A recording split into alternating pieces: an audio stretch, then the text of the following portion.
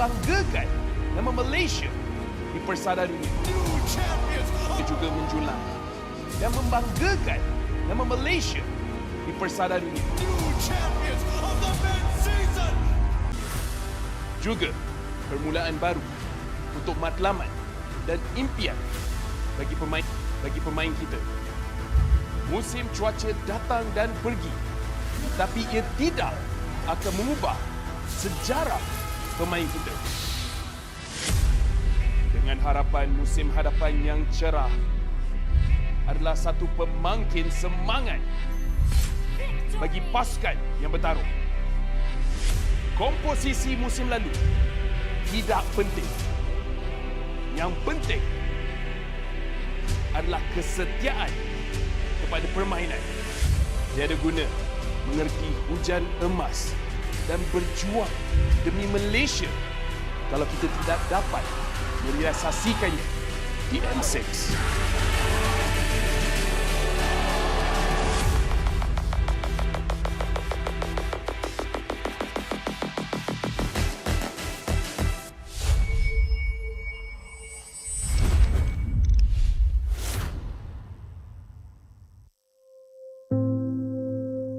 Malaysia Day kali ini, aku personally rasa a bit special disebabkan sekarang kita dah bawa pulang satu kejuaraan dunia dekat Malaysia dan M6 juga ada dekat Malaysia.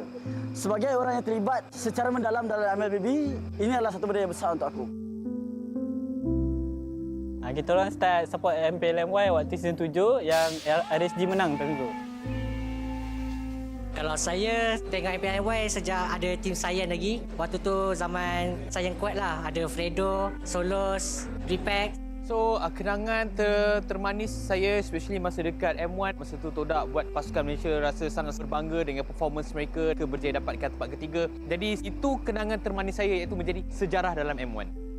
Salah satu momen pro player yang saya tak boleh lupa ialah momen zone di MPL MY dan peringkat internasional. Sebelum ni saya datang daripada orang yang biasa, orang yang seperti korang juga, yang tak expect pun yang korang boleh jadi macam ni, dan saya selalu doa untuk saya menjadi wakil Malaysia.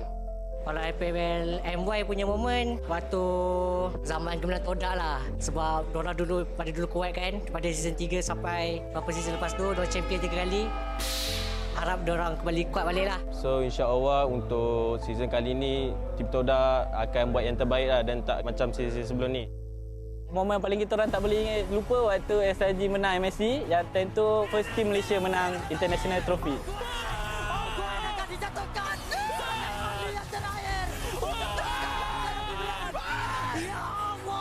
Sejujurnya saya tak pernah expect yang saya dapat pergi sejauh ini sebab sebelum ni saya dikenali just a player dari Tier 2 je, and now I'm here, I'm the champion, I'm the final MVP.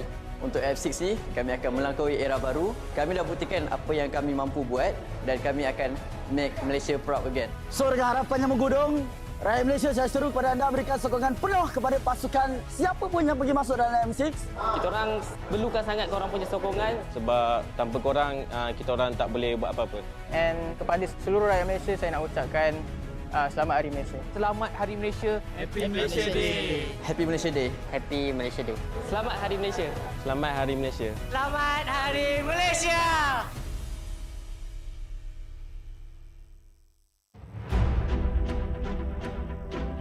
Semua orang boleh menyarung jersey kebangsaan. Jadi once you pakai menyarung jersey kebangsaan, you rasa sangat-sangat berbangga, you dipilih atau diberi tanggungjawab untuk mewakili negara. Perasaan bangga tu you tak terangkan dekat semua orang. Cuma feeling you pakai saja, once you pakai saja jersey tu, you akan rasa macam you want to give something to Malaysia. I think if you guys have any issues, so make sure lean on to each other, talk to each other as much as you can. I think just be proud because tak semua orang dapat this opportunity, and also kena ada that winning mentality, tak kisah pun dekat level mana you guys pergi, and jangan rasa takut, jangan rasa macam you guys are not good enough. Apapun, just ingat bila you guys enter the arena, just do your best and all the Malaysians will be behind you and supporting you guys. saya tak ada nasihat. Saya kagum dengan apa yang anda semua lakukan. You are all to me personal heroes because I grew up in a time where gaming was seen as a waste of time, but you prove otherwise. You put gaming and you put Malaysia on the world's map. I think you are at a better place to advise me. So again, I want to say thank you for being who you are. Thank you for fighting every day. Thank you for competing for Malaysia because it's something that I can never do. And I live vicariously through you bila I tengok atlet Malaysia compete because what you do is very, very amazing. And I wish you all the best. Deliver for Malaysia because wherever I am on the day when you win for Malaysia, I'll be proud to raise the Malaysian flag and play the negara.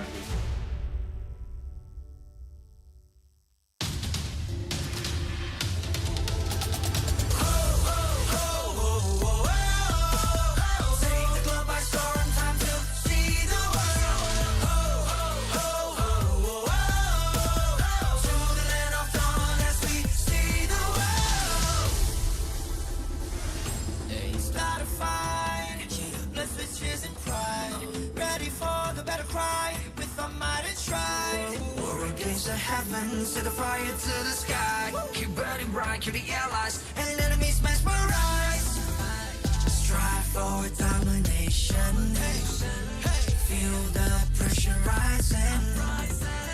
Fight with your life and for your nation. With your devotion, emotion. Lay it on the line. The choice is yours. Offense or defense. Let the courage roar. Reaching for new heights. It's up to soar.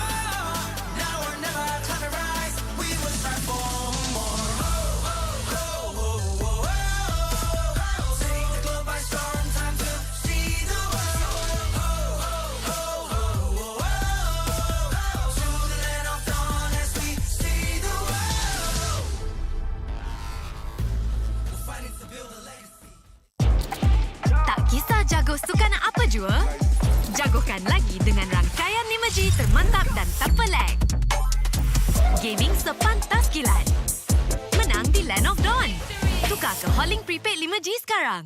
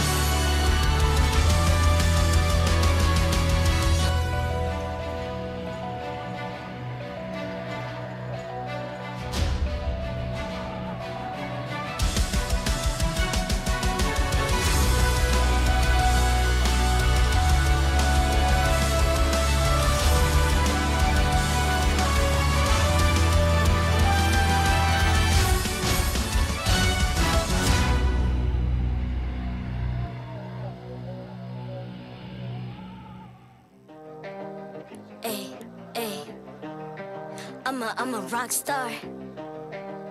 Yeah, rock star.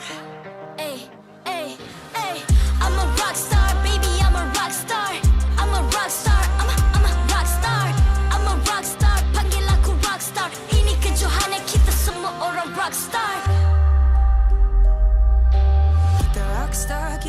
buat saja gaya kita. Makin panas apinya sudah membara. Macam mana pun ku menempuh segala demi negara, ku buat semua bangga. Step into my world, you know I'm always in my zone. You know I got my team, no I'm never alone. Bring out my best, buat yang terbaik. Jadi juara perlahan kita naik. Aku nak push, naik-naik jadi lebih bagus. Jadi hero, ku ada skill. Berapa banyak musuh aku dah kill. Ramai cuba mencapai, cause they envy me. Tiap game aku pasti jadi MVP. Easy. I'm a rock star, baby, I'm a rock star. I'm a rock star, I'm a rock star. I'm a rock star, panggil aku rock star. Ini kejohanan kita semua orang rock star. I'm a rock star, baby, I'm a rock star.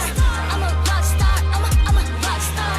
I'm a rock star, panggil aku rock star. Ini kejohanan kita semua orang rock star.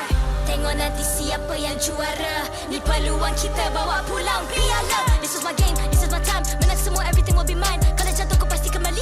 Bangun balik ku tegak berdiri. Kuatkanlah tenaga, ganjaran diperoleh. Ni kejohanan kita, Malaysia memang boleh. Rise up to the top, kita buat bersama. Semangat kita kuat di bawah satu bendera. Hey. I'ma go hard for the win. Win. On the battlefield till the end. I'm trying to beat the greatest anyone has ever seen. Stand by, I'm coming in for the win. I'm a rock star, baby, I'm a rock star. I'm a rock star, I'm a rock star. I'm a rock star, panggil aku rock star. Ini kejohanan kita semua orang rock star. I'm a rock star, baby, I'm a rock star. I'm a rock star, I'm a rock star. I'm a rock star, panggil aku rock star. Ini kejohanan kita semua orang rock star.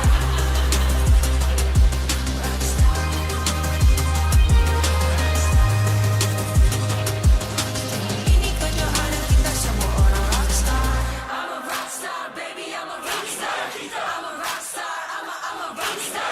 I'm a rock star, panggil aku rock star. Ini kejohanan kita semua orang rock star.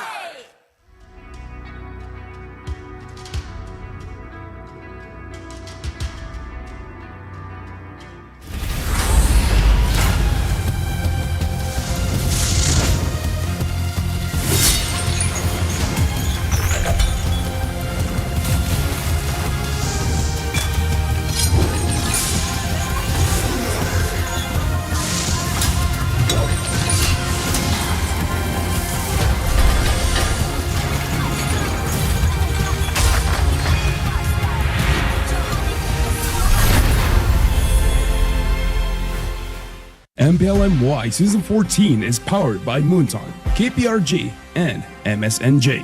Official 5G mobile internet hotlink. Best 5G for lightning fast MLBB gaming. Official gaming phone ROG Phone 8, king of performance for mobile gaming. Official lifestyle fashion partner, up your game with JD Sports. And thank you to all our partners in esports and strategic partners. Selamat datang ke MPL Malaysia musim ke-14 bersiaran langsung dari Stadium MBSJ Serdang Jaya. Nama saya Rose, host anda sepanjang musim ini. And of course, ini adalah hari ketiga, minggu kedua. Tapi sebelum kita mulakan match kita actually ada satu special segment mana kita nak jemput actually player daripada dua-dua pasukan ke atas pentas. Tapi sebelum tu, untuk semua orang dekat rumah, kita mesti adalah join the fight code untuk korang scan the QR code down below ataupun gunakan QR code yang di atas skrin anda untuk mendapatkan in-game freebies ataupun in-game reward. Alright guys, now back to what I was saying tadi. Kita ada segment. So, if you guys macam recall ataupun ingat, okay, kedua-dua pasukan ni ada seorang player ataupun ada satu role yang ada player swap. Satu player daripada team tu pindah ke team tu, and that team move to that team. So apa kata kita jemput ke atas pentas Zavs dan juga Loliel. Alright. Okay, so kita ada Zavs daripada RSG. Wow. Dan juga kita ada ada Loliel daripada side Niners. Okay, kita tengah tunggu. Okay. Hello guys. Okay, semua sehat? Sehat. Okay, sini sebelah. Okay, can we have the mic? Okay, kita bagi mic. Okay, Good morning. Morning. Morning. Dah bangun? Dah. Sudah. Okay, dah ready untuk game? Ready lah. Okay, let's start with you dulu since you dah pegang mic. How is it like playing dekat RSG Malaysia sekarang ni? Mungkin vibe lah.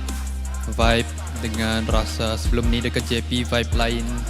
So dekat RSG ni vibe lain juga. So macam bagi aku biasa je lah. Biasa je. Tapi best tak? Best. Okay.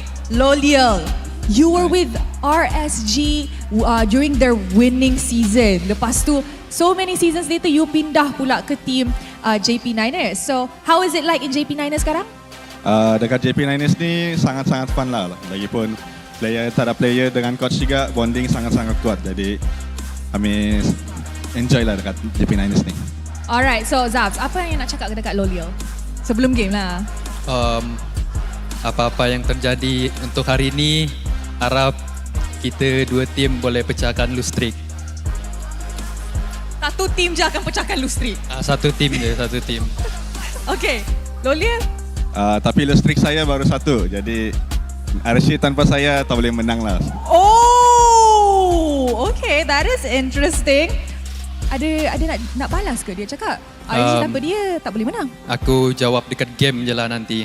Okay, jumpa di Land of Dawn. So, I nampak ni korang dua tengah pegang jersey. So, this is to officiate the swap. Dia pegang jersey JP, dia pegang jersey RSG. Okay? Swap jersey. Alright guys, dengan itu kita dah ready untuk mulakan match pembukaan hari ini. With that, let us throw it over to the casters to start the first match of today. Hello to all of you MLBB Sigmas. Honestly, I have a few questions with that kind of opening. But anyways, welcome to MPL Malaysia Season 14. You're with me, Lafel. Alongside with me is the guy that has lost his dodo, apparently. It's Stafa. How are you feeling, Stafa? I always forget to bring him with me to MPL these days. He's just having too much of a good time sitting on my bed. But it's fine, you know. We can handle things just fine by ourselves after all. And hopefully you guys will enjoy joining us on yet another day of MPL MY. We've got 3 more matches here to close out week number 2. I don't know about you, but I kind of feel like the desk is big enough for a dodo as well. But here's the thing. I feel him, right? He gives me I want to stay in the bed kind of vibes, which I can respect. Another thing that I can respect is when you guys use Hotlink, because they have the best 5G for lightning fast MLBB gaming with Hotlink. Enjoy unmatched 5G network, low latency, and improved gameplay only with Hotlink. But yes, like Stafa said, we have 3 matches for today, and we heard from the players. One of the teams is gonna have their lose streak stop. The question is it gonna be RSG or is it gonna be JP Niners? And I gotta say, right now, the vibes coming in from RSG, it's not bussin'. It actually isn't bussin'. It's not bussin'. I'm not one to use these newfangled words, but I agree with you. They're not really bussin' right now. Both of these teams are still kind of figuring things out, but I do feel like the Niners are in a slightly better shape overall, just on paper. But it's not just them who are going to be facing off today. Oh yeah. Afterwards is going to be MV going up against Red Esports, where for Red, this is a true test for their new lineup, and for MV as well, to showcase whether a full local lineup can actually bring a lot of game to the table. And we also have, at the end of the day, it's going to be Homeboys going up against Team Ray, which is going to be fun. It's going to be fun. It's going to be fun. That's fun. That's what I can say. Well, let's have a look at the lineups for our first match, starting with RSGMY. We said earlier that they're not really bussin', but why are they not bussin', Lafel? Well, okay. Let's just introduce them first. It's Zap, Stone, Rancuti, Rippo, and Maima. And the thing is, it's a very weird situation when the rookie of the team is the one performing the best. Rancuti is doing quite well. Everyone else just doesn't seem to gel well. And I feel like that's the biggest problem, is that it's not really the draft, it's not really the micro skills, it's just that you gotta work as a team. If you don't get that established, it's not gonna be looking good. But now we gotta look at JP Niners. The lineup they'll be using today is Zachary, Ye3, or yes, Max, Rasi, and Lolio. I'm gonna use that as motivation. I'm gonna keep calling him Yes for today. He does say his official name is read as Yes, but I feel like that's gonna be very confusing when we're casting in the game, right? We're gonna be going With that kind of mindset, it will be. You know, you're right. It's a mindset issue, right? We gotta just, yes! We gotta scream it out at the top of our lungs. But JP9ers does have some of their own issues as well, namely in regards to a little bit of ego, right? I think we have some players who are very skilled personally, but oftentimes make mistakes by jumping just way too far ahead in situations where they don't need to start fights. Well, we've been yapping for quite a bit, but we got to invite both teams onto the stage because, again, no matter how good they perform, you got to be on stage first. And again, first thing for me, I want to see the late game because for both RSG as well as JP9ers, first thing for me as an analyst, that's something that's a little bit sus. What isn't sus is the stage. So again, let's welcome RSGMY and JP9ers onto the stage of MPL MY Season 14.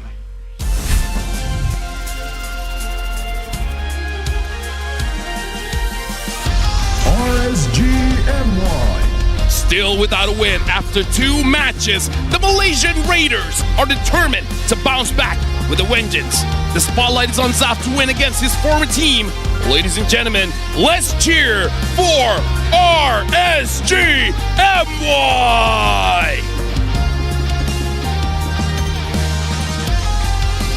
JP9ers. A team with plenty of roster changes, perhaps still need a little more time, but the Negeri Sembilan representatives are always capable of winning if they can snowball early. And it's time to rumble! Give it up for JP9ers!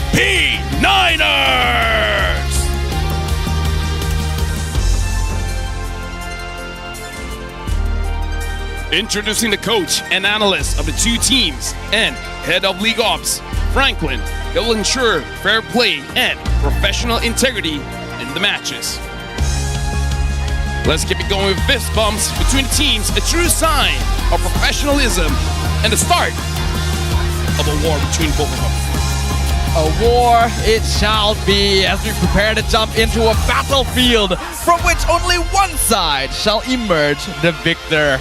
And both these teams desperately looking for those points right now, still sitting a little bit precariously in the middle of the table, even in week 2 of the competition.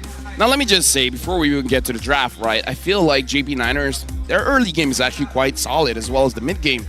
The only thing that is not vibing with me is their end game, right? Because once they get the Lord, they don't really manage the waves all that well, so getting to the crystal seems to be a struggle for them, but I don't know, for RSG, it feels like every part of the game is a struggle for them. I think you're describing what most of the fan base is also thinking, right? JP9ers, they're pretty solid overall. Their players seem to be performing pretty well. They just gotta clean up certain parts in the late game, not take overly risky fights, and they should be pretty solid. But as for RSGMY, even after a couple weeks, it doesn't seem like they've built the chemistry they're looking for yet. We have to note for this season, a couple of teams had to kind of pull their lineup together last minute. So there are a few teams that haven't really had a long time to build that synergy up. Yet out of all of them, RSG seems to be one that's taking it like as the biggest hit. Let me just say, there's actually losing condition. But before that, we're going to look at WhatsApp here. Coming in from JP. Yes! Hi, yes! Yes. Anything to say to your ex-teammate Zaf? Play properly lah. Don't always die, okay? I mean, that's a good one. I would probably say the same thing. It's like, just do your job and don't die. Just don't die, lol. Yeah, I mean, like, that's what I say to my players. Okay, I'm gonna be a little bit direct here. I would say the same thing to Yetri. Yeah. Yes, by the way. Like, yes. I would say the same thing to yes. Because I think a lot of eyes on their side is going to be on Yetri and Lolil specifically. These are two very skilled players that have a tendency to jump too far, especially when the adrenaline gets to their head a little bit. I think Zach, QT, and Max are very, very solid overall. They're usually the ones holding the team together. It just needs their side lanes to not be too gung-ho. Yeah, now we got an M6. M6 is going to be happening in Malaysia, so make sure you guys come over because Malaysia is great. Scan the QR code and prepare a bucket list because there's a few things for you guys to do in Malaysia. Get a selfie with our Amoy. That's one of them. Put it on there. But anyways, I want to talk about losing condition. JP Niners has one losing condition. If they pick up the quad. Oh man, I was wondering if that was gonna come out. Oh, that will. I will keep saying that until he comes to me and says, "I'm sorry for using Claude." I think there's a lot of goal because Claude has always been that universal pick. If you don't really have other goal lane options, like if they've been banned or contested, Claude is always safe to go back to, scales super well, has the battle mirror image to get out of sticky situations. But there's also a lot of players that use him in an aggressive way, and there's nothing wrong with that if you do it right. No, here's the thing. The only, I'm a superstitious guy, right? Alright. I'm the kind of guy that believes that Loliel on a Claude can have 20, 0, and 10 KDA and still lose the game. That's the kind of skibidi that I get from this guy, right? Like, no matter how well he plays on the Claude, something will happen. A chain of events, a butterfly effect. One player will just overstep, and then just because that guy makes a mistake, the entire team gets wiped out and then they will die. No, even Lolia doesn't die and they will still lose. Yeah, those are some harsh vibes right there, my good sir, but hey, you're not wrong. No cap for real, seriously. You cannot deny that Loliel will overextend and cost his team. This is the most caster curse I'm pushing onto this guy. That is true. I've been using this curse for, at this point, years, and it still hasn't splashed in my face. I want to say something else, but I can't say it on broadcast. The thing is, in comparison though, the gold laner on the other side, which we saw, they've kind of swapped teams, right? Zavs and Loliel previously on the other side of the stage. Zavs also had a similar issue in the last season where he also overextends quite a lot in the late game. So it's gonna be a little bit of a battle there. So just use fighters. That's what Zaf did. That is true. Get a Ruby. Get a Ruby, right? And Loliel used to be EXP lane. Yes. So now we're jumping into the drafting phase. RSG will be first pick. JP Niners will be second pick. RSG is going to pick up the going to ban out the Hylons. JP Niners banning out the chip. One interesting thing that can be considered here is that RSG, they have been able to get the Phoveus before, but will always get countered either by a Mincetar or an X-Borg. And JP Niners, they ban out this Phoveus. Now Jushin has been banned as well. Slings has been banned. Prime time for RSG to pick up a Zask. Or Roger, take it away from JP Niners. Yeah, Zask and Roger have been pretty high priorities here. And I think Roger especially is going to be super important in this game because Max carries gains on his back with that Roger. Niners are very willing to pick it early, even first pick it if they're on blue side, just because of how good Max is on it. So a lot of teams have taken to contesting it away from them in advance just to avoid this possibility. Yeah, we even see a mic check where the coach is like, what would you feel about getting Roger? And then he's like, if it's Roger, you don't have to ask me. Just give it, I'll use it. Right? He's the kind of guy who's like, I don't care if it's a bad matchup, I'll use it. It's a jungle hero that permits a lot of aggressive play while also providing scaling so that you don't fall off into later stages. Looks like they have left it open. RSG will go ahead and secure a Zask for Maima. Been doing a pretty good job on it so far, and the zone denial cannot be denied. But that means Roger is open for Max. Let's see, Edith is open as well, so quite a few things open here, especially something that JP Niners has to be careful of. We've seen Run Cutie on that Fanny, and Fanny hasn't been banned, right? So they did pick up Roger as well as Edith. For RSG, if it's open, they might consider the Fanny here. Fanny is a possibility. Ran Cutie really played a good Fanny on his debut. And he is one of the newest players on the MPL stage in general here. So, like you already pointed out earlier, him being one of the more consistent performers on a team full of MPL veterans is a little bit surprising, and hopefully RSG will be able to deal with that. If they are going for the Fanny, if not Hayabusa, it's a little risky to maybe show it now, because it still leaves quite a lot of options for JP9ers to counterpick it. Yeah, the only problem is if you don't pick it now, there's a chance for it to get planned out. So so they're picking up the Moskov as well as the Julian. So playing a little bit safer here, where Ryan Q, I kind of feel like is okay on the Julian, just not super proactive. Just because I feel like this mid trio hasn't gelled together. And now JP9ers picking up a Lu Yi. Haven't seen that for a while. Yeah, this used to be a very contested ban back when Chip was also being led through the ban phase a couple times. Does permit that teleport play, and very difficult to deal with if you are a team that likes to group together thanks to those yin-yang reactions. In theory, it's good against Zaz as well because it gives you a body for you to actually have that yin-yang reaction. That's true, right? yeah. Like, again, it's in theory, but sounds like a good theory, right? But the problem with Loi that's always existed is that she really lacks mobility compared to some other mages, while not providing quite as much utility outside of that ultimate. So if you get stuck inside that Dominator's Descent, you really just have to burn Flicker or there's no way out. Hey. Actually, I have nothing to rebut to that. Yeah, that's true. I'm trying to fight back with some kind of mindset BS, but I'm like, yeah.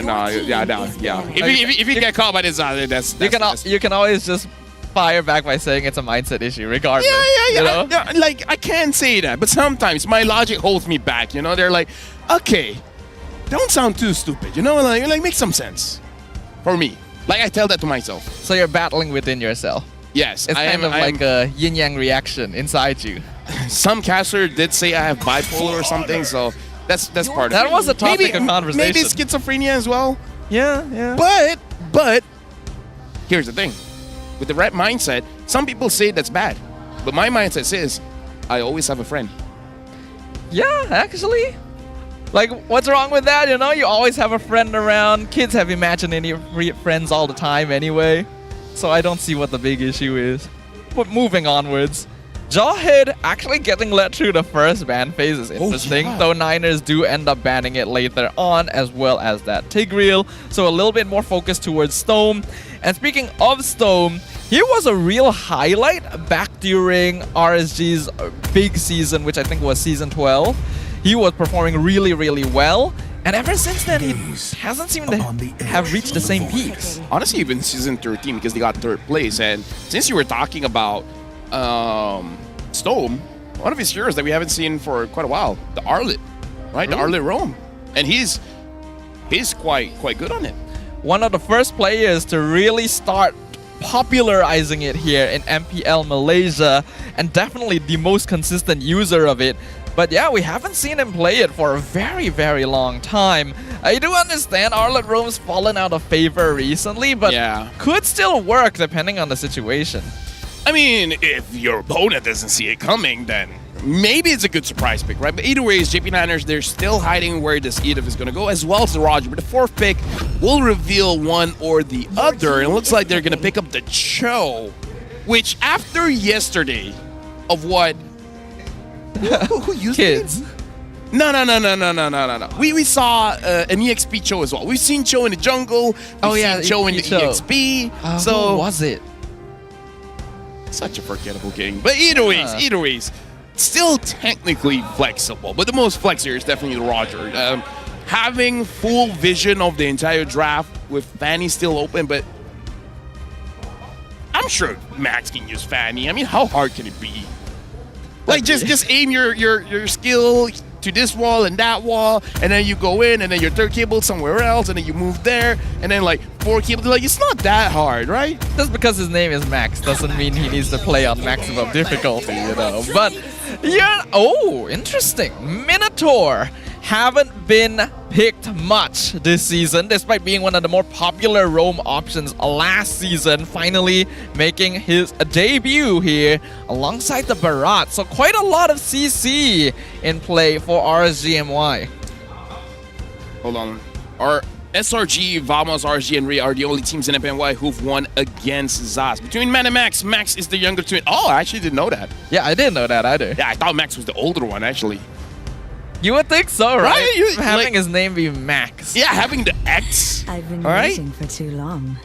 And picking up the carry here. So the thing about Minotaur, we haven't seen him a lot in this patch because quite a lot of pickoffs. Like a way to pick him off, especially when it comes to the mid, making it very hard for him to engage. But I guess in this kind of draft, it's not that difficult unless the Cho is very good at picking him off, then maybe the Minotaur will suffer some problem. Because the Minotaur's problem is the early game, especially if he goes for the first item Flash of the Oasis. Not a lot of defense. Yeah, nowadays, since tanks are a lot like squishier than they used to be, Minotaur has taken that pretty hard, because even back then he wasn't the most durable roamer, and we've already seen Cho is picking off heroes like Hylo, so Stone better be finding good positionings here or he is going to get turned into Slice B.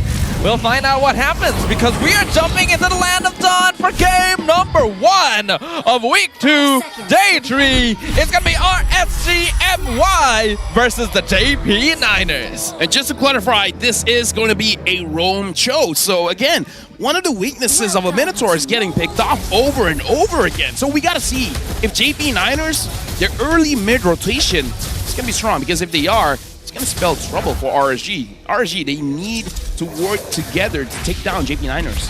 Yeah, RSG's team composition works very well in more team fight settings, while Niners have a little bit of pickoff potential to play around with Rasi on this Cho. And on a Cho as well, it does mean that you're usually going to be able to provide more vision more easily due to the utility the hero has. So we'll see if Niners can work off that info. Shout out to Chad, by the way. Seeing you guys comment down below. Make sure you guys keep on commenting and tell us who you guys think is going to win this one. Is it going to be JP Niners or RSGMY? And Stone taking a bit of damage, but Rancuti still able to get the Little Wanderer. Looking at the rotations here for both teams, I really feel like it is on JP Niners to be the aggressors here, because in terms of the early game, I would say their early game is just a little bit stronger. For RSGMY, they have the Zas as well as Julian, but setup is not that great. Rasi trying to disrupt, though gets caught in the chain, so Rancuti still able to farm up pretty well, actually outpacing Max slightly in terms of EXP. The new jungler on the side of RSGMY showing that he can play with the big leagues. Yeah, right now Rippo is so far doing quite okay going up against Yes, but again, this is the advantage of using a Barat. You don't have a lot of losing matchups, but once the Edith has the ult, it's going to be a little bit more difficult just because the damage is going to be quite a lot. Now the fight around the turtle here, I kind of feel like RSGMY, they just need to be a little bit more careful not to get caught in the yin reaction by Zacuti. But at the same time, Niners also have to be a bit wary. If possible, try to bait out either the Dominator's Descent or Minwen Fury in advance, because RSG is quite good at fighting around these breakpoints once the ultimates are up on their utility heroes. Both Storm and Rasi, they're very close to get their level 4s. Looks like RSGMY, they're going to be starting Turtle here. Rasi, very close. Misses. Yin Yang reaction comes out. Rasi in the back line gets the kick onto the cow. Max secures the turtle, and now Storm is going to get turned into Slice Beef. And a flicker forward from Year 3 with the Primal Wrath to finish up Rippo on top of it. But the invasion isn't over. Mina forced to use the Dominator's Descent just to escape. Is able to jump back into the mid-tier 1. Rancuti attempting to take the orange buff, but this is against 3 members of JP Niners. Enhanced Sword comes out. Retri actually secures it. Minwen Fury, Storm has respawned. JP Niners needs to get out right now as Spear of Destruction has landed on Max, slows him down just enough for Storm to land the killing blow. So we see multiple mistakes here, right? RSGMY, they were supposed to lose that trade. They lost a turtle.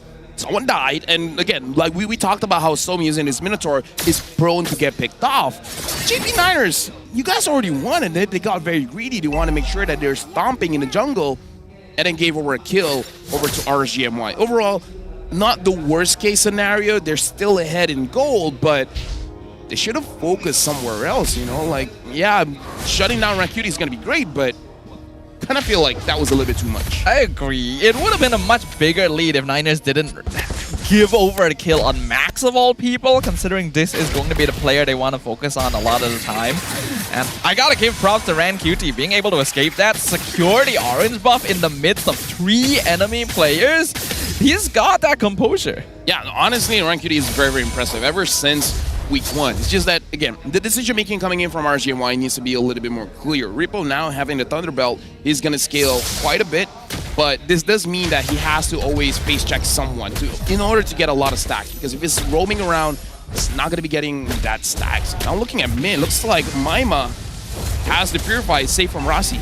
Yep, was able to purify out of that way of the dragon, so they won't have to worry about that for a little while. Niners still slightly in the lead with that 1k gold advantage, and are going to be gearing up for the next turtle who just spawned.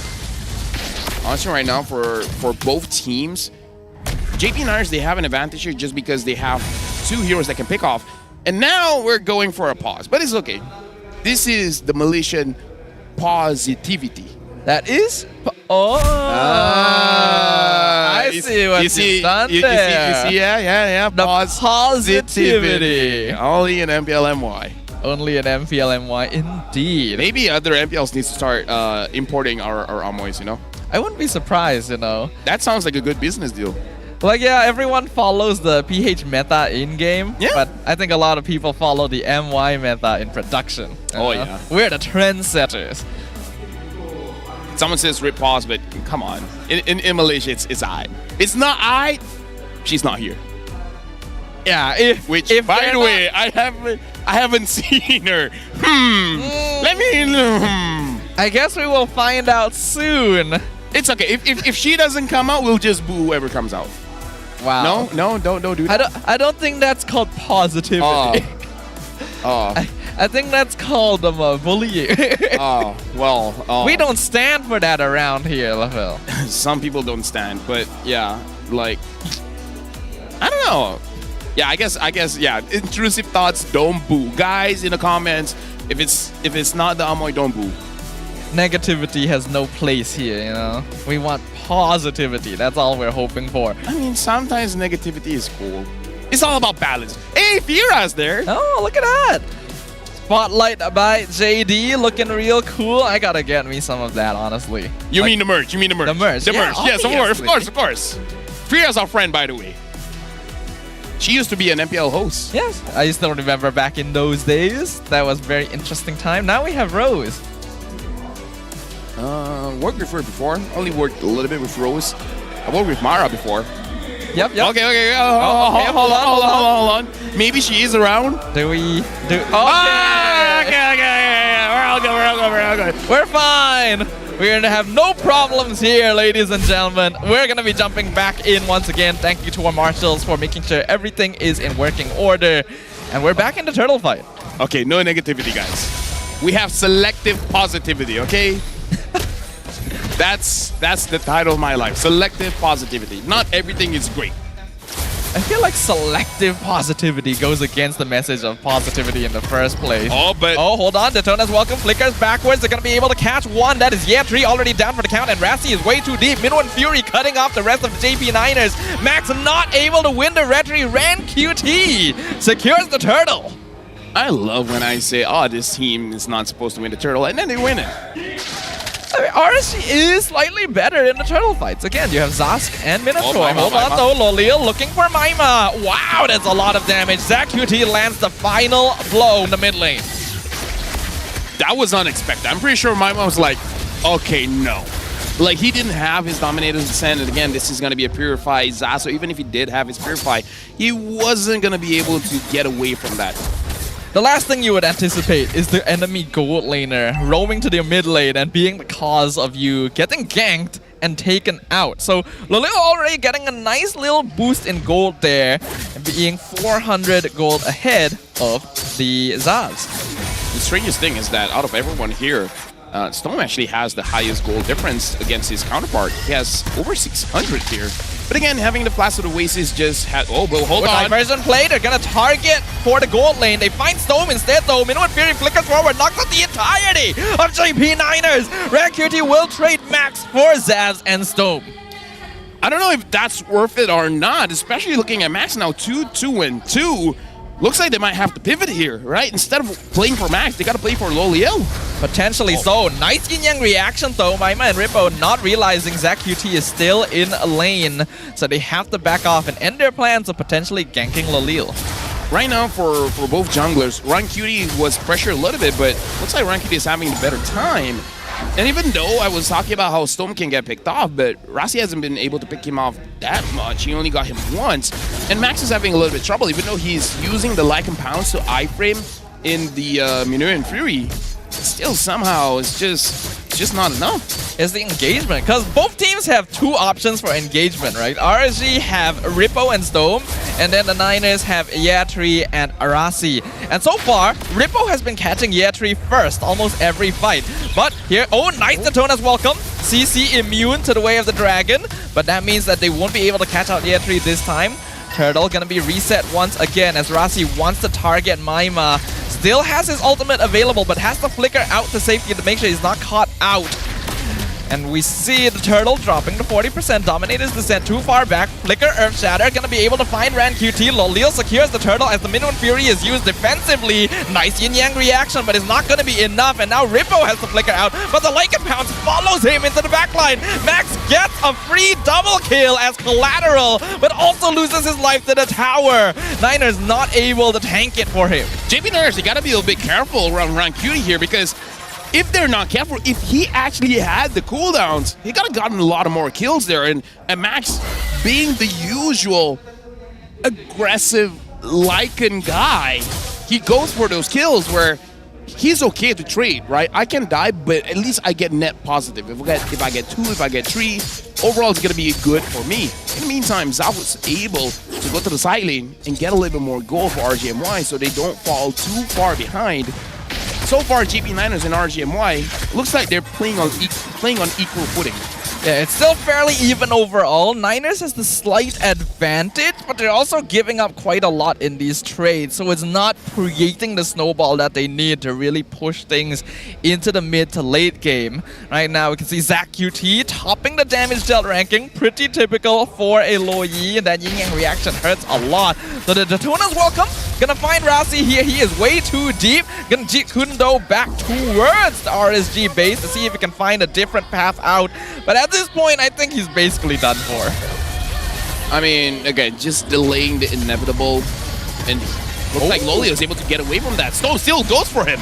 Stone with the flicker, Minuan Fury finds Tree, but the rest of RSG, not enough resources and not close enough to follow up on it. So Lolil will get out safely. If only the javelin hit, right? If only the spear hit onto Lolil, that'll be the GG, because he already used his spear fight. He doesn't have a flicker, so he can't get out of that sticky situation. So a little bit unlucky for RGMY. The early execution was there, but the follow-up wasn't.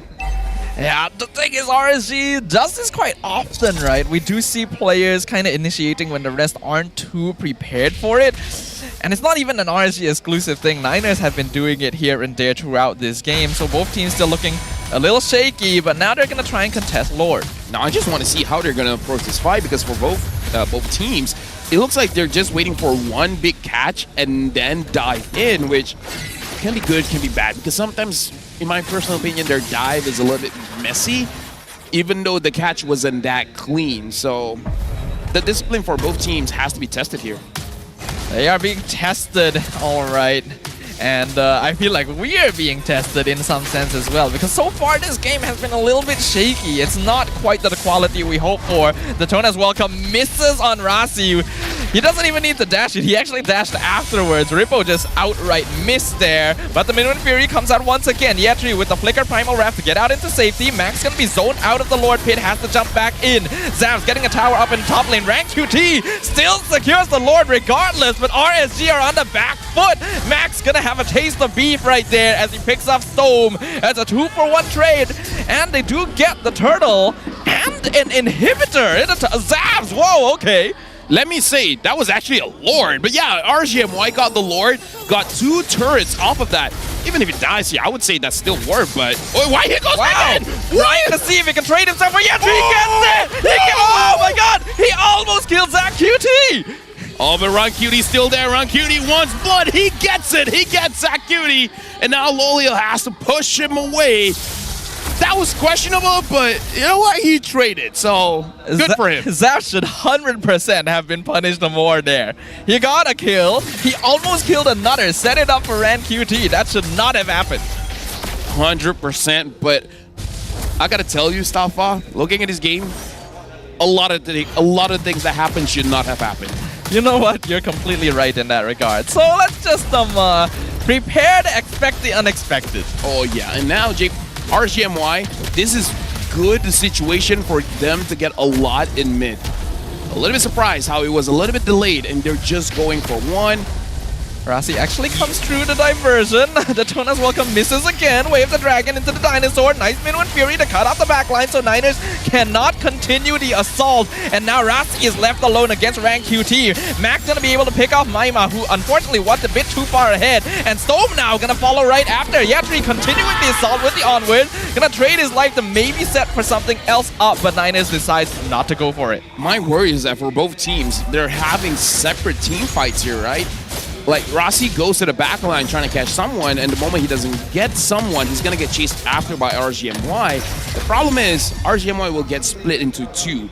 One rank QT and one with Zav. And most of the time, they're hovering around Zav, which I feel like is the better choice. Rank QT can take care of himself, but that does mean that if they are able to catch on anyone, there's just not going to be enough damage. This is what the old people usually say. Try to chase after two rabbits, and you might get a hippo, but a hippo can eat you back. Because a hippo has a very large mouth, and the anatomy of a hippo enables them to able to eat human of most sizes. You are not wrong, but considering the anatomy of a hippo, how did you catch a hippo when going for rabbits? Because what kind of tools did you pack? No, because the hippo wasn't running anyways. But now Rippo gets but Rafty. Rafty gonna get eaten, spit against the wall. He's gonna, he's alive, what? The Rippo ends up dying instead. Minwin Fury not doing enough, and now Max is jumping forward. Yatri also surviving by the skin of his teeth. How is this happening? Okay. Yeah, how? We were just talking about don't chase after two rabbits. They just had one rabbit, and that rabbit got away. They actually is that Bugs Bunny? They actually got the hippo. They got the hippo? like, legitimately, they got the hippo. See, like, I've been talking to the right old people. The old folks that I talk to play MLBB. They got the hippo, but it was Rippo, and now we see the kick. It's gonna be on rank QT, finally shut down by Lolil. A mega kill for the carry, and a free Lord for the Niners. I don't even know what to say at this point. You know, for RSGMY, I would say they had a pretty okay situation when they got the Lord, when they got a return kill up top. Kind of feel like they should have played the macro game a little bit better, but yeah, I just feel like RSGMY are making tough decisions, but at the same time, you got to feel for them. I kind of feel like they were unlucky. They should have gotten the kill onto Rossi, but then again, even if you killed Rossi, would it really change the situation, right? Like, they were very close to getting the kill on both Rasi and Yatri and weren't able to finish either of them off. But you're right, even if they did get both kills, I don't think it would have changed very much. We are seeing now the true weakness of RSG. It doesn't really seem like the chemistry is there. And even though Niners are usually a little weaker in the late game, as long as they don't make any big mistakes now, they'll be fine.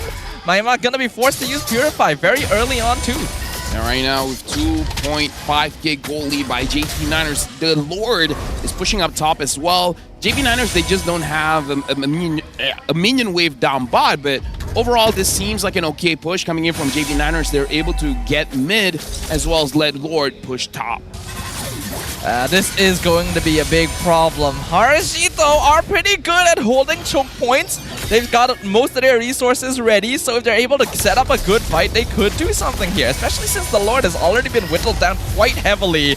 Though, unfortunately, it still crashes against the tower, so that is damage done. I would say this time, you gotta let Storm do something. Like, Ripple gets good catches, but I almost feel like let JP Niners overextend and then Storm, stop taking a lot of damage. Wind of Nature used very early. Purify as well. No more resources, but a really nice pullback from Rippo. Right into the Daytona's welcome. Storm gonna survive with the Winter's Crown. Maima doing a lot of damage with rank QT in the backline. Maima gonna get traded over for Yatri. Rafty able to flicker out with a tiny sliver of HP. But rank QT jumping forward. He has no backup though. He can't finish anyone off. I'm sorry, but whenever I say RGMY, they're not clicking as a team.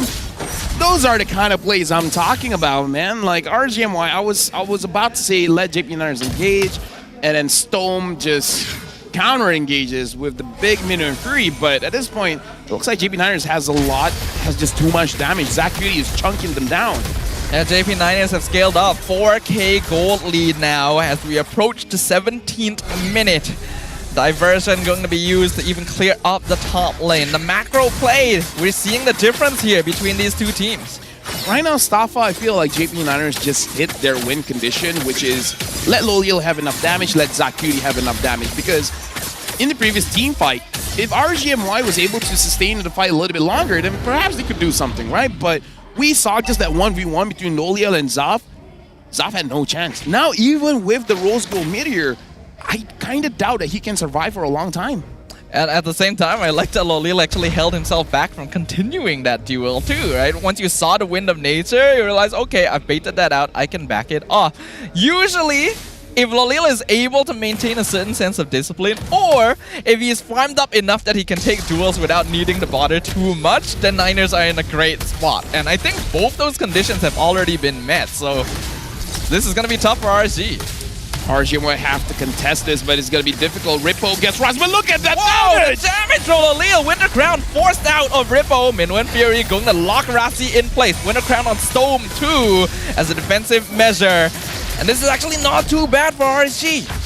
I feel bad for saying this, but Ron Cutie, you got to work overtime here. If you're the one that has to get Loliel, because even if he does have the Wind of Nature, you can get through that, but he's the only one that really has the damage to do it.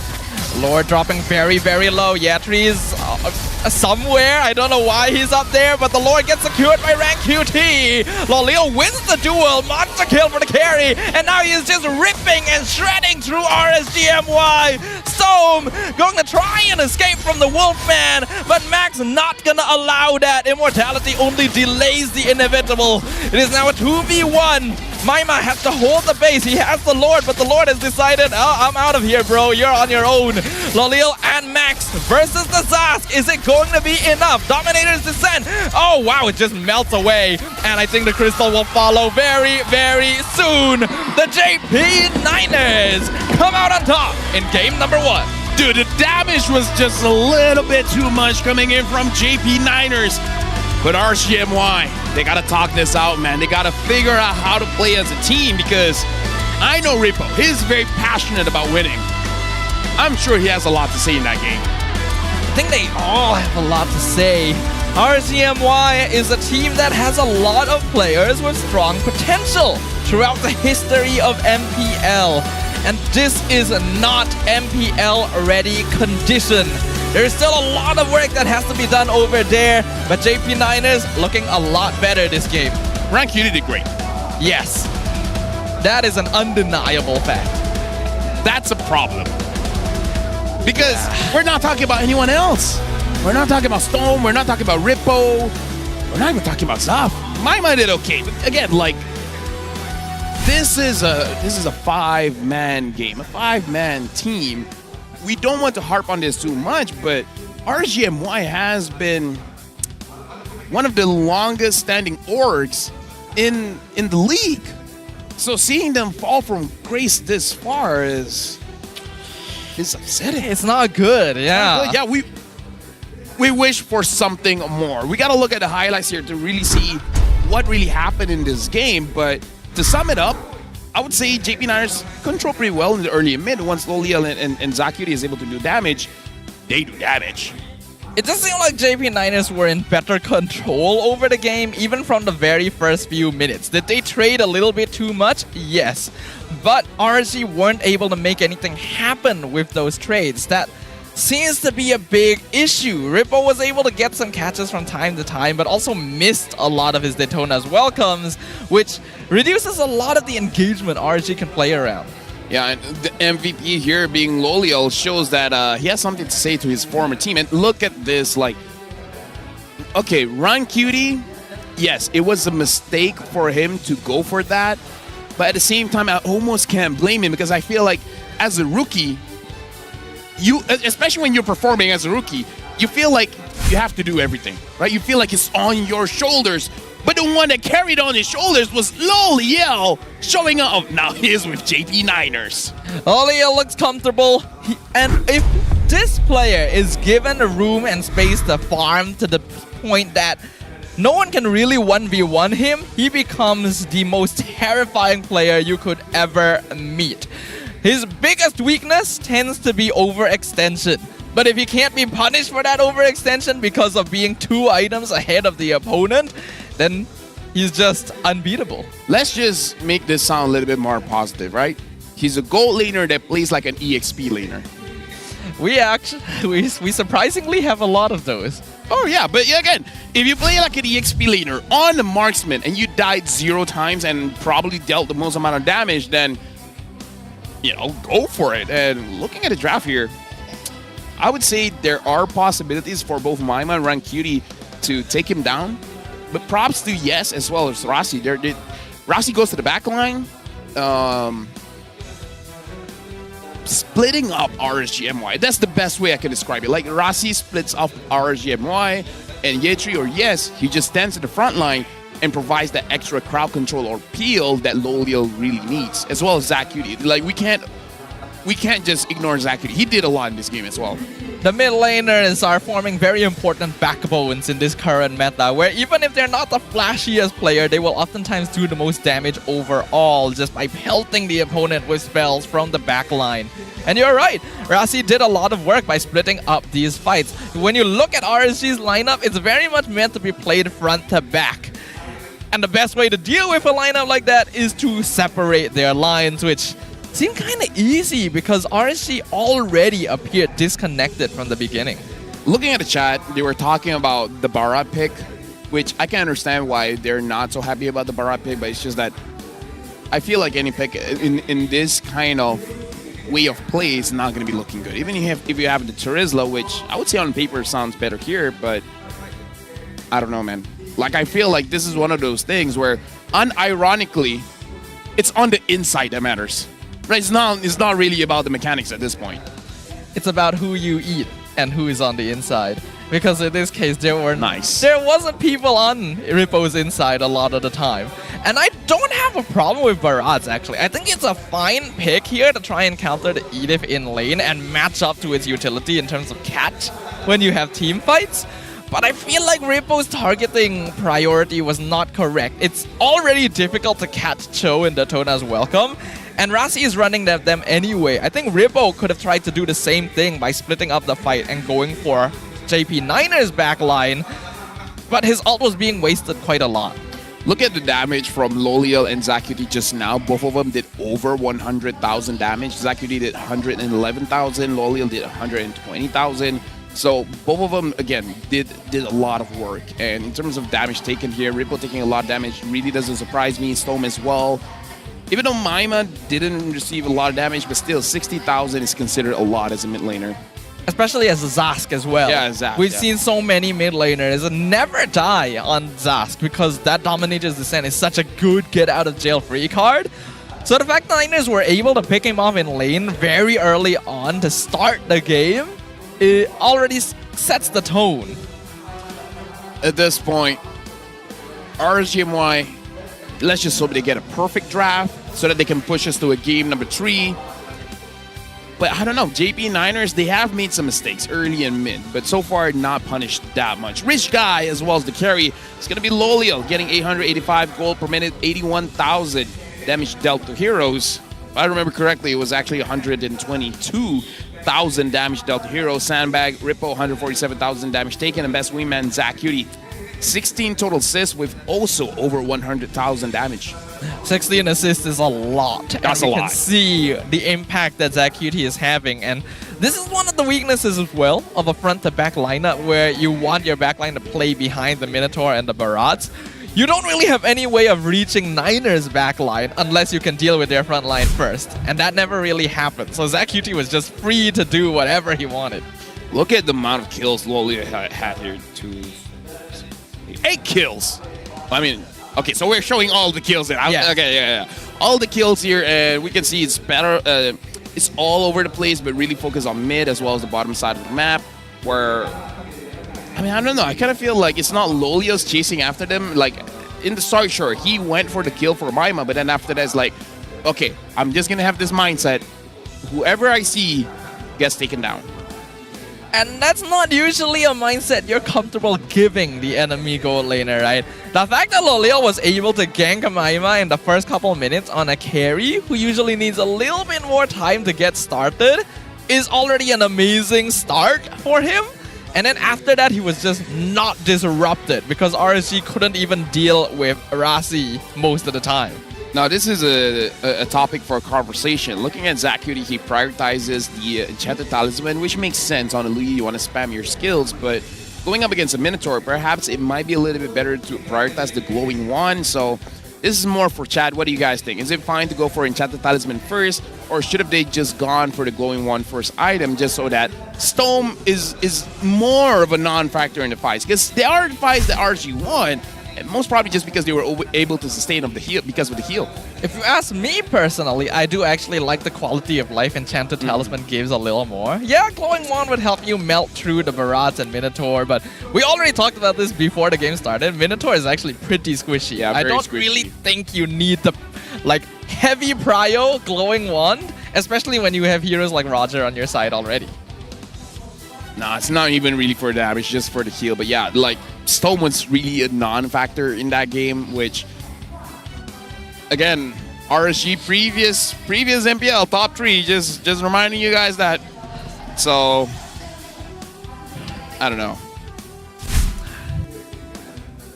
Well, we got a JD spotlight here. Looking at the teams right now, RSG are gonna be trying to rouse the spirits and morale of their players, but the faces do look kind of grim on this side, I have to say. At this point, like, the draft has to be good, but again, personally for me, not the core problem. Not the core problem. On the other hand, JP Niners looking pretty solid. We already mentioned their early mid game. Actually pretty good, all things considered. They just needed to clean up their late game a little bit more. And right now, RSG MY just doesn't really seem like a complete team. So, Niners looking like the favorites going into game 2, but we gotta have faith, right? RSG is a team that has a storied history here, and this is not the way we want them to go out. At this point, just funnel for RanQT, right? He's shown that he's capable when he has the resources. So you know what, Zaf? Play a fighter.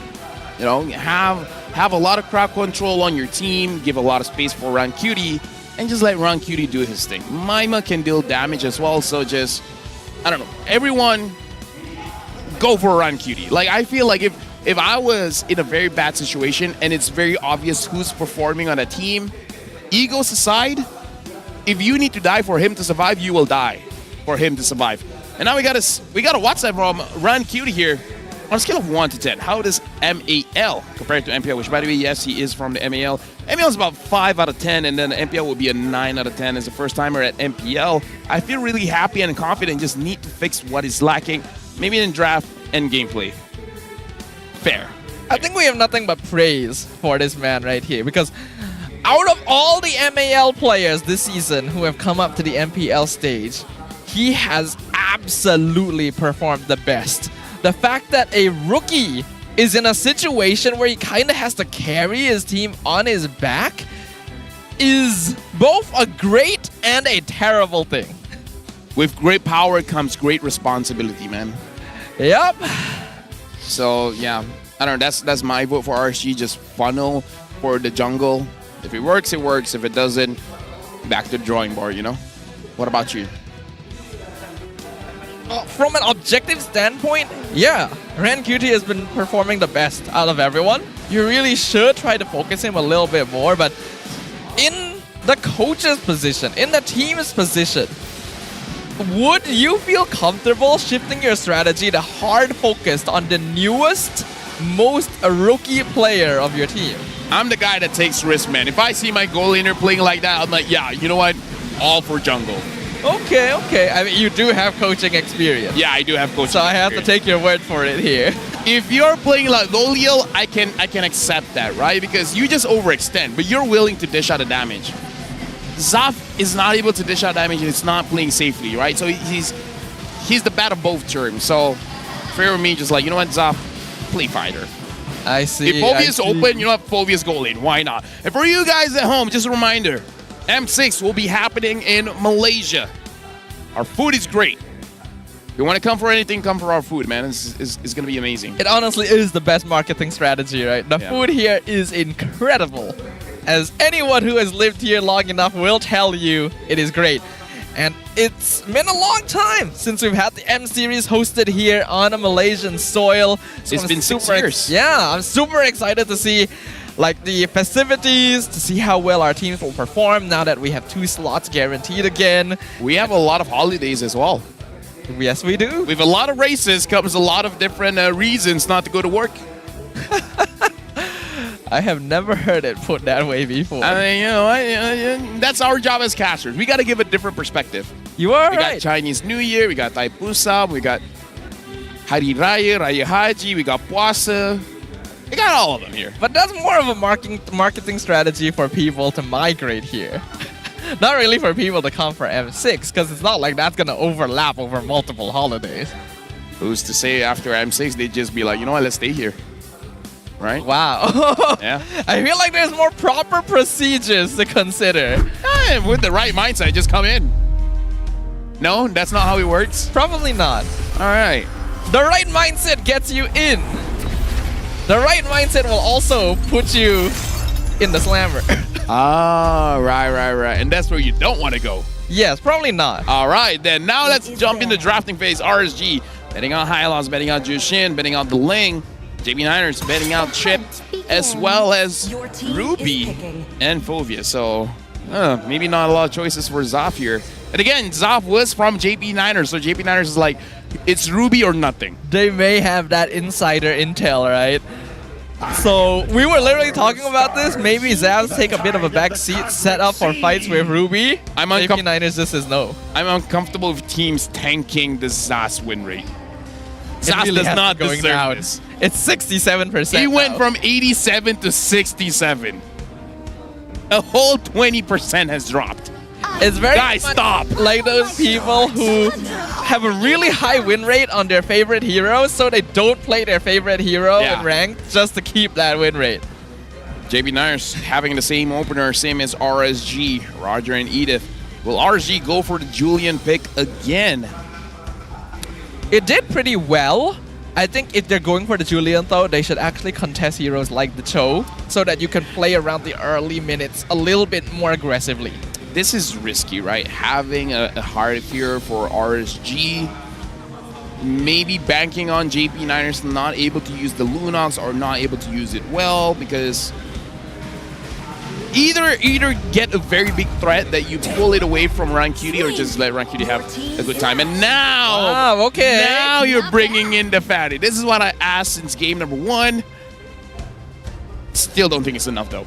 It's risky to pick a Fanny in the first phase, and they didn't even ban it in the previous game, so honestly I feel like they could have left it for a little bit later, but since Ruby is already banned out, that is one big counter that you don't have to worry about at least.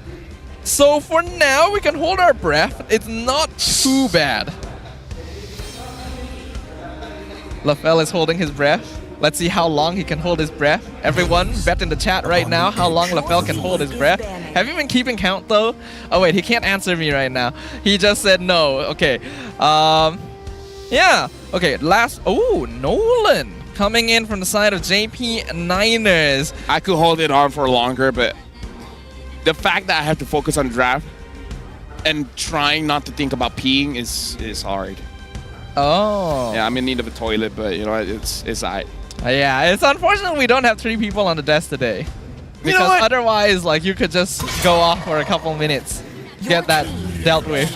I trust you, Stafa.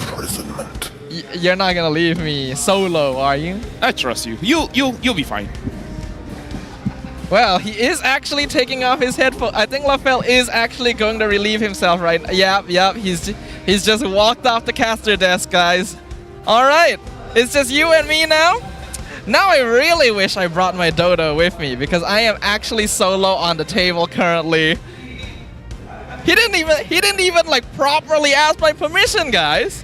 LaFell just straight up said, "I believe in you, Staffa." You can handle the desk on your own, Staffa. The producers just told me they believe in me as well. But did anyone ever ask if I believe in myself? No. Either way though, looking at the current state of the draft, we do have Tigreal as well as Terizla being banned out in the second phase by JP Niners, which does make a lot of sense. I think Rippo has actually been getting targeted quite a lot recently, right? I think a lot of us are realizing this. Rippo is being put on heroes that he would not typically play. The EXP meta has kind of shifted from his more brawly team fighting style into more bulky setup heroes.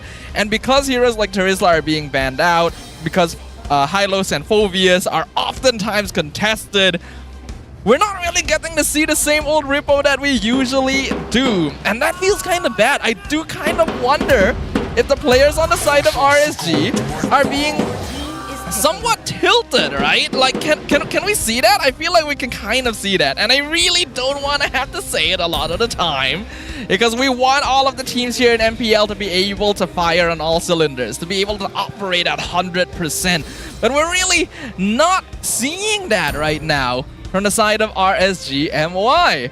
LaFell, I can see him walking down from above, you know. He was able to relieve himself very quickly. We're gonna go ahead and ask him when he comes back whether it was a good session in the bathroom. Yeah, guys? Yeah. All right. Vexana gonna be locked in here. Interesting. LaFell has a return to the desk. He's putting on his headphones currently. How was your bathroom trip, sir? I mean, first of all, I wish our bathroom was a bit closer. And I didn't thought you would play-by-play me leaving and coming back. I mean, it's within your role. Why not? It's your I role. am the play-by-play. Yeah, you're that is my play-by-play. job. Yeah, of course, yeah. But, you know, it's like, for everyday things, could honestly be a content, you know? Yeah, I'm very appreciative to the people in chat who are saying we believe in you, Staffa. Yeah, I believe in you, Staffa. See, guys, did Staffa did a good job? Of course he did a good job. Oh wait, Minsatar. Rippo did get his Minsatar here. Against the Nolan, that's actually pretty good, and it's a pretty good counter against Edith in lane as well, because Primal Wrath actually counts as a dash. I always find it annoying. You're in King's Calling, you're playing Edith, you want to use your Primal Wrath to turn the fight around. No, you can't, because it's a dash.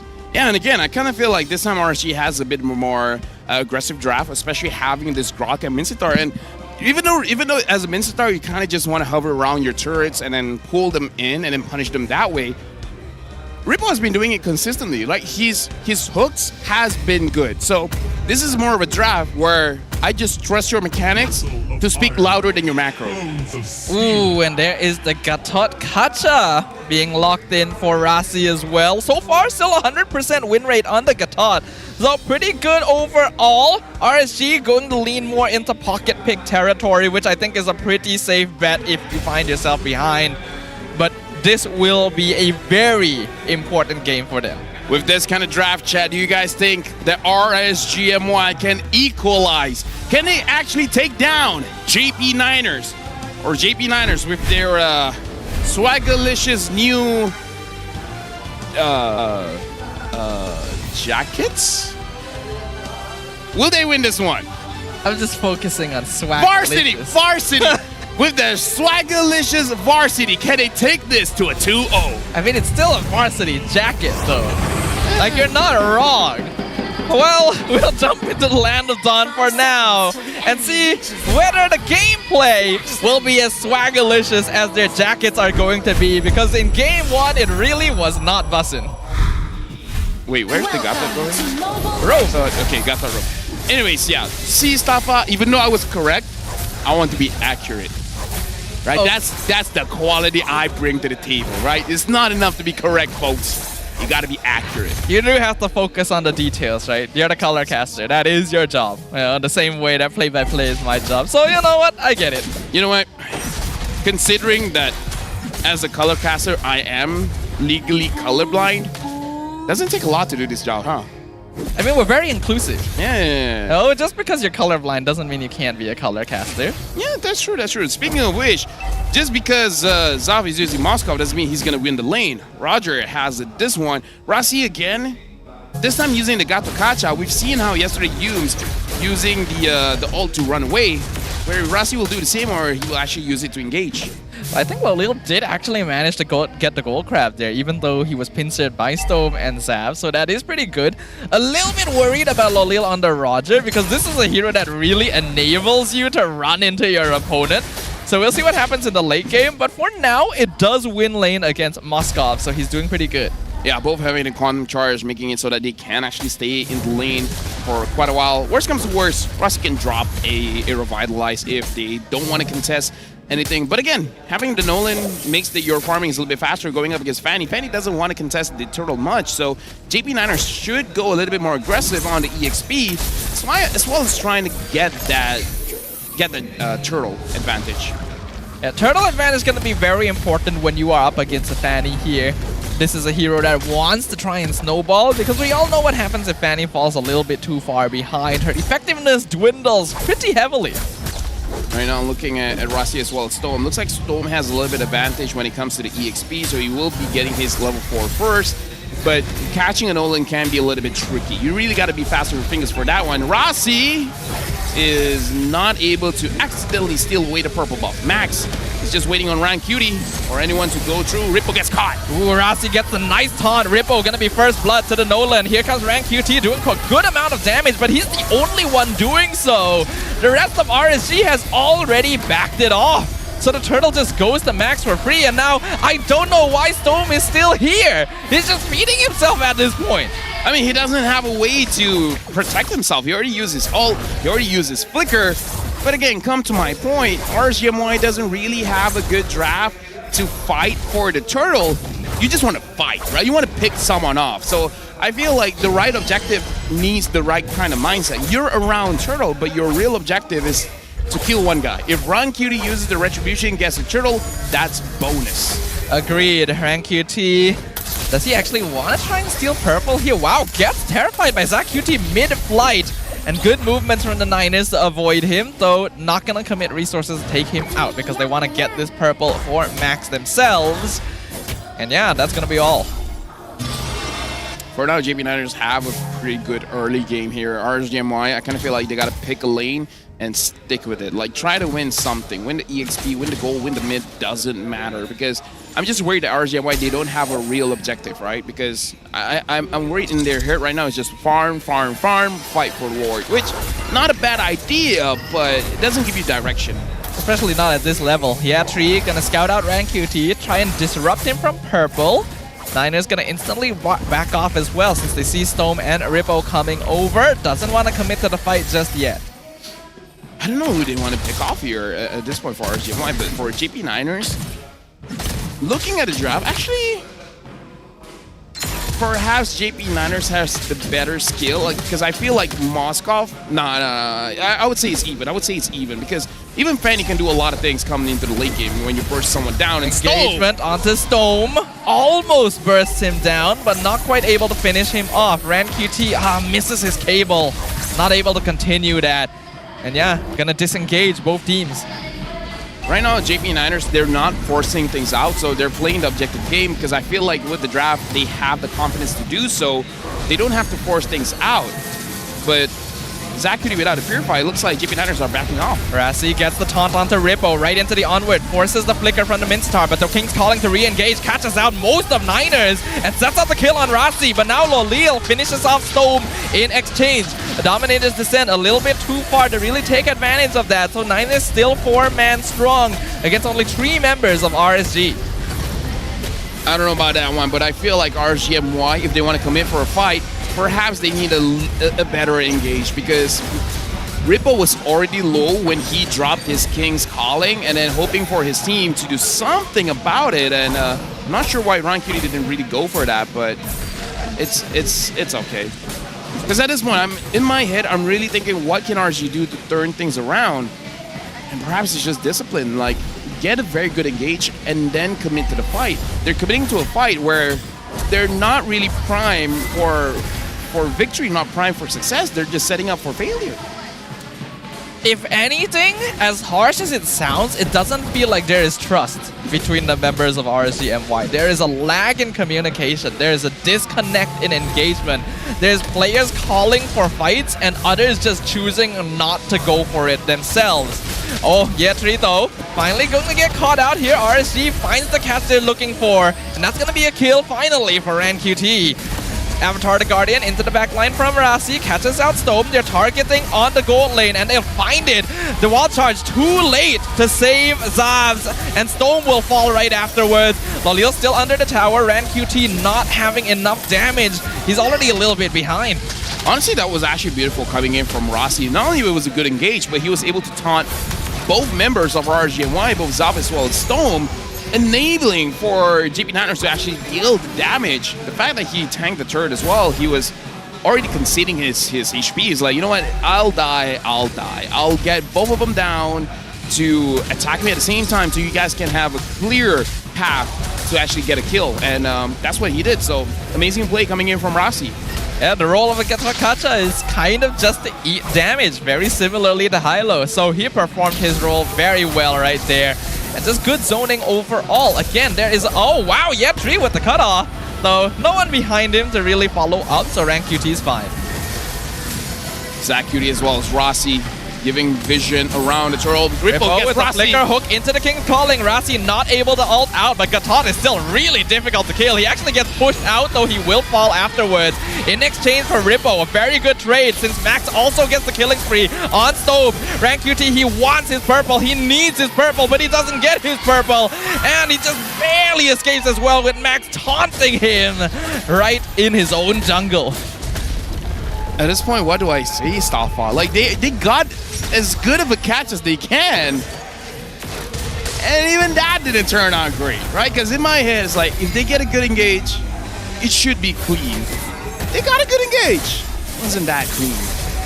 Like, they don't really... Oh, Max almost gets executed here. RanQT trying his hardest, but not having a good enough early game on Fanny really puts you behind very quickly. And the Niners are making sure to just stifle their momentum continuously. It just doesn't seem like the rest of RSG are playing as a team. JB9ers, however, almost 5,000 ahead. Lolio now having the endless battle, making it so that the burst damage is going to be very high coming in from Lolio. Max, as well as RanQT, both finishing their Malefic Roars at the same time. A lot of burst damage here for both junglers, but again, JP9ers are completely ahead here. JP9ers as well, Rasi and Yetri are tanking up. It's going to be difficult for RGMY to get a pickoff at this point. There's a lot of pressure on Stone here because Minzatar is not the best at starting fights. King's Calling is good if you drop it on a lot of people, but it still doesn't really lock people down. JP9ers wants it. Wow, Lolil, that's a bit too far, sir. That's a bit too far. He able to...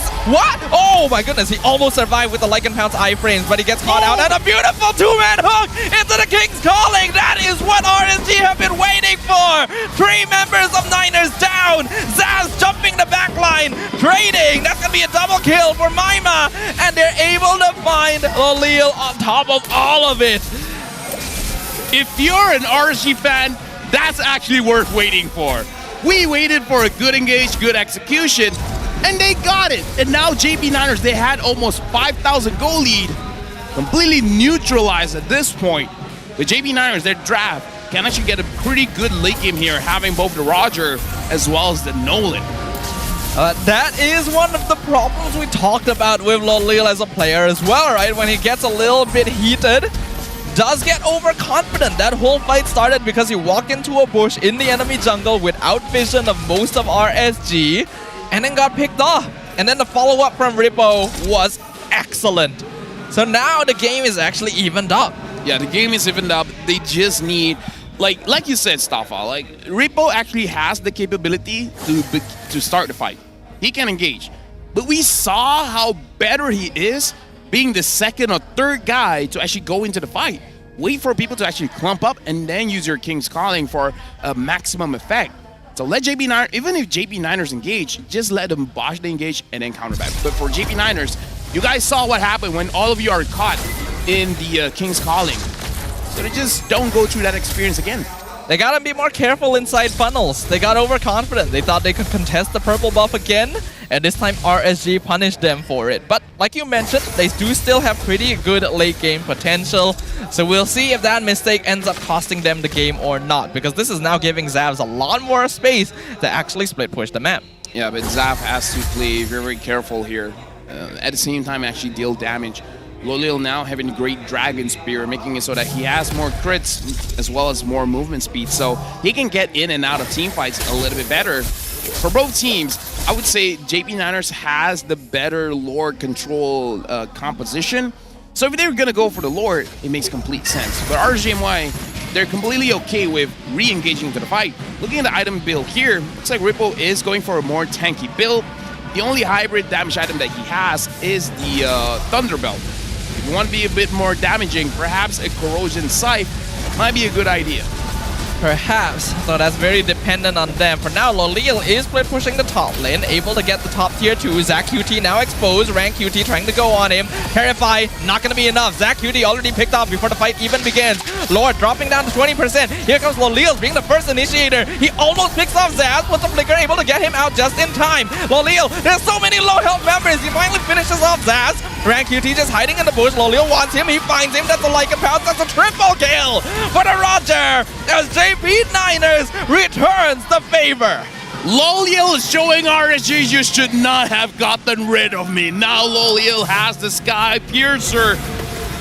That low damage situation, low HP situation ain't happening again because he got them so low and he got low himself, but he was able to finish it out. Lolil is 5-1 and 3. He's popping off on this Roger. The late game is here for Lolil. It was initially a good start as Rank QT picked up Zach QT very, very early on. But their backline was just completely scattered. It didn't seem like there was any sort of formation for Storm or Rippo to be protecting Zavs. JP Niners, they lost their 5k goal lead. Now it's back to 3k for them. They gotta wait for engage. Now the Lord has arrived. Will they actually force this out to get this inhibitor? Zach QT gets pulled in by Rippo. What a beautiful avatar, the Guardian into 3 members behind the tower. Zav's already gone. Rippo already gone. Mega kill for Lolil. Maima trying to hold the Lord back, but the Lord cannot be stopped. And neither can the Niners. They will claim victory and take down RSGMY. JP Niners making it clean. Lolil as well, showing up against his former teammates. RGMY has to take this defeat and go back to the drawing board, figuring out what to do for the next one. It is a very telling situation. Niners have some clear weaknesses that other teams can take advantage of, but their gameplay is still much more solid than what RSG is looking like right now. This is already the end of week 2. They've got so much work to do, but for now, let's throw it over to Rose on the stage. 2-3 mata penuh untuk JP Niners and currently holding number 3 in this week of regular season. First of all, congratulations and hi again, Lolil. Hi. Okay, Lolil, sini sikit. Sini sikit. Lolil, tadi you lawan your ex-team, your former team. So what do you have to say to RSG? Jadi terbuktilah RSG memang perlukan saya dalam lineup untuk menang. Okay, and I'm pretty sure kita boleh nampak daripada playstyle. Okay, how is it like in Niners now? You rasa lagi sesuai ke ataupun is everything easier for you to yang your performance is actually much better untuk the first 2 weeks of this regular season? Dalam Niners ni mungkin gameplay jadi senang sebab bonding antara player pun senang carilah sebab mereka pun sociable. I see, so very sociable. Alright, so guys, dengar cerita MVP kita dah ready. Untuk korang, siapa yang MVP?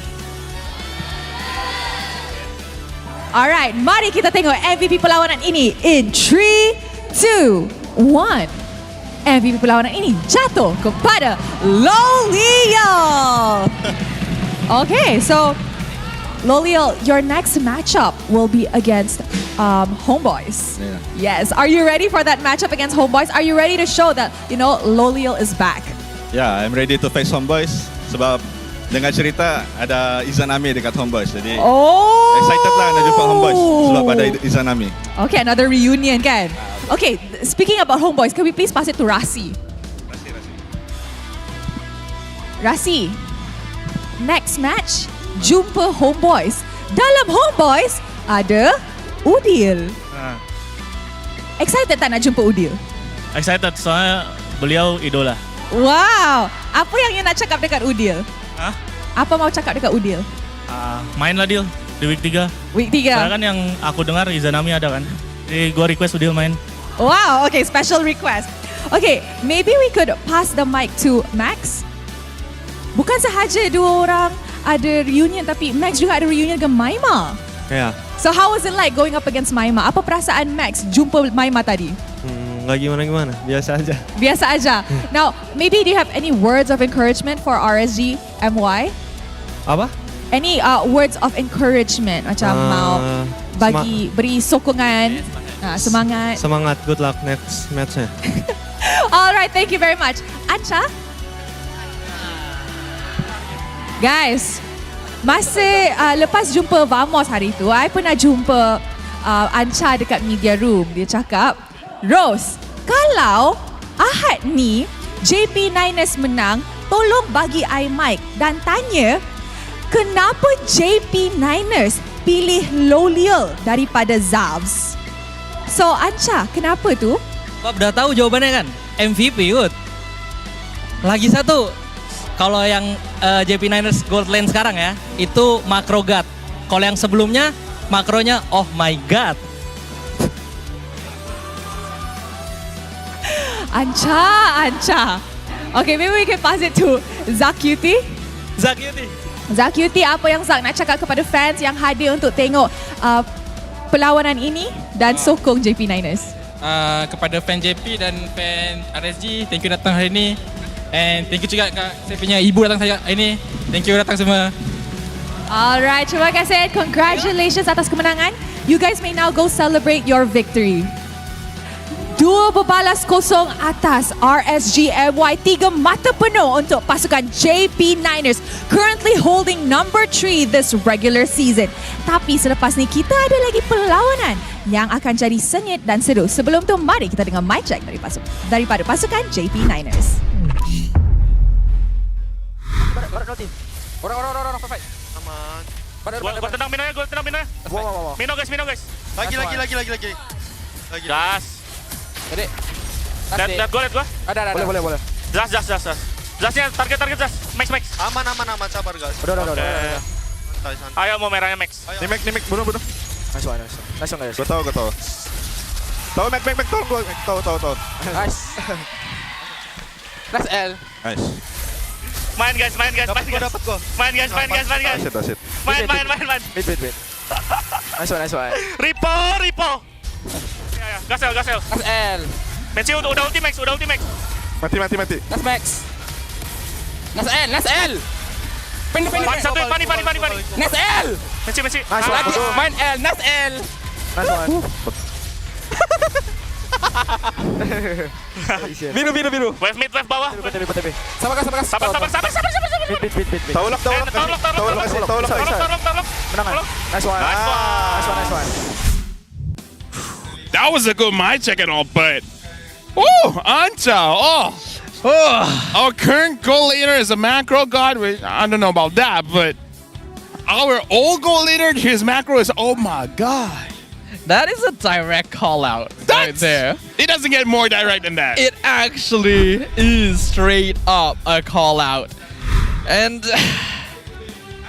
it's hard to say, but he's not completely wrong. Zavs made some kind of questionable movements this game. Honestly, we didn't get to see a lot from him.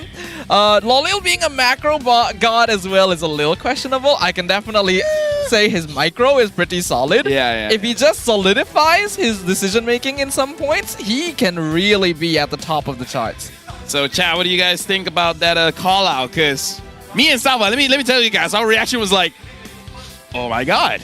Actually, oh my god. I did not. That was savage. He is called antagonist for a reason. He is called antagonist for a reason. That was definitely something to get your socks off. But looking at MVP of the match, it's going to be Lolio in 2 games. He only died once with 14 kills and 11 assists. 69%. Nice. 69% kill participation as well. A much cleaner series from Lolio. This is a player that does have a tendency to be a little too far forward. A marksman that plays like an EXP lane, as we put it. So his death score is usually a little bit higher, but looking a lot more coordinated here with the rest of the Niners. And unfortunately, RSG just couldn't really put up a fight, allowing him to really farm up and run them down on both the carry and Roger. Lolio again, like, I almost want to say it's obvious that he had an amazing game, because from the laning phase, from the objective secures, from all the kill that he secures, it's very clear that all he needs is just a little bit of space. Not space to kite back, but space to dive in. And he had a lot of space to just dive in because he's not really all that punished. He just waits like, has Rippo used his King's Calling? Yes, I'm going in. For a very, very long time here in MPL, ever since he debuted, Lolio's performance has been pretty consistent, but the big defining factor is how well his team plays around him. Good team, sets up a lot, Lolio pops off. Otherwise, he will have difficulty because of his tendencies. And JP Niner does seem to be filling in those blanks pretty well. I gotta say, just, personal message to Zaf. Maybe for this week, stay off of social media. After that call out, just put your head down, play the game, and then hope for a better one next week. Just a personal, like from a bro to a bro. It's like, don't take it too hard. Just stay off of social media. It's a tough world out there. Honestly, I feel like I have to be a bit of an antagonist here because RSG, this is not MPL-worthy performance. Straight up. I would even say this is more management than anyone else. Or the coach, whoever chose whatever the decision for this season is. I don't know enough about what's happening behind the scenes for RSG to really say too much, but I can comment on their performance as a whole, and it is entirely lacking. It is clearly the worst RSG has been since they debuted in MPL MY, and that is not good to say. I mean, that's the worst so far. It can get worse, Tafa. I thought I was being mean, and then you just add another dimension to it. Like, I'm optimistic in a negative way, but I'm optimistic. This is how you find balance, Tafa, right? You gotta look the good and the bad. You gotta look the bad and the good. It's like, oh, that guy has good hair, but he might get bit by a cat. You always gotta see the good and the bad and the good. I've been very strange association. By the way, for you guys, have good hair. If you guys get bit by a cat or a dog, trust me, it's actually quite dangerous. Go see a doctor. Absolutely. Animals, regardless if they're wild or domestic, can be dangerous. You know what? Even if you get bit by a human, the amount of bacteria we have in our mouth, it's concerning. If you got bit by a human, first of all, don't be friends with that guy, and then go to the doctor. Or girl, I'm, inclusive. That is true, actually. But disregarding bites for now, this is a good performance from the Niners. I think we'll be very excited to see how they perform against the Homeboys, because that does seem to be the stronger team on paper right now and a better test of their true capabilities. As for RSG, there is a lot of work that needs to be done, even from a fundamental standpoint. This is what it should look like when a team is a few months away from MPL, not on the second week. This is also a test for Coach Behave, because he was in Todak and he did not do well to the point where he's not in Todak anymore, and now he's in RSG to prove himself.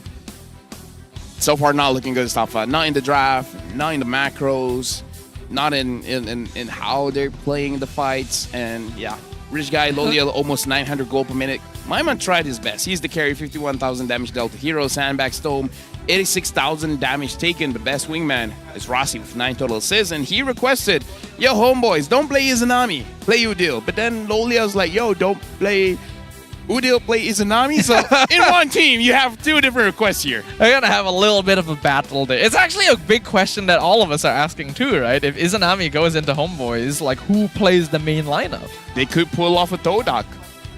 Let Udil play game number 1, and Izanami plays game number 2. Everyone's happy. I forgot that that's what Todak is doing right now, because I was thinking of traditional Todak, right? And they put Izanami in Rome or something. Oh. The moment I see Izanami... Okay, that's actually not too bad, because Izanami started as a roamer. That is true, that is true. He started as a roamer, so... Which could have helped him either ways. Enough about Homeboys though. They're not in this game right now. They're playing later today. Last item for Lolios is the Sky Piercer. I feel like at that point, he built the Sky Piercer because in his head, he's just like, why not? Maybe Immortality is better. Maybe Wind of Nature is better. Maybe even a, what you call it? The penetration item. Malefic Roar is better. Yes. But then he's like, nah, Sky Piercer, because why not? Getting Sky Piercer as the last item at 14 minutes is the same energy as finishing a good RPG and then going for 100% achievements. It's just like the cherry on top of the cake, which you really don't need, but it's nice to have, right? Loleo was dominating throughout the game, so you can't even really say too much about him going for this, because it still worked out in the end, and really didn't get to use it very much because the game ended pretty soon after that anyway. But yeah, looking forward to seeing if the Niners can continue to grow and clean up their performance, and really hoping that RSG will be able to do the same, because right now they are sitting in 8th place. Personally, for me, I put RSGMY as my number 10 team. Not because of the roster, not because of the draft, but again, just not having the fundamentals of playing as a team. So, again, I used to be a big fan of RSGMY, so I do hope that they come out of their shell, do something about this. Right now, I'm actually looking at the room of RSGMY, and they're having an intense conversation between the players and the coach. So, yeah. Led by Repo, by the way. It's just really not good, right? Because yesterday we saw really bad performance from Team Ray as well. Yeah. But at least when they lost, it felt like they were losing as a team. Yeah. RSG just never felt that. It didn't seem like they had that connection.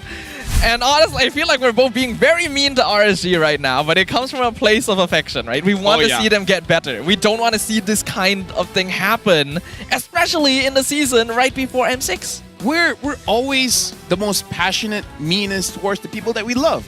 It's one of those things that happen where the good and the bad. It's like when you trust your partner so much that you're able to leave the desk and let him alone and deal with the draft. It comes from a place of love. I'm glad that I'm loved. Don't miss Akai's Magic Show at the MLBB 8th Anniversary Music Party on September 28 and 29.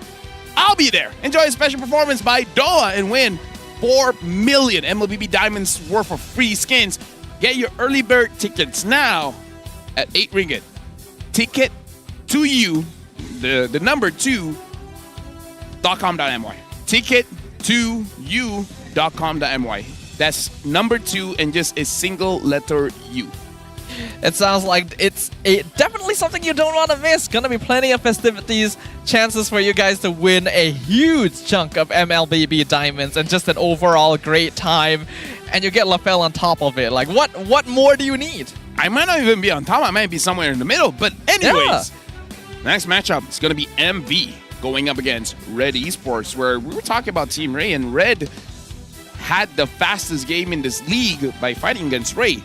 But going up against MV, this is going to be a true test for both teams. MV, full local lineup, how does it look like? Red, with the true lineup, how does it look like? Thank you very much, Mr. Dodolis Staffa. We're going for a break. We'll see you guys right after this.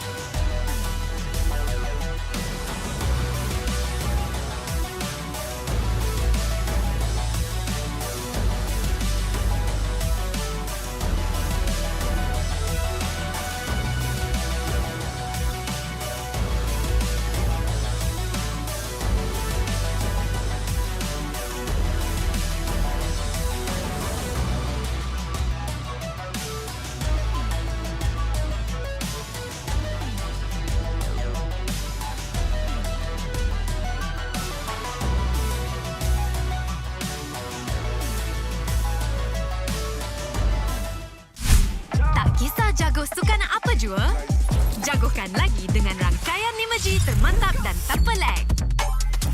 Gaming sepantas kilat. Menang di Land of Dawn. Tukar ke Holling Prepaid 5G sekarang.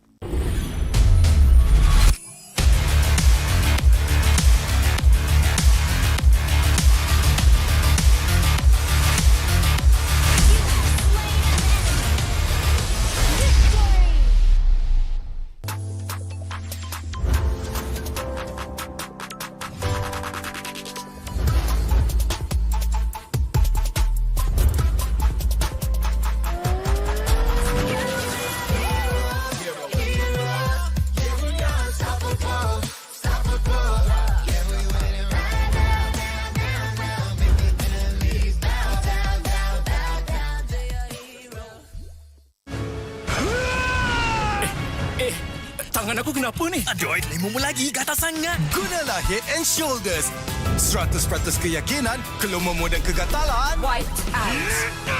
Unstoppable.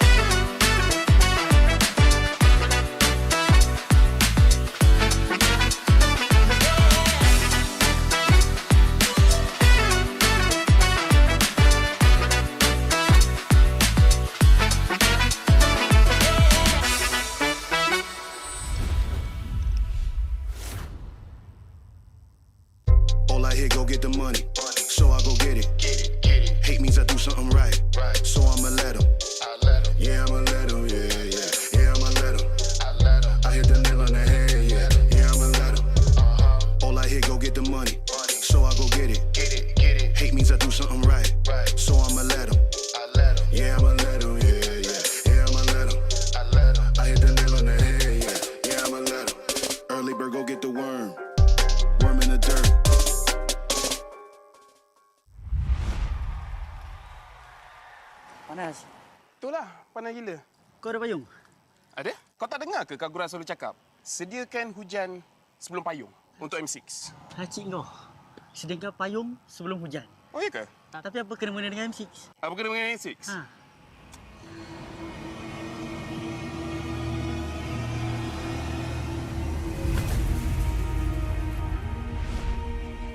Apa itu hujan emas? Hujan emas adalah satu matlamat, satu impian terunggul untuk setiap pasukan. Setiap musim, apakah kenangan yang istimewa? Ia adalah ketika juara menjulang piala di bawah hujan emas. Ia juga menjulang dan membanggakan nama Malaysia di persada dunia. Seperti cuaca, musim baru datang dan pergi. Ia persis dengan MPL MY. Setiap pasukan dan pemain yang pernah menjejak kaki di MPL MY, mereka tidak pernah berputus asa. Setiap musim ada permulaannya. Juga permulaan baru untuk matlamat dan impian bagi pemain kita. Musim cuaca datang dan pergi, tapi ia tidak akan mengubah sejarah pemain kita. Dengan harapan musim hadapan yang cerah adalah satu pemangkin semangat bagi pasukan yang bertarung. Komposisi musim lalu tidak penting. Yang penting adalah kesetiaan kepada permainan.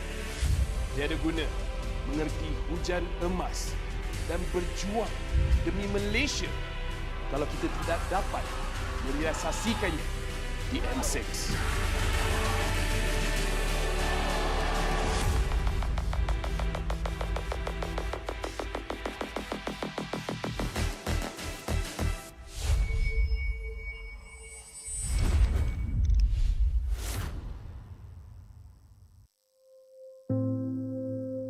Malaysia Day kali ini, aku personally rasa a bit special disebabkan sekarang kita dah bawa pulang satu kejuaraan dunia dekat Malaysia dan M6 juga ada dekat Malaysia. Sebagai orang yang terlibat secara mendalam dalam MLBB, ini adalah satu benda yang besar untuk aku. Kita orang start support MPL MY waktu season 7 yang RSG menang time tu. Kalau saya tengok MPL MY sejak ada tim Sayan lagi. Waktu tu zaman Sayan kuat lah. Ada Fredo, Solos, Repack. So, kenangan termanis saya especially masa dekat M1. Masa tu Todak buat pasukan Malaysia rasa sangat berbangga dengan performance mereka. Berjaya dapatkan tempat ketiga. Jadi, itu kenangan termanis saya iaitu menjadi sejarah dalam M1. Salah satu momen pro player yang saya tak boleh lupa ialah momen zone di MPL MY dan peringkat internasional. Sebelum ni saya datang daripada orang yang biasa, orang yang seperti korang juga, yang tak expect pun yang korang boleh jadi macam ni, dan saya selalu doa untuk saya menjadi wakil Malaysia. Kalau MPL MY punya momen waktu zaman gemilang Todak lah. Sebab diorang pada dulu kuat kan, pada season 3 sampai beberapa season lepas tu diorang champion 3 kali. Harap diorang kembali kuat balik lah. So insya-Allah untuk season kali ni tim Todak akan buat yang terbaik lah dan tak macam season sebelum ni. Momen paling kita orang tak boleh lupa waktu SRG menang MSC, yang time tu first team Malaysia menang international trophy.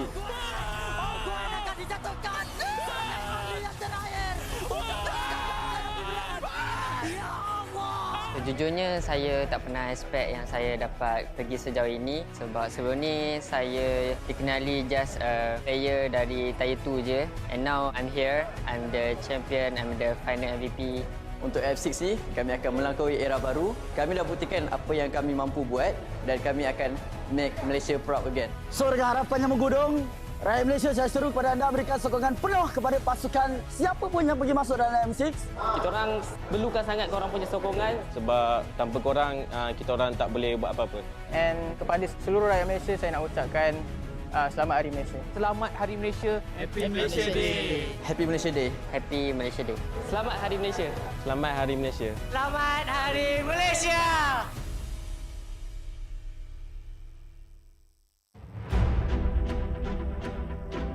Semua orang boleh menyarung jersey kebangsaan. Jadi once you pakai menyarung jersey kebangsaan, you rasa sangat-sangat berbangga, you dipilih atau diberi tanggungjawab untuk mewakili negara. Perasaan bangga tu you tak terangkan dekat semua orang, cuma feeling you pakai saja. Once you pakai saja jersey tu, you akan rasa macam you want to give something to Malaysia. I think if you guys have any issues, so make sure lean on to each other, talk to each other as much as you can.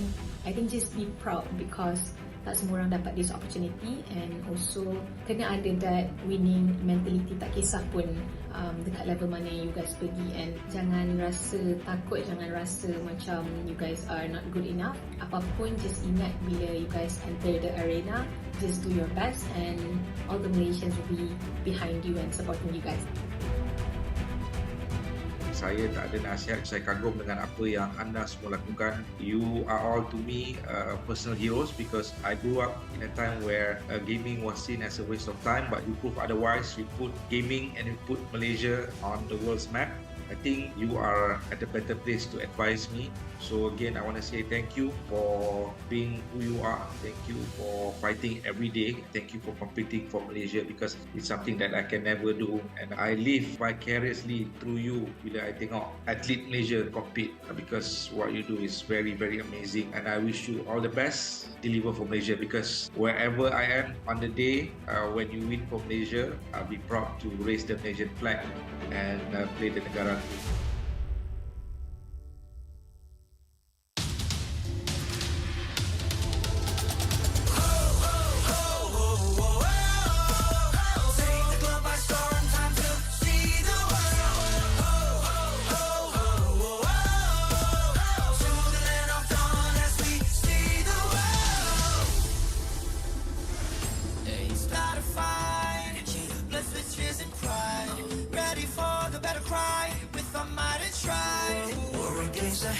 Set the fire to the sky. Keep burning bright, kill the allies, and enemies mesmerize. Strive for domination. Feel the pressure rising. The fight with your life and for your nation. With your devotion, emotion. Lay it on the line. The choice is yours.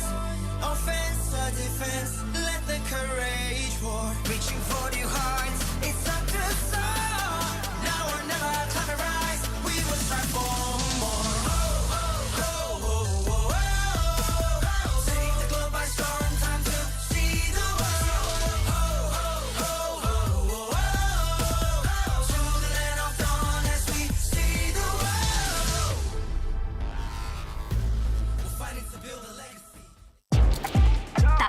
Jago sukan apa jua? Jagokan lagi dengan rangkaian 5G termantap dan terpelek. Gaming sepantas kilat. Menang di Land of Dawn. Tukar ke Holling Prepaid 5G sekarang.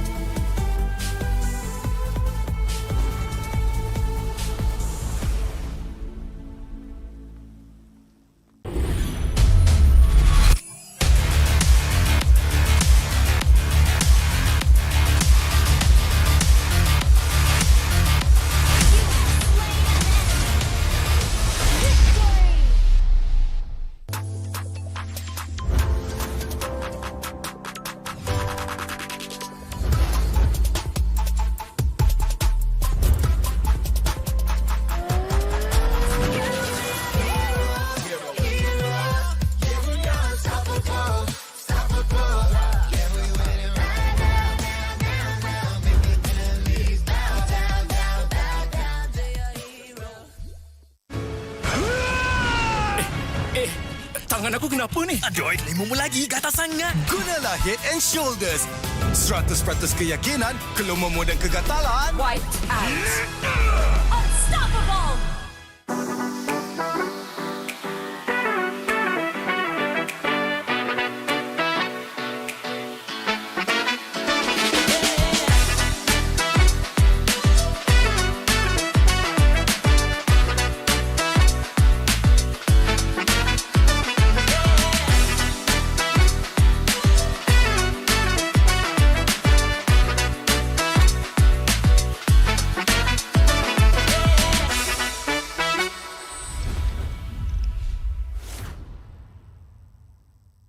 All I hear, go get the money.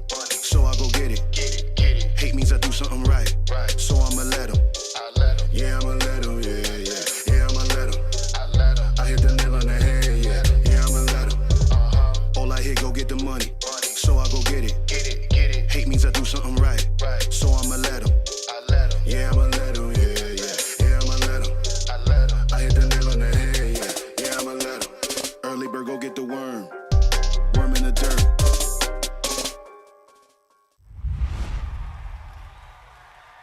Panas. Itulah, panas gila. Kau ada payung? Ada? Kau tak dengar ke Kak Gura selalu cakap? Sediakan hujan sebelum payung untuk M6. Hacik kau. Sediakan payung sebelum hujan. Oh, iya ke? Tapi apa kena-mena dengan M6? Apa kena dengan M6? Ha.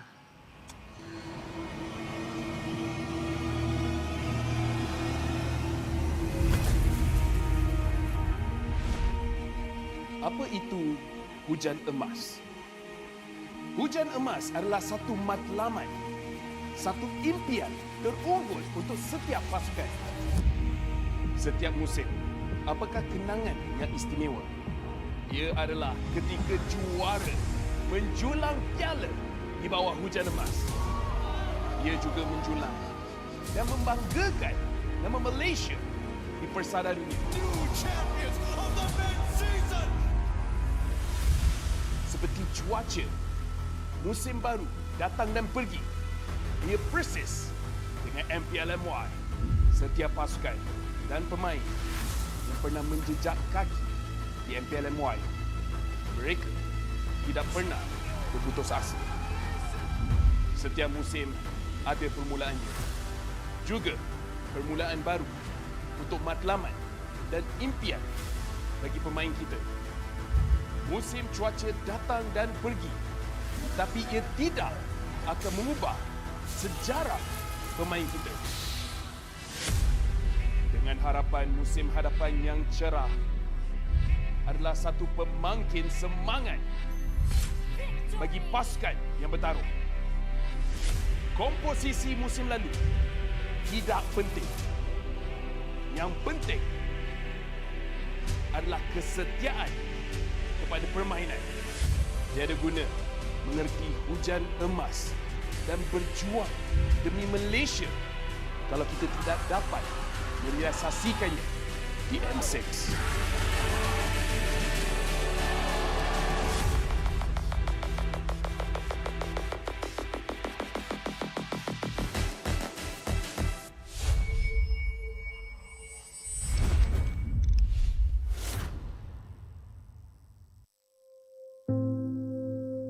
Malaysia Day kali ini, aku personally rasa a bit special disebabkan sekarang kita dah bawa pulang satu kejuaraan dunia dekat Malaysia dan M6 juga ada dekat Malaysia.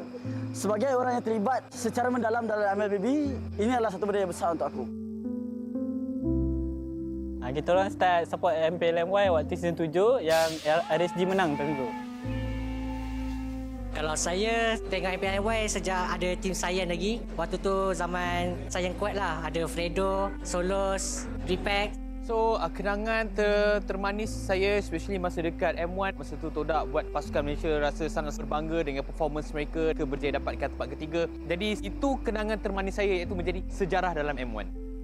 Salah satu momen pro player yang saya tak boleh lupa ialah momen zone di MPL MY dan peringkat internasional. Sebelum ni saya datang daripada orang yang biasa, orang yang seperti korang juga, yang tak expect pun yang korang boleh jadi macam ni, dan saya selalu doa untuk saya menjadi wakil Malaysia.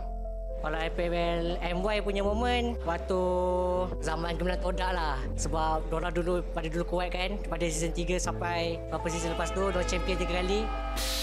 Harap diorang kembali kuat balik lah. So insya-Allah untuk season kali ni tim Todak akan buat yang terbaik lah dan tak macam season sebelum ni. Momen paling kita orang tak boleh lupa waktu SRG menang MSC, yang time tu first team Malaysia menang International Trophy.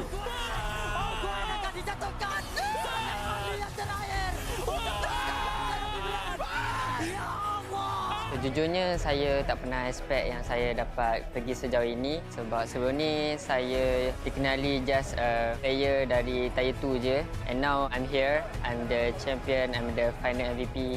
Untuk F6 ni, kami akan melampaui era baru. Kami dah buktikan apa yang kami mampu buat dan kami akan make Malaysia proud again. So dengan harapan yang menggudung, rakyat Malaysia, saya seru kepada anda berikan sokongan penuh kepada pasukan siapa pun yang pergi masuk dalam M6. Kita orang perlukan sangat korang punya sokongan Sebab tanpa korang, kita orang tak boleh buat apa-apa. and kepada seluruh rakyat Malaysia saya nak ucapkan selamat Hari Malaysia. Selamat Hari Malaysia. Happy Malaysia Day. Happy Malaysia Day. Happy Malaysia Day. Selamat Hari Malaysia. Selamat Hari Malaysia. Selamat Hari Malaysia.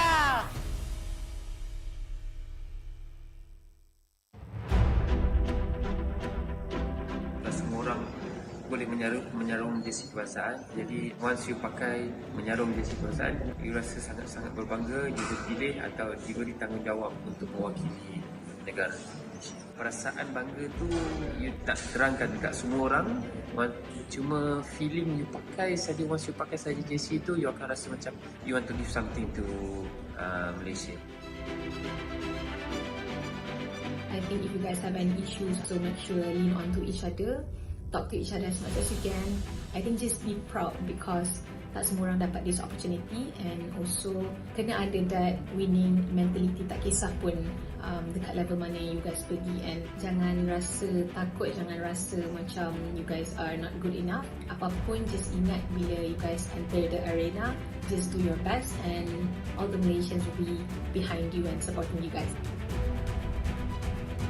Saya tak ada nasihat, saya kagum dengan apa yang anda semua lakukan. You are all to me personal heroes because I grew up in a time where gaming was seen as a waste of time, but you prove otherwise. You put gaming and you put Malaysia on the world's map. I think you are at a better place to advise me. So again, I want to say thank you for being who you are. Thank you for fighting every day. Thank you for competing for Malaysia because it's something that I can never do. And I live vicariously through you bila I tengok atlet Malaysia compete because what you do is very, very amazing. And I wish you all the best. Deliver for Malaysia because wherever I am on the day when you win for Malaysia, I'll be proud to raise the Malaysian flag and play the negara.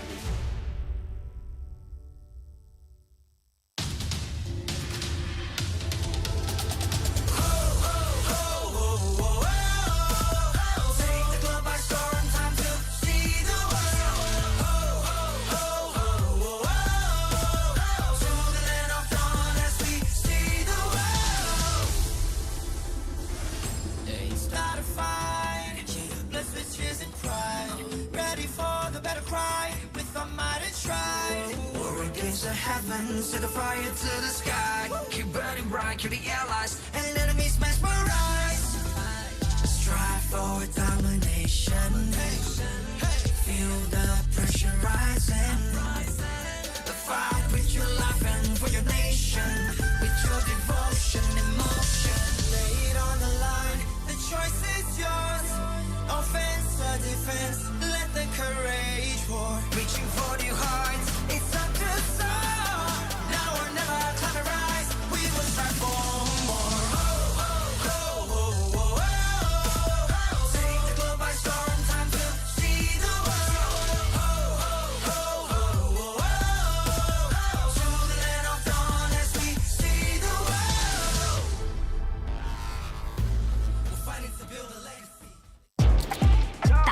Jago sukan apa jua? Jagokan lagi dengan rangkaian 5G termantap dan terpelek. Gaming sepantas kilat. Menang di Land of Dawn. Tukar ke Holling Prepaid 5G sekarang.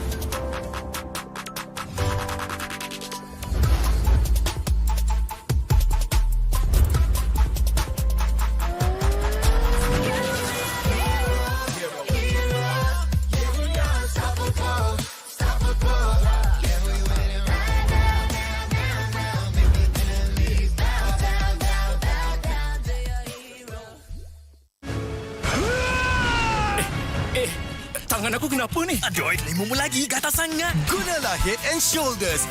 100% keyakinan, kelumamu dan kegatalan. Wiped out. Unstoppable.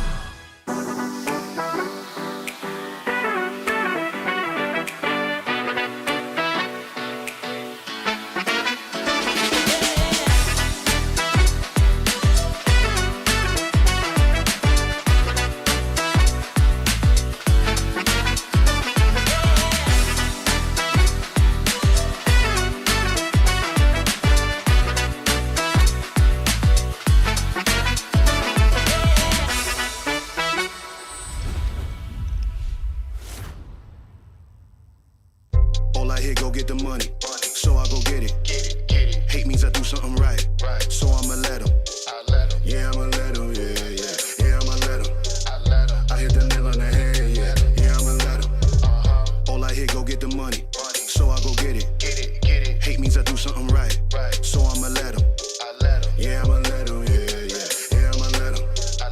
I hit the nail on the head. Yeah, yeah, I'ma let him. Early bird, go get the worm. Worm in the dirt.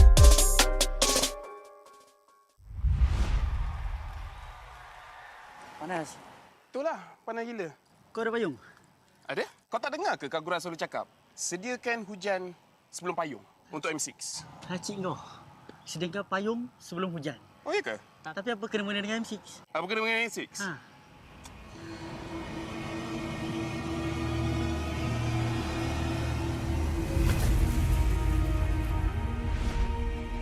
Apa itu hujan emas? Hujan emas adalah satu matlamat, satu impian terunggul untuk setiap pasukan. Setiap musim, apakah kenangan yang istimewa? Ia adalah ketika juara menjulang piala di bawah hujan emas. Ia juga menjulang dan membanggakan nama Malaysia di persada dunia. Seperti cuaca, musim baru datang dan pergi. Ia persis dengan MPL MY. Setiap pasukan dan pemain yang pernah menjejak kaki di MPL MY, mereka tidak pernah berputus asa. Setiap musim ada permulaannya. Juga permulaan baru untuk matlamat dan impian bagi pemain kita. Musim cuaca datang dan pergi, tapi ia tidak akan mengubah sejarah pemain kita. Dengan harapan musim hadapan yang cerah adalah satu pemangkin semangat bagi pasukan yang bertarung. Komposisi musim lalu tidak penting. Yang penting adalah kesetiaan kepada permainan. Tiada guna mengerti hujan emas dan berjuang demi Malaysia kalau kita tidak dapat merealisasikannya di M6.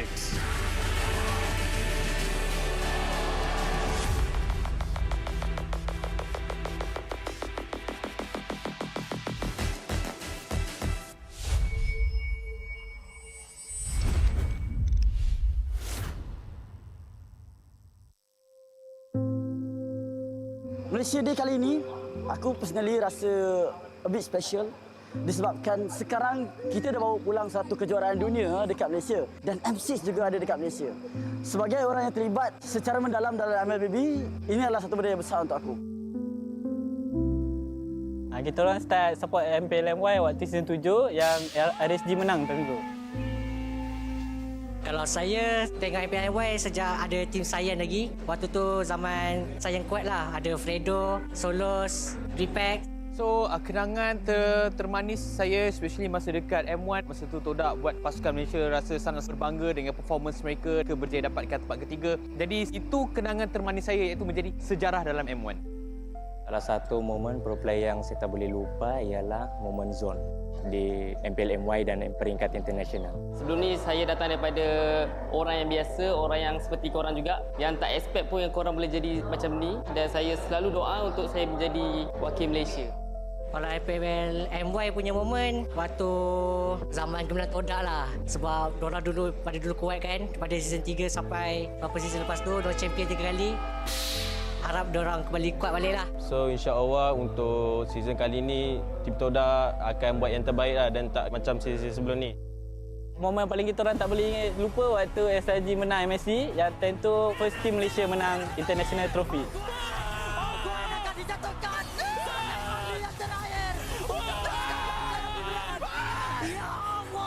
Sejujurnya saya tak pernah expect yang saya dapat pergi sejauh ini, sebab sebelum ni saya dikenali just a player dari Tier 2 je, and now I'm here, I'm the champion, I'm the final MVP.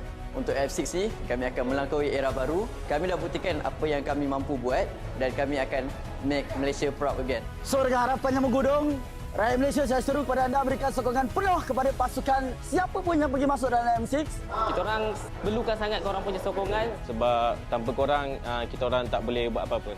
And kepada seluruh rakyat Malaysia, saya nak ucapkan Selamat Hari Malaysia. Selamat Hari Malaysia. Happy Malaysia Day. Happy Malaysia Day. Happy Malaysia Day. Selamat Hari Malaysia. Selamat Hari Malaysia. Selamat Hari Malaysia.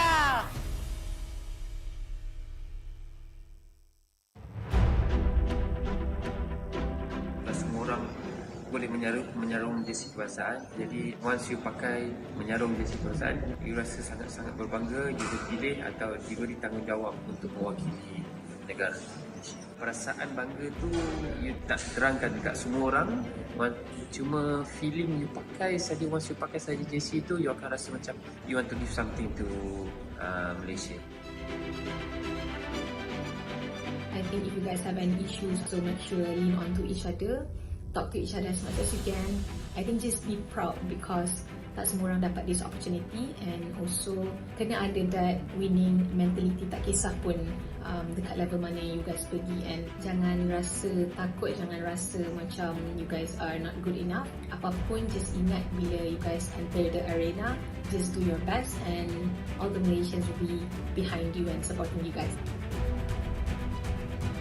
Saya tak ada nasihat, saya kagum dengan apa yang anda semua lakukan. You are all to me personal heroes because I grew up in a time where gaming was seen as a waste of time, but you prove otherwise. You put gaming and you put Malaysia on the world's map. I think you are at a better place to advise me. So again, I want to say thank you for being who you are. Thank you for fighting every day. Thank you for competing for Malaysia because it's something that I can never do. And I live vicariously through you bila I tengok atlet Malaysia compete because what you do is very, very amazing. And I wish you all the best. Deliver for Malaysia because wherever I am on the day when you win for Malaysia, I'll be proud to raise the Malaysian flag and play the negara.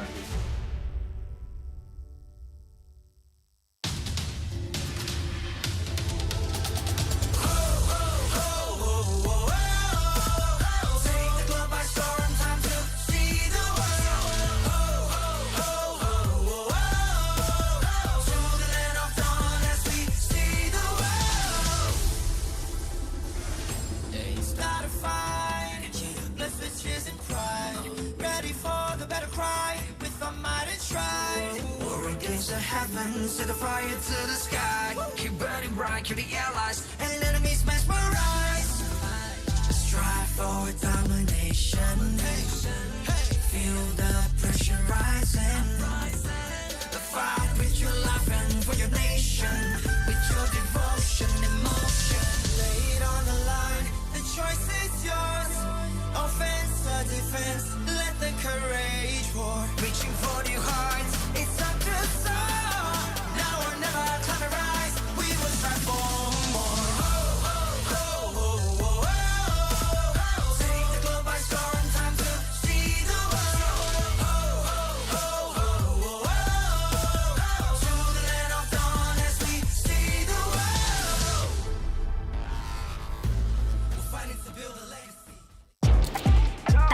Jago sukan apa jua?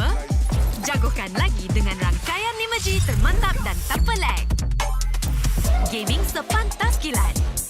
Menang di Land of Dawn. Tukar ke Holling Prepaid 5G sekarang.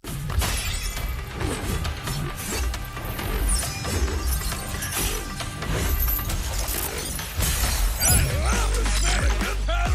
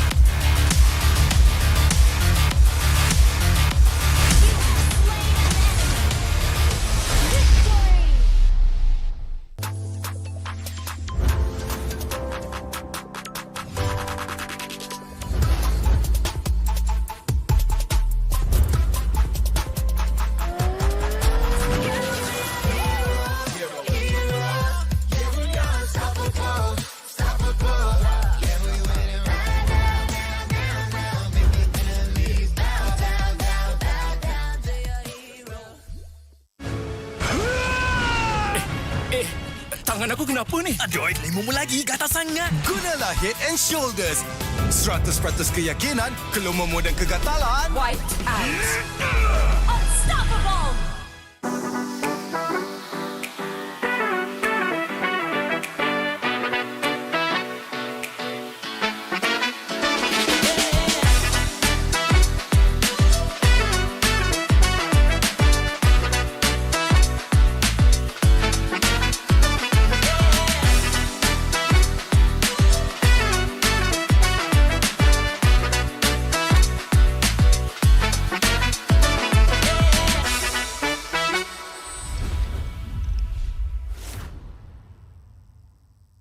All I hear, go get the money. So I go get it. Hate means I do something right. So I'ma let him. Yeah, I'ma let him. Yeah, yeah. Yeah, I'ma let him. I hit the nail on the head. Yeah, yeah, I'ma let him. All I hear, go get the money. So I go get it. Hate means I do something right. So I'ma let him. Yeah, I'ma let him. Yeah, yeah. Yeah, I'ma let him. I hit the nail on the head. Yeah, yeah, I'ma let him. Early bird, go get the worm. Worm in the dirt.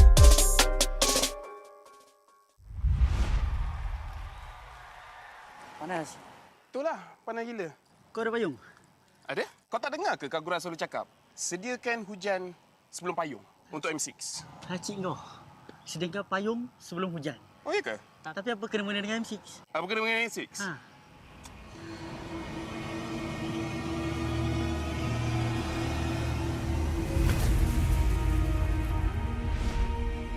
Apa itu hujan emas? Hujan emas adalah satu matlamat, satu impian terunggul untuk setiap pasukan. Setiap musim, apakah kenangan yang istimewa? Ia adalah ketika juara menjulang piala di bawah hujan emas. Ia juga menjulang dan membanggakan nama Malaysia di persada dunia.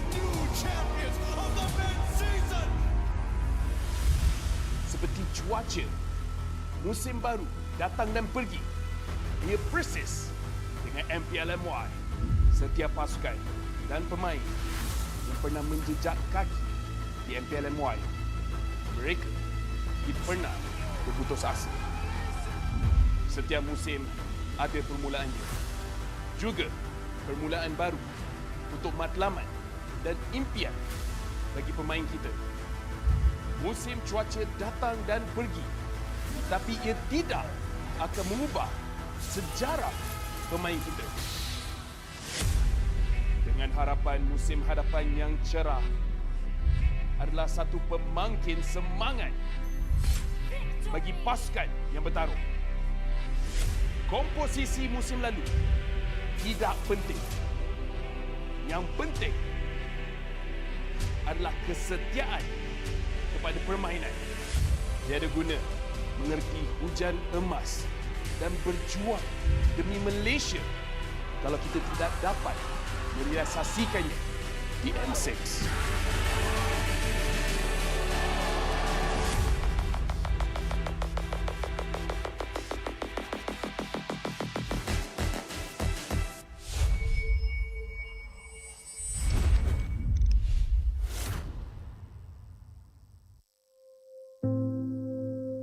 Malaysia Day kali ini, aku personally rasa a bit special. Okay. All right. Can you take this? All right. Thank you very much. Kenapa kau kat sini? Ili bom. Okay guys, so kita akan main Hero Alphabet. Kalau you guys selalu datang, you guys akan tahu I main game ni sebelum match bermula. Mana I akan sebut alphabet and then you guys have to give me a hero that starts with the same alphabet. Boleh? Okay? So first to 10 points. Lepas tu bila I cakap alphabet tu, example, I cakap N. So hero macam Nana lah kan. Tapi korang angkat tangan dulu. I bagi mic baru you cakap. Audience, tolong buat kecoh sikit. Boleh? Boleh ya? Tolong buat kecoh sikit and give me some ideas too. Alright? Ready? And then, producer? Yes, producer, I'm talking to you. Can you help me? Let me know which one raised their hands first, okay? Ready? Ready? Okay, so your team MV, your team, Ready Sports. All right. Hero that starts with the letter H. 1, 2, okay. Hero that starts with the letter E. 1. Okay, Edith. You guys are one team, Boleh kerja sama. Tangan tu kena cepat. Okay, tangan kena cepat. 1, 2, 3, B. Wow! Belleric. Okay. Dia dah standby dah. Posing ni macam mana? Nanti. Okay. C. What? Camilla. Jangan nak gaduh, Bob. Sabar, Bob. Relax, santai. Relax. Dia dah kena dah. Tangan dah kena. Okay. 1, 2, 3, D. D. 1, 2, 3, 4, 5. 1, 2, 3, 4, 5.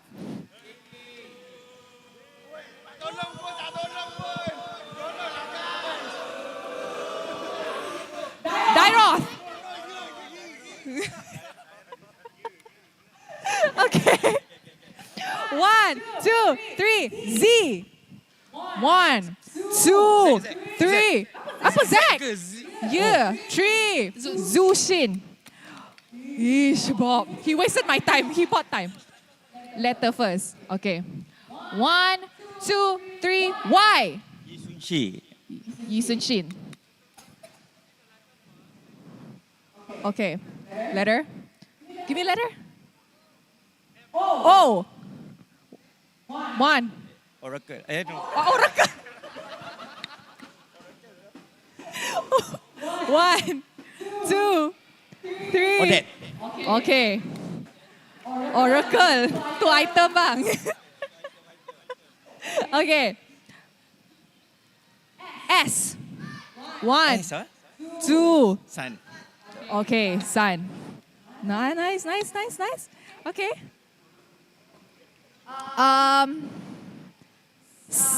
X. 1, 2, 3, 4, 5. X-Borg. Too late. All right. Okay.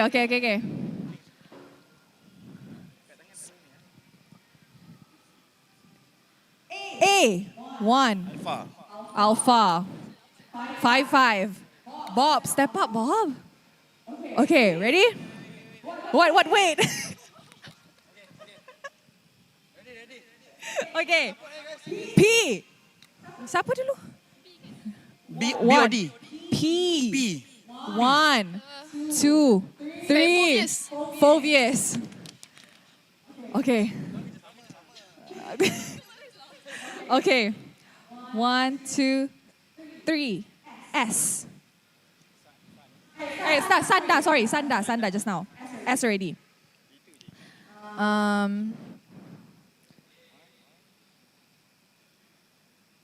H.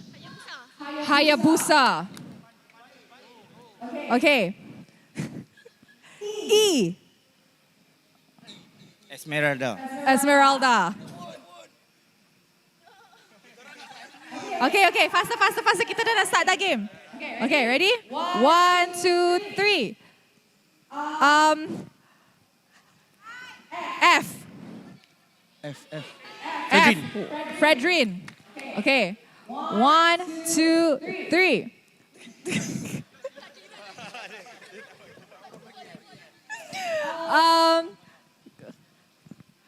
Ada I. 1, 2, 3, 4. Ixia. 1, 2, 3. Hero with the letter T. 1, 2. Okay. Last one, 1, 2, 3. Hero that starts with the letter G. 1. Okay. Done. Congratulations. So abang ni sepatutnya naik. Alright, kejap sebelum you guys turun.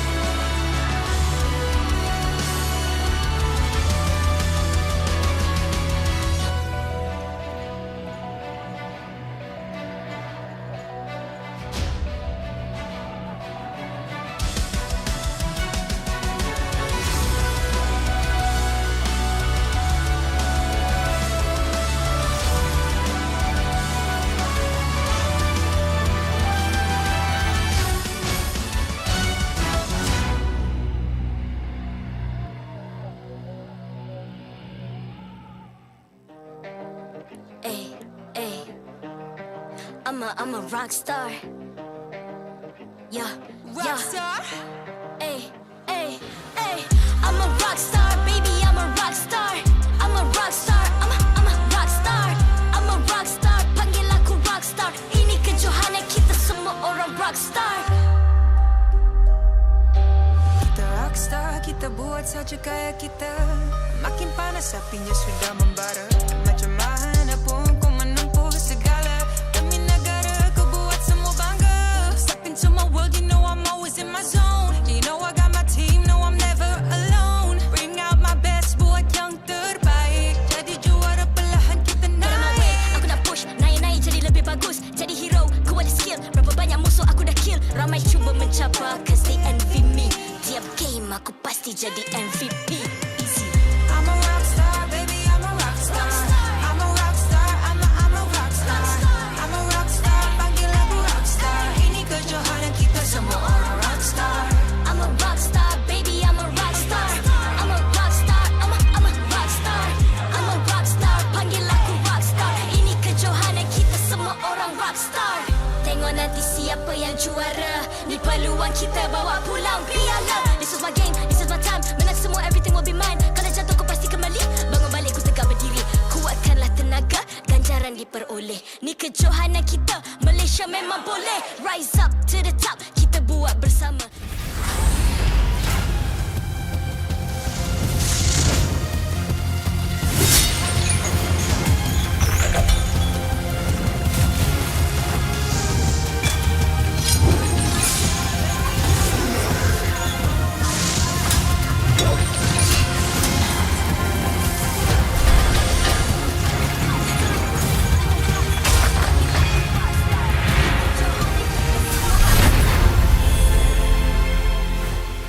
MPL MY Season 14 is powered by Moonton, KPRG, and MSNJ. Official 5G mobile internet hotlink. Best 5G for lightning fast MLBB gaming. Official gaming phone ROG Phone 8, king of performance for mobile gaming. Official lifestyle fashion partner, up your game with JD Sports. And thank you to all our partners in esports and strategic partners. As we go into our second match of the day, I would like to welcome all of you to the MPL MY Season 14. And again, like I said, it's going to be our second match of the day. My name is Afel. Alongside with me is the guy that likes to spam Ruby in rank. It's Tafa. That is actually accurate. Like, I was trying to see if I needed to say anything about that, but that's actually correct. Yeah. That is an apt description because Ruby is great and Ruby is fun. Welcome back, everyone. Hope you guys had a nice break because we're about to jump into our second game of the day. And as always, you gotta have the best tools for the best performance, right? There you go. You guys gotta get ROG Phone 8 because it is the official gaming phone of MPL MY Season 14 to help the pros to constantly be at the top of their game, retaining the crown as the king of performance. It now comes with a sleek new design and improved cameras as the ROG Phone 8 goes beyond gaming. Speaking of going beyond gaming, this match is going to be beyond gaming because both teams, they got to show what their lineup is all about. Yeah, both teams in our second match of the day want to prove themselves. We got Red Esports, we got Monster Vicious with some very interesting lineups that I think we'll have a lot to talk about once we jump into it. And hopefully we'll get to have a much more close match compared to what we saw before. Oh yes, let's hope so. But again, we see that both teams are actually looking very strong. But let's talk about MV first, as we show you guys the video that we've prepared for you guys. Hey guys, this is Rose dan sekarang I dengan Monster Vicious sebab kita diorang nak main game. Okay, game yang kita akan main, bukan nyanyi So kita akan main game siapa dalam team. So I akan cakap satu ayat, lepas tu korang akan point orang mana yang selalu buat benda-benda macam ni, lepas tu explain lah kenapa. Ready? Siapa dalam team paling kelakar? Ni. Kenapa dia kelakar? Bagi kau kenapa tak? Sebab dia badut. Sebab tu dia selalu jadi penghibur orang. Siapa tidur paling lama? Oh, Rock. Oh, kenapa? Kalau boleh sedek seminggu tu dia memang nak tidur. Siapa makan banyak?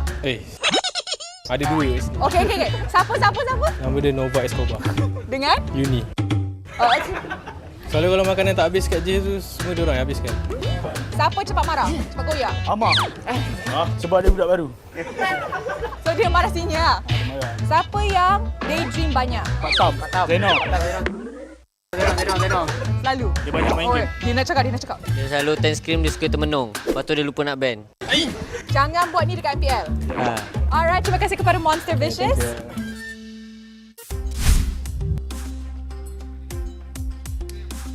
Oh, we're back! Sorry, I was daydreaming. He was doing a Xeno. I was being a Xeno there. Like, I get the guy, you know, like missing bans and such. It's all about the mindset. It does happen, doesn't it? But it's nice to see that MV is so close-knit. This is a team that prides its roster on being fully local. 5 Malaysian players. We got Martizi, Zeno, Uni, Novak Kobar, and Ruff. Speaking of Ruff, in the comments, someone's saying, I miss my ex. That's rough, buddy. That is rough. But yeah, going back into this lineup, looks like Martizi is the one that has a short fuse, but I don't know. Looking at the performance, this guy's insane. In fact, I saw an interview with the guy where he said, based on my performance in scrims, I've been able to stand with the best of the best. So I'm very confident in this MPL that I'm able to deal with the rest of the mid laners. Speaking of, can he hold his own against Kim? Alongside with Grace, Sensui, Iris, as well as Owl. The new version 2.0 Red Esports roster were able to take very convincing victories yesterday against Team Array with the double Filipino duo of Sensui and Owl, already known for being quite impressive players, alongside some local, more new stars here with Kim and Grace, both not having as much MPL performance but having a lot of potential, and then led by Iris with his bombastic gameplay. Red Esports is eager to prove themselves now against a more qualified team. Personally for me, I like the playstyle of Kim because he's like overflowing with confidence. Like his confidence is the size of an ocean. You know which ocean I'm talking about? Which? I have no idea, but it's one of them. Anyways, looking at the lineup, Red Esports, they want to play a more macro-centric game, you know, try to avoid fights, get free objectives. When we're looking at MV, the thing about their coaches, their best quality is letting the team understand how a team fight is supposed to be. So honestly, team fight is one of MV's greatest strengths. So we gotta see if they're able to push Red Esports to force them into team fights. But now we will see which pair will reign supreme. Either the Monster duo or the ex-Blacklist duo. We got Ruff as well as Uni here going up against Sensui and Al. Yep, the jungle and gold lane combo. Obviously, Sensui and Owl created a lot of headlines when we heard that they would be coming to play here in MPL MY, being a duo known for being part of the prime of Blacklist International. In comparison, Uni and Ruff, while they're known to be pretty solid players here, have definitely not made as much of a splash internationally. So this is going to be a big challenge for them. Yeah, we're gonna see whether the headline will be bad and become a flat line. Hopefully not. We need some pulse in there. We're gonna see between both teams who is actually gonna perform, because this is gonna dictate the standings as well, to see who's at the upper echelon of the regular season and who's down under. Both these teams have shown some promise, some potential in their recent games, but are both still sitting around the middle of the pack because they haven't actually played all that many games in total. So this is going to be a proving ground for them as they join the fight in the Land of Dawn. Yeah, scan the QR code to join the fight. But the worst fight is the fight against oneself. Gentlemen and women, be disciplined. Do not let your inner demons win. I know you want that chocolate cookie, but maybe it's time to say no. Go for the vegetable. It's all about the mindset. It's all about the mindset. You can fight with yourself, because God knows I've been fighting myself all this while. Grr. I see. LaFell is dealing with a lot of inner turmoil, guys. So make sure you guys share your support for LaFell in the comments. You know that he always gets energy from all of you. It's just like the spirit bomb. So yeah, send that over. Yeah, I'm just waiting for the players to come up. Yeah, I figured as much. Yeah. I think they're coming up now. Yeah, I think so. Let's check the stage.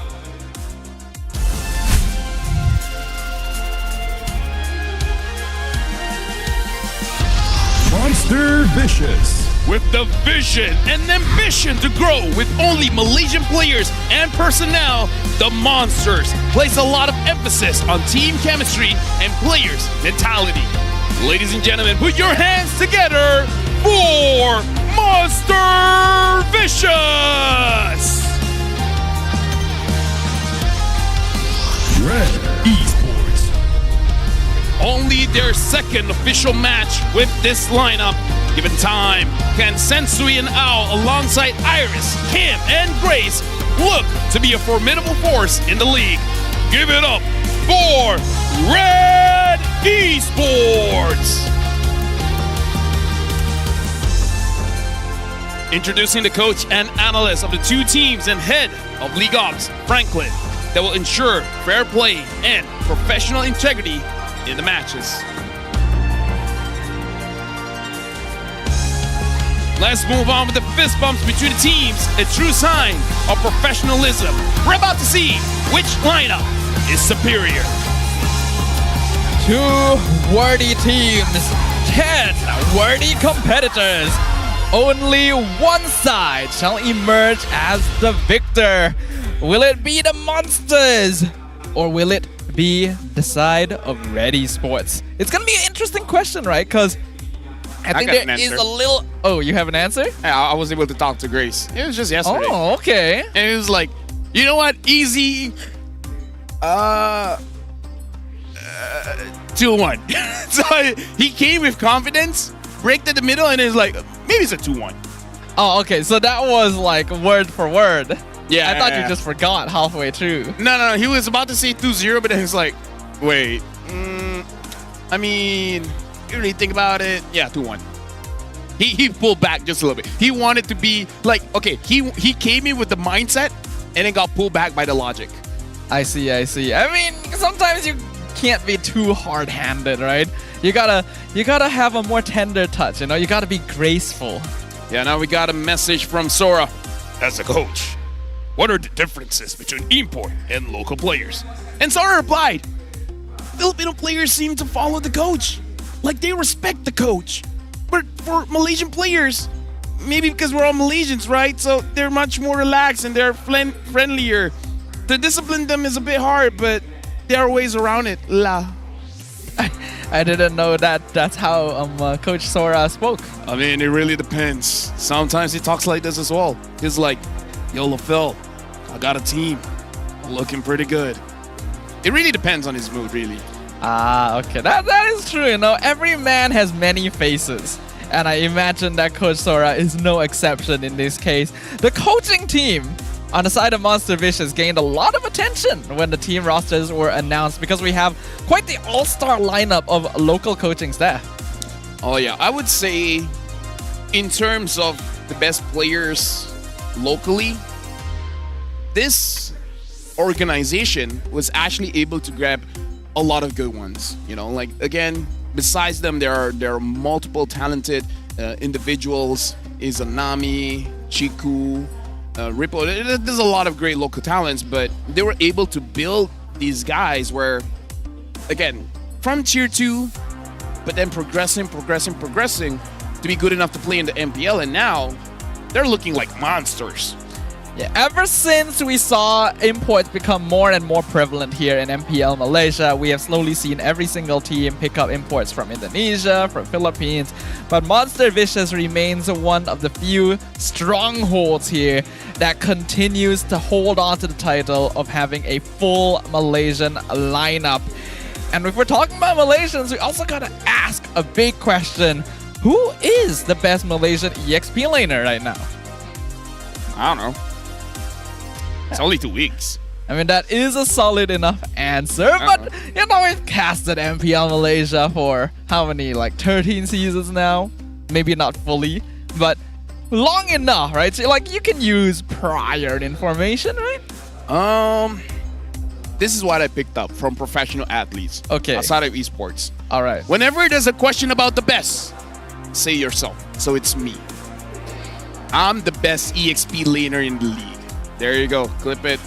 LaFell 2024, MPL MY, Season 14. You know what's the worst part?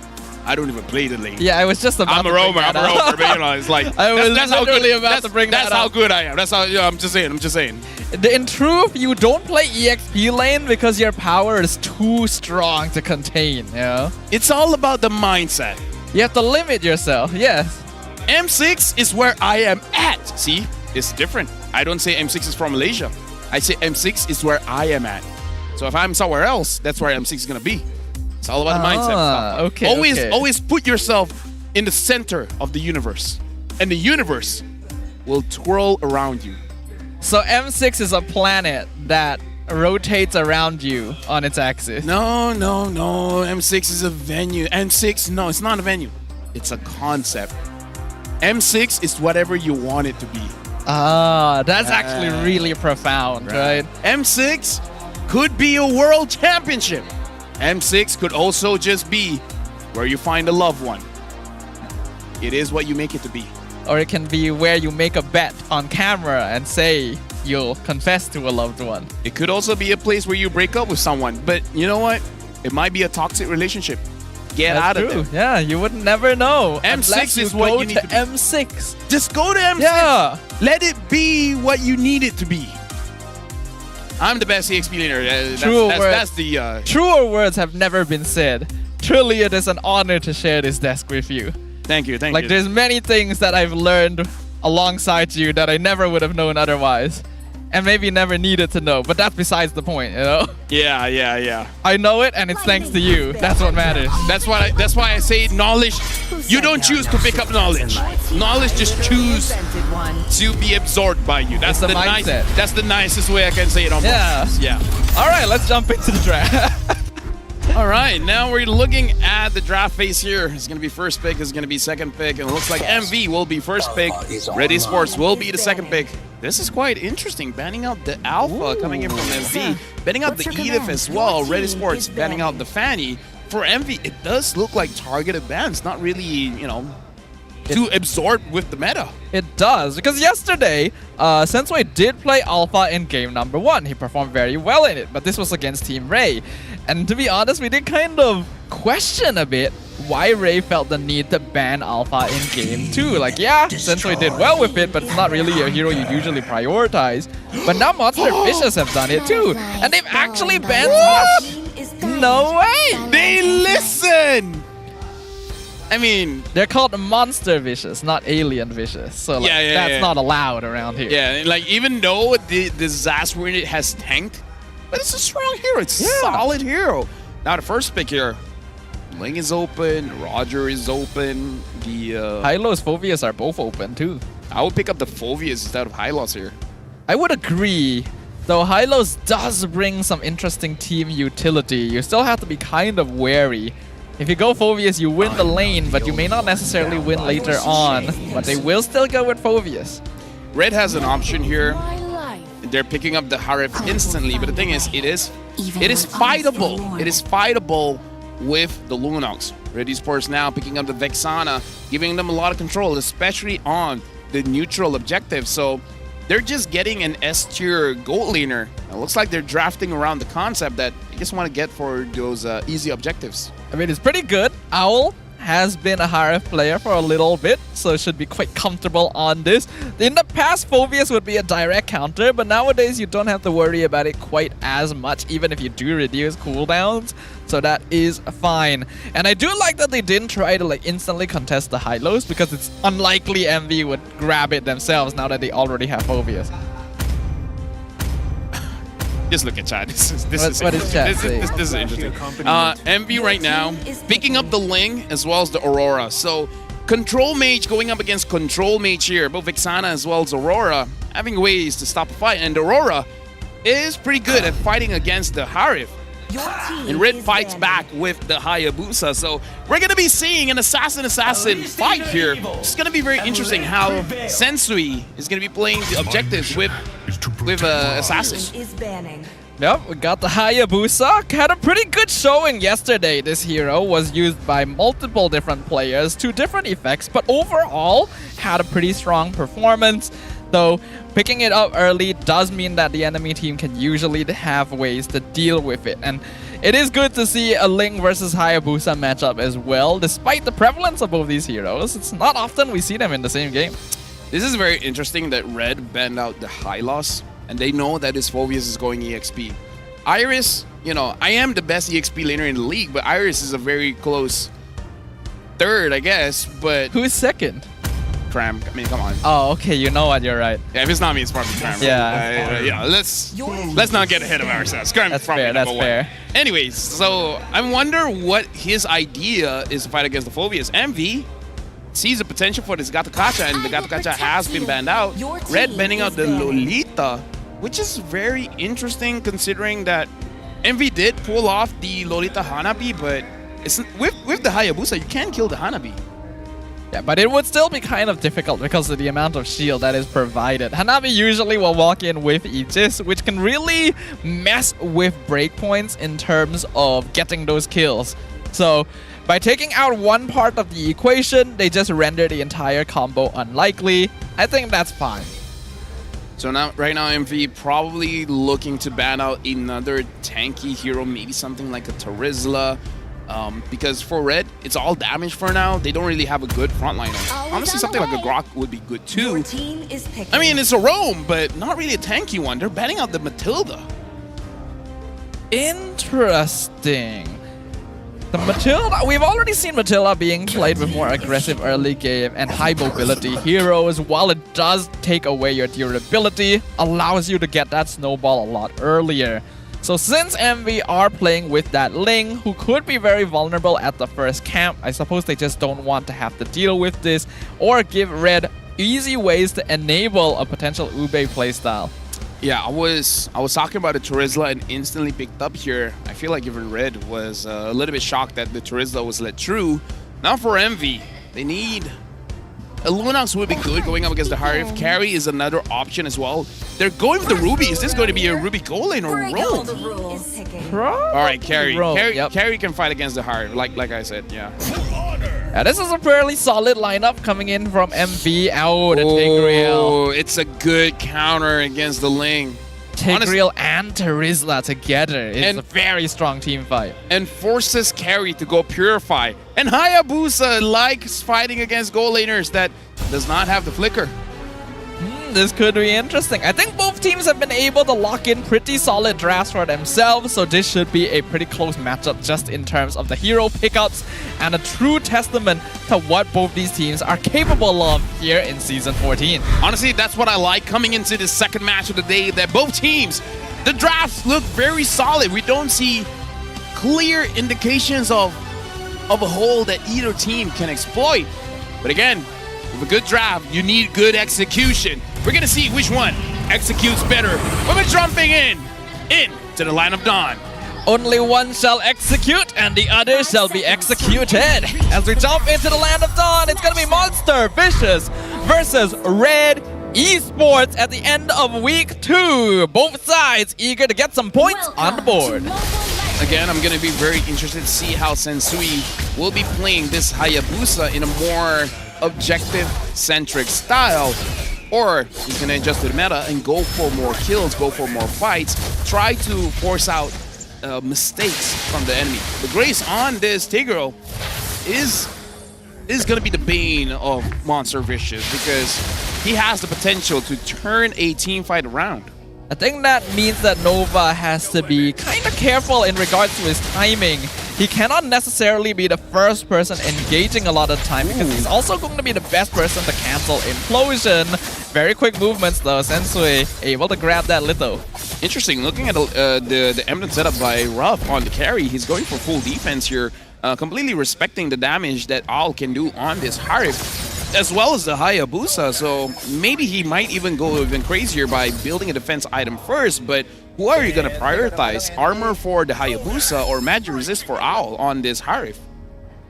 It kind of depends on what your focus is going to be, and I think that can actually be something Monster Vicious leaves to remain to be seen, whether they want to try and invade or whether they want to put more pressure onto Ruff's lane to give him a hand against Owl. Whichever side ends up getting pressured more, then you can itemize for the other, but that will first depend on where you can break open a window. Uni is able to get the camp off of Sensui, but again, not going to be a big difference maker when it comes to the farm established. Ruff so far having priority in the gold lane here, able to dodge out the damage coming in from Owl. So far, looking at the lanes, it's quite even from all angles. Ruff doing a good job against quite a veteran here in Owl. We have to note, Ruff's been around a few seasons, but he's still fairly new as a player.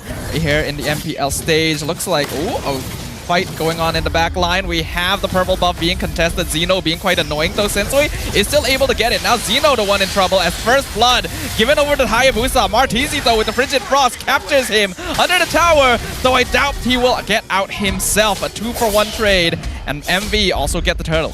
I would say, even though you're looking at a trade and Red Esports has more kills, but I kind of want to give it over to Monster Vicious. They got the turtle and they're able to delay Sensui here, while Uni was able to farm up one of his camps. So on paper right now, Red Esports has the upper hand in that trade, but in the long run, I think Monster Vicious got the W in that one. I kind of have to agree. I think being able to deny the turtle away while also getting a kill onto Sensui is very worth it right now for MV. If they're able to pressure and maybe pick him off one more time, they can actually take the Hayabusa out of the game until the mid to late phase. Yeah, because what you want to do against the Hayabusa is to slow him down as much as you can, especially when you're on Ling, where you scale better than the Hayabusa, because the Hayabusa, especially when you're able to control his jungle, he's not going to have that purple buff. It's going to be hard for him to go in and out. Oh, but before that, Martizi gets caught. Yeah, Flicker penalty zone. Martizi gonna be caught once again. A Flicker hook from Grace, but the Implosion actually ends up catching the Ling instead. An attempt from Uni. He wants to finish off Tigreal, but Grace is just too tanky. And Ling doesn't have enough damage right now. Oh yeah, probably needs at least 2 items, and then you'll be good-ish. Monster Vicious, again, looking at the lineup, they have the carry, they have the Ling. They need to stall just a little bit. And so far, I feel like the general rule, don't lose by 2,000. Going into the 4th minute of the game, they're only losing by 1-200. It's really not that big of a deal. For Red Esports, they might not care going to the late game as well because they have trust in Owl. Because most Harif users, once they have the Holy Crystal, they can essentially 1v9. All they really need is just space. Pretty much. Ooh. Nova taking a good amount of poke there from Grace as well as Kim. So no engage right now as both teams are going to be sizing each other up and taking more advantageous positions around the next turtle spawn. Nova jumping into the bush, misses his flicker hook. That is very awkward, and most likely MV can't contest anymore. Yeah, I feel like they shouldn't. I mean, is it going to be worth it? Like, even if you get it. Penalty zone onto Zeno from Iris. Kind of wasted since Zeno does just flicker out.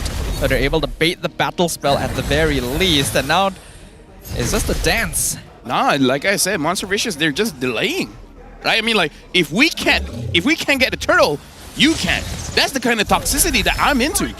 Right? Just because I can't get it doesn't mean I'm gonna let you have it. So this is good. Like this stalling technique is great. Oh, the flicker implosion actually to catch Aurora after Nova X Kobar. Ogi Shadow Kill finishes off the Ruby. Frigid Frost not gonna catch anyone, unfortunately, Zeno. But the Infernal Pursuit gonna do some damage to Iris while Uni tries to work on the turtle. Zeno gets the turtle somehow. And now Sensui taking a lot of damage. Tempest of Blades comes out. Zeno lands the final blow. Double kill for the Phobius as Iris joins Sensui in the afterlife.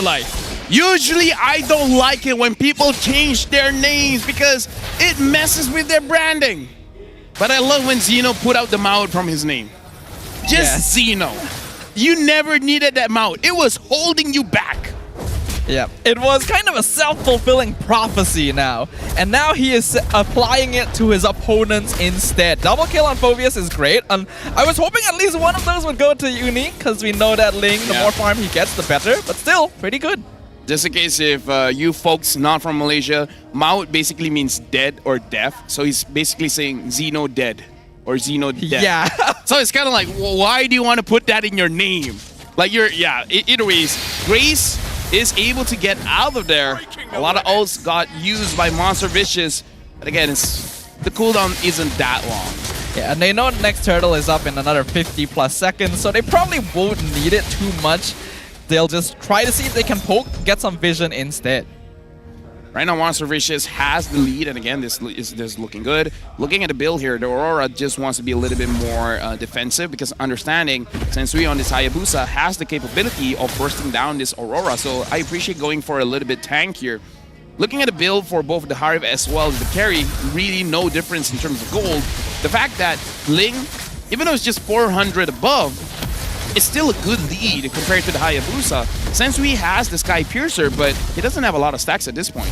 Yeah, if you have a small lead, hold on. I'm offended onto Iris. Gets frozen with the Frigid Frost. Grace gonna buy some space, zone them out to keep Terizla alive. Red Esports, they're still... Again, they want to play objectively, so we got to figure out which objective they want to fight for. Big dive, penalty zone. Zaman 4 is going to be dropped down. Iris, the one lowest right now. Tempest Blades will finish him off. The rest of Red Esports can't really follow up, and now Owl being chased down by Zeno as the Harif is caught by his eternal rival once again, while Uni secures the turtle. I've heard from other coaches to say that you can use Harif against a Phobius because a good Harif is able to outplay that, but so far, Zeno is showing that I just need to follow wherever this guy goes. But again, that is before he gets the Holy Crystal. Once Owl gets the Holy Crystal, might be a different story. But Monster Vicious, they're not pulling off gas. They're keeping pushing forward, and they're getting turrets left and right. I think this is great. We already saw that Red Esports want to play more objective-based. They're not going to force fights all too much. So Monster Vicious can use that to their advantage to try to catch them out during macro rotations. Right now for Monster Vicious and Red Esports, honestly, if Grace has a good catch, it's probably going to be Red Esports team fight that will win it out. But if he doesn't, Monster Vicious has a lot of mobility and a lot of damage come late game. I mean, we saw what Lolio did on the carry when he has his items. That's badonkulous. The word comes back again. But you're not wrong.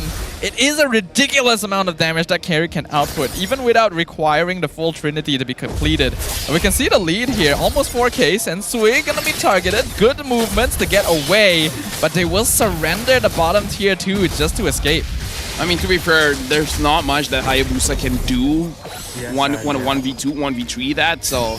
Yeah, it's overall a good choice. Red Esports is just not in a good situation here because they're really just waiting for item timings at this point. Martisi found Owl, but they chose not to engage. I guess Nova provided information that the rest of Red was actually quite nearby. I really like how MV is moving across the map right now. They're being very disciplined. They're not taking unnecessary risks. They're just like, we're farming too, but we're just farming a little bit faster. And they're not forcing catches. Like, we see Nova Escobar and Martizi doing damage checks every once in a while. See, like, okay, how much can we do against Iris? That much? Okay, maybe not commit just yet. It's good coordination. You can tell they're communicating, they're sharing information, they are making decisions as a team. It was a multi-pronged approach 1v1. Uni taking the fight 1v1 against the Hayabusa. Tempest Blaze comes out, and it's Uni who comes out on top. Honestly, I don't think he needed the ult. I think he would have won that. You know why he ulted? Sensui ulted. So the moment Sensui ulted, he ulted as well, immediately canceling the Ogi Shadow. It was so fast, I didn't It was so notice. fast, yeah. That's how fast the fight was. Insane reaction timing. And speaking of, I'm offended onto Iris. Cancels the penalty zone, but he's still able to get it off. Flickers into the backline into his death. And Zeno is still buying time. He flickers out to safety. Implosion finds two. That's going to be rough as well as Uni. But Uni says, nope, you're trapped in here with me. Gets the double kill. Gets the triple. Tempest onto Owl. Follows it up. Maniac for Uni on the link. This lineup is showing up. And stop, I was talking about Owl. I forgot one interaction, man. What is the Hive gonna do in front of a Ruby? And Nova Escobar, man-to-man defense on Owl, making it so that you don't get to dash. He trusts his team to deal with the rest. He's just like, I'm only gonna be on Hive. If I die, I die. But I will not protect you guys from the Hayabusa, from the Vexan. That's all on you guys. I have one job, and that one job is Hive. Nova has always been a very effective roamer. He knows what the team needs from him at any time. And we saw that. And Uni, this really is his meta assassin, being very comfortable on it. Getting a Maniac here against Red Esports is huge. And now with a 6k net worth lead, this game is basically as good as theirs, as long as they remain consistent.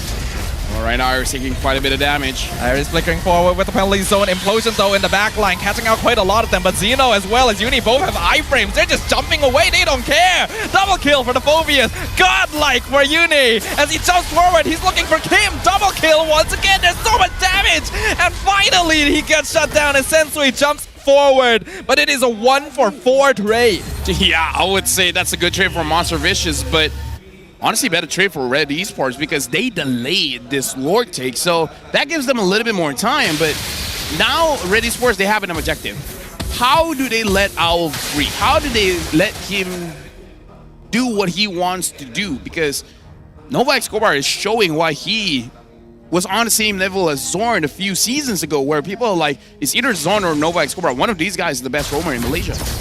Yeah, Owl's having a tough time. Ooh, unfortunate flicker, not able to disjoint, but does share the Ogi Shadow kill with Nova, so it still achieves a similar effect. Though Martizi gonna need to reset to regen his HP. Honestly, I would say that's still worth it, and this is why I use the flicker against the Hayabusa, because not only do you get some distance able to cancel out the Ogi Shadow kill, but the extra armor does help a little bit. Iris going quite far forward. Oh, nice stun from Nova to cancel out Grace as the Infernal Pursuit jumps onto the backline, zoning Owl out again. Iris taken out as Uni joins Zeno in the backline. Kim the first to fall. Double kill already. Sensui just melts Grace and Owl. Where did they all go? Red Esports has turned into a red patch in the ground as Monster Vicious tears through their ranks.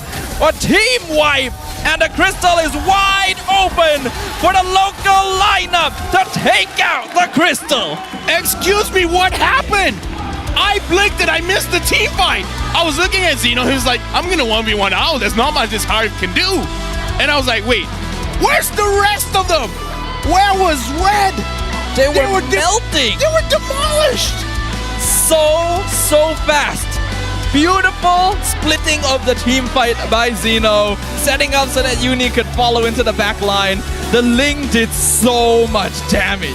In this game, MV fans are being very happy here, but looking at the chat, a lot of people were actually going for Red Esports, so I think even chat is surprised, like, Red, what was that? But I would say it's more on Envy doing the good job than Red making too many mistakes. I mean, mistakes here and there, but it's really on Monster Vicious. They did good.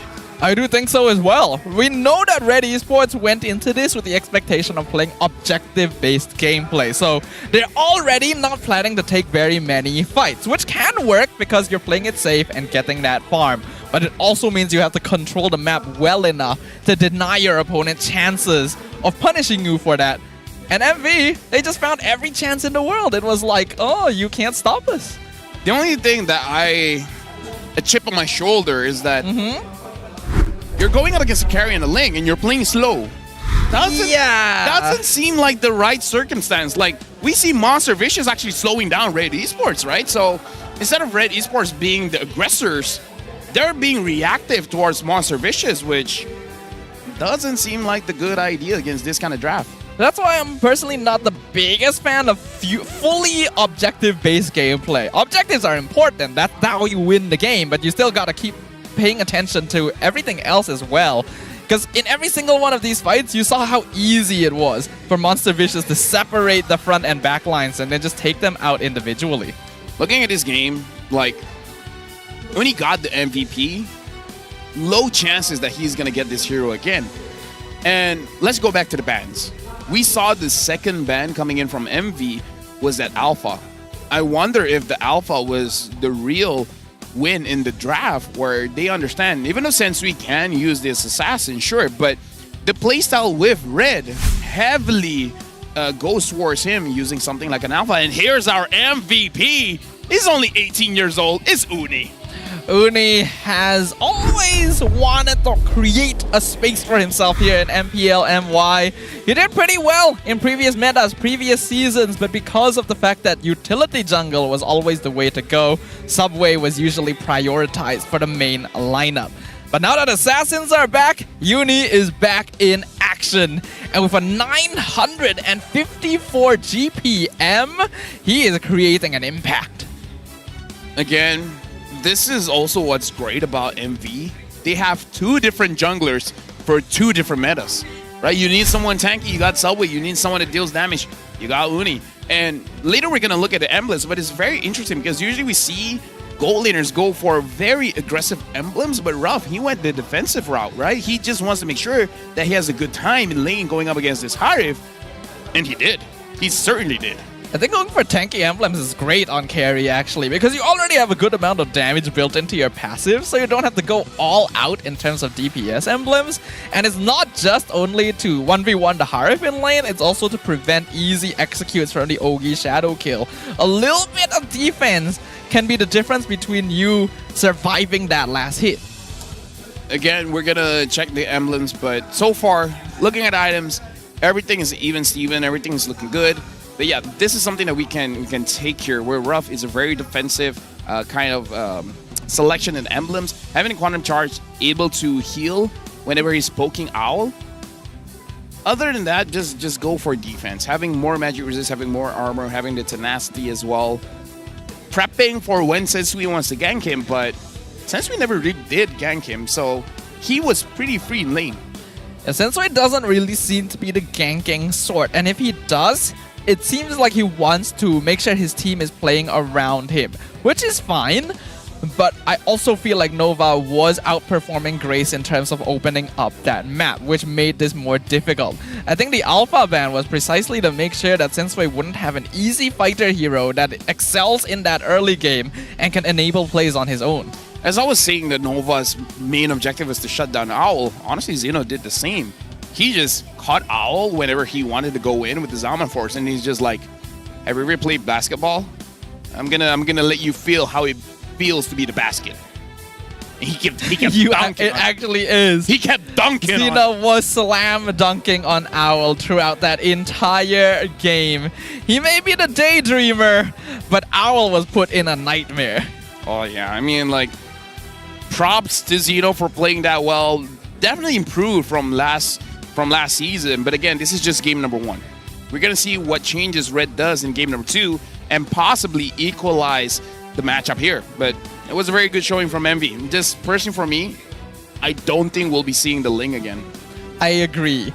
If they let the Ling through again, it would be potentially a glutton for punishment unless that you have a really, really good plan for stopping it. This is not a hero you can afford to play slow, objective style gameplay against.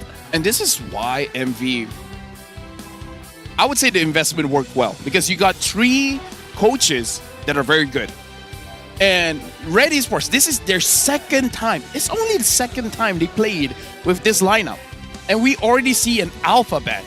My worry is, if MV does it again, and Red loses again, this just gives a signal to other teams like, hey, you guys want a recipe to defeat Red Esports? Just ban Alpha and then you're good. It's happened quite a lot, actually, in past seasons, where a player just seems to be popping off.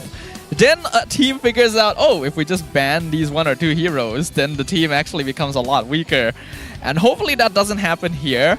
Technically, it already didn't happen yesterday because Team Ray did ban Alpha in Game 2, and it still didn't quite work. But this is a different situation. So maybe this time they got to bring in the Bane? Keep chunking that mid lane? But Bane is usually used against a slightly bulkier lineup, and here, that's not really the case. Okay, so again, we just got to see the adaptations, right? We can't judge them based on one game. We got to see what's coming up next.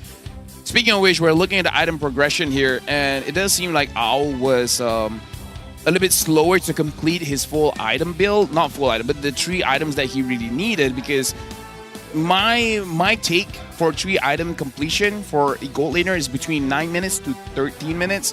According to this graph, it was above 40 minutes. Maybe the graph was wrong because I think he did complete it within 13 minutes, but we can see that he was delayed because he was forced to join the team fight a little bit earlier to make sure that they don't give free objectives over to MV. But that's how fast MV was moving. They forced Owl to join the fight when all he wanted to do was farm. And he wasn't really having the best time in lane against Ruff either. You can even see here Sensui, Sky Piercer, was after Uni got Berserkers. And one of those items is way more expensive. Oh yeah. Oh yeah. Yeah, Berserkers is so much more expensive than Sky Piercer. Sky Piercer is the cheapest item. Yeah. And he got it after he was losing and didn't really do much with it. Sky Piercer, very much a 2-pronged sword. Sky Piercer used to be one of the most broken items, but it only lived for like 1 week, maybe 2 weeks. And after that, Muntan's like, nah, fam, we gotta. It's balance. There are some games where it pops out, but it's not the item anymore, you know? Yeah, it can really be the difference if you're ahead, but if you're behind, it's really difficult. And with that being said, we're gonna go over to stage to see what Rose really has to say before we go into the next match. Selamat datang ke MPL Offstage yang dibawa oleh Hotlink. Dan sekarang ni saya bersama dengan seorang daripada Red Esports. So, hello, can you introduce yourself dan apa role awak dalam Red Esports? Hai, saya Yusrael atau dikenali sebagai Puisi The Creator, and I work as an analyst in Red Esports.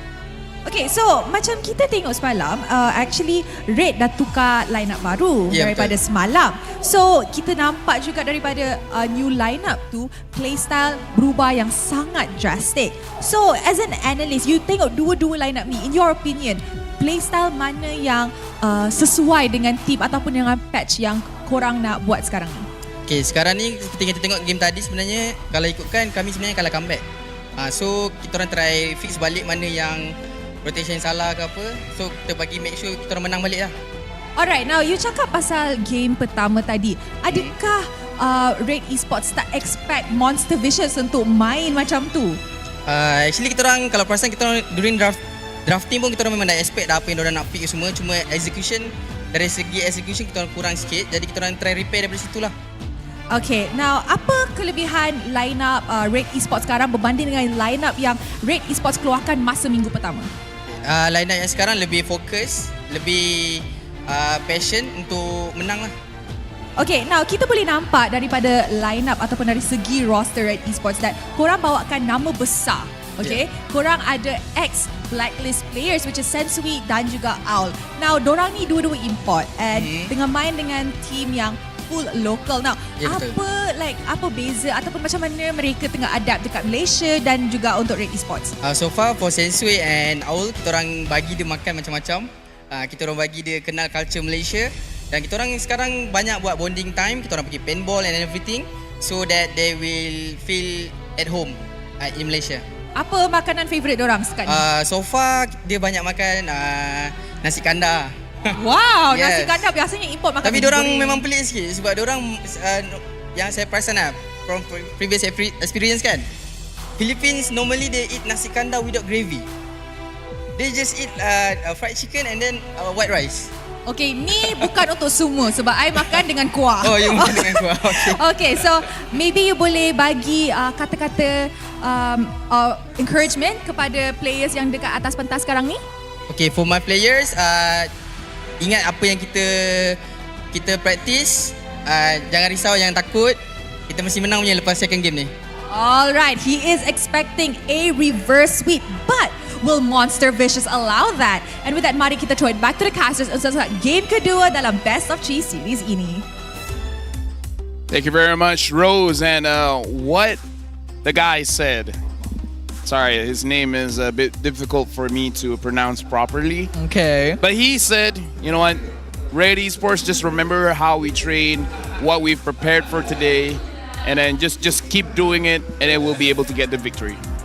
Sounds like good advice. I can't help but kind of focus on the fact that they eat nasi kandar without sauce though. Like that just doesn't... Gravy. Yeah, like without gravy or sauce or whatever. You know? Okay, Like okay. just white rice with a chicken, that's not nasi kandar. I mean, like, to be fair, here's the thing, Stafa. As great as Malaysian food is, not always the healthiest. I mean, that's why we taste good. That's why we taste good. They're like, we trade the flavor for health, but you know, it's like, if you want to, you know, count your calories. Yeah, it's balance in all things, right? You want better food. Listen, You gotta be willing to sacrifice a little. yeah, and my sacrifice after talking to my doctors and having to reduce my weight, I gotta say no to gravy. Oh man. It's not a good life, really. It's not a good life. All right, now we got Red Owl. How does owl sound like? What kind of voice will you give Owl? How do I do a Filipino accent? All right. Do you like Malaysia so far? Yes, I do. That is something. But I'm having a hard time here. All right, there we go. It's whatever. Yeah, he was having a hard time adapting to the food. I haven't practiced Because my you only Filipino eat accent. chicken. Because yeah, that's like exactly what they said. Just chicken. You gotta live a little more, you know. Hold on, how do you do the film? M6 Malaysia, greater than ever. Almost. You just have to do something different with the vowels. I Greater, guess. champion. I don't know. Filipinos in the chat. Sorry, man.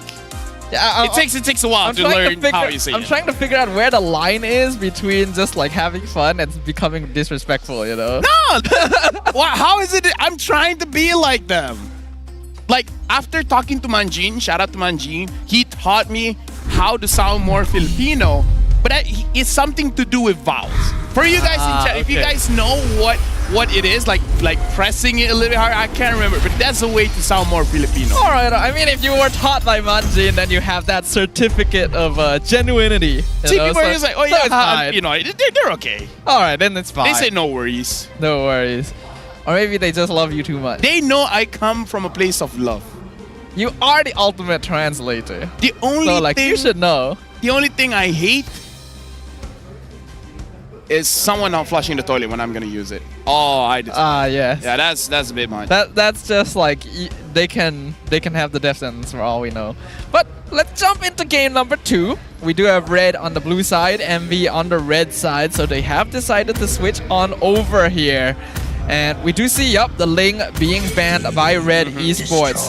And with Hylos banned, no Phobia's banned, still focusing on Zask. I respect it. Red first picks. Okay, here's the thing. I'm not too hype about Jushin pick here because MV, if they have a lot of mobility, they'll be fine. And I know Nova Escobar can use a choke. It's going to be a bit hard for Jushin to catch it. So it's like Jushin, broken hero, 100%. But there are ways to fight against her as long as you have a lot of mobility. It's not going to be easy if you use something like a Terizla, if you use something like a Hylos, if you use something like a Minotaur. If you stray away from those heroes, you should be fine. Yeah, any roam that has a bit more mobility will make life a lot more difficult for Zusin. MV gonna issue a direct letter of challenge here, grabbing the Hayabusa for themselves since Ling was already banned out, and sticking the Phobius with Xeno since he performed pretty well with it. Let me just say, thank you very much, chat. They say they love us. Casters are random. Blah blah, blah, blah. See, we're trying to have fun. Stuff like that. It's like, Yeah, we're having fun. The chat understands. That's W true, chat. that's true. W chat. But yeah, Ready Sports, they pick up the Roger as well as the Gatot Kacha before it gets banned down. There you go. Hi there, support Rex Vin. That's Aria there. Gatot would actually be a pretty good combination with the Zeusin. If you taunt someone, it really locks them in place for that follow-up and toss away. I forgot what the skill was called from Zeusin there. Oh, a little bit of fun fact here. The only player in Monster Vicious who has competed in China once is Martizi. I've never been to China. You've been to China. I have. Is it great? It's actually pretty nice. It's pretty nice? I can't deny, yeah. All right, there we go. We heard it here first. Staffa 2024. China is kind of nice. Yeah. Ooh, whoa! Wow! Whoa! Whoa! What is this? Whoa! Where did this come from? Chat, how do we feel about the Eve? Because let me just say, Staffa, historically in very important matches, say grand finals, people picking up the Eve don't look good. Yeah. No matter the team. I love Eve personally. One of the first mid laners that I really wanted to master because I thought her kit was hella cool, but in competition, I don't know, man. Big question mark here. Eve has always been to me one of the best designed characters in MLBB, actually. It really takes advantage of the mobile platform. I think it's really interesting as well that the only team who has consistently banned Zask has picked Eve. Like, there's just some canon lore happening here. I mean, Eve is good at river control. Let's put it that way, right? Eve is good in two situations. Controlling junglers that don't have a lot of dash, i.e. Tank junglers, the fighter junglers, not really against assassins. So that's number one. Number two, fighting around turtles, fighting around lures. You can poke them out, you can slow them down, making it easier for your frontliners to engage. We'll see. I mean, Eve got bumped her damage numbers a few patches ago. No team has picked it up so far, but oh, I really like the Nolan. I like the Nolan ban as well because even Chad was like, yeah, Nolan's a good pick here. We've been reading chat. They specifically said as well, since we're known for utility junglers, the only assassin he's really good on is Nolan. So Monster Vicious have done their research. And another person did actually mention the Matilda, actually. And when I think about it, it might be good for MV, right? A very good way to get people out of being pulled away by Zeusin and can combo well with the Eve. Again, I'm still looking for something like a Cho because, again, make it hard for Jushin to really engage here. But yeah, Arlet as well. Something that has a lot of dashes. That's it. But yeah, Matilda is probably there as well, but not tanky enough, in my opinion. Well, we've already seen it can work. Yeah, it can work. It can work for sure. Well, let's find out what it's going to be. Monster Vicious have done pretty well with the draft so far, though Eve is definitely a question mark currently that I'm very eager to see how well it performs. Right now, MV, few seconds left. And they're picking up the Tigreal here, so Staffa. Very different. This is a lot of control. It is. MV wants to force fights, apparently. I guess Tigreal is one of those heroes you don't actually want to throw at your team, right? So that's probably what they're going with. But Glue suddenly showing up as well. Pretty good against heroes that are kind of bulky in the front line like Tigreal. And then the Claude. This is going to be difficult for Hayabusa to burst people down, right? Trying to, like, especially when he gets the Glue and then Glue just used the split. There's so many targets where he was split off. Unless he gets the Shuriken, it's gonna be scattered all around. Potentially. They do grab the Claude as well because it would be a good way to counter Glue. You can get quite a lot of stacks off of him, so they're denying that in advance. And now we'll get to see what Ruff is going to bring to the table here. Carry again, going up against the Glue. Carry's not bad. I thought. I mean, if you want more mobility going up against the Jushin, I don't know. Is a river. Oh, Natan against the current. Natan's all right. He has a lot of bursts. Does win lane against Claude on paper. And now MV's magic damage is a bit better because if you just hope for the Eve, it's not going to be enough. But It's a even good spread. Natan. Yeah, it's a good spread. As you have Phobius and Hayabusa for physical, and then Natan and E for magic. Does get a bit of getting used to since revamped Phobius is physical and he used to be magic. But Alright. yeah. yeah. True. But yeah, looking at the draft here, folks, let me just say, draft is just part of the fight. It's not the end-all, be-all. We're gonna see how both these teams are able to utilize both their lineups. Envy again, looking like a draft that wants to force fights. At the same time, they want to wait for a little bit for the Natan to scale up. While looking at Red, will they be able to do well with this God-taught roam? Will they start a fight, or will they run away from the fight? Welcome to the Land of Dawn. Envy going up against Red Esports. Yeah, Monster Vicious currently 1 game up. If they're able to win another 3 points, jump straight into their pocket. And that's going to be a really nice boost here in week 2 of season 14. But I imagine Red Esports will have made some adjustments. Sensui on the Roger now will enable him to go for a little more aggressive early gameplay. Yeah, now we're going to see if Monster Vicious made the right choice to let Jushin go.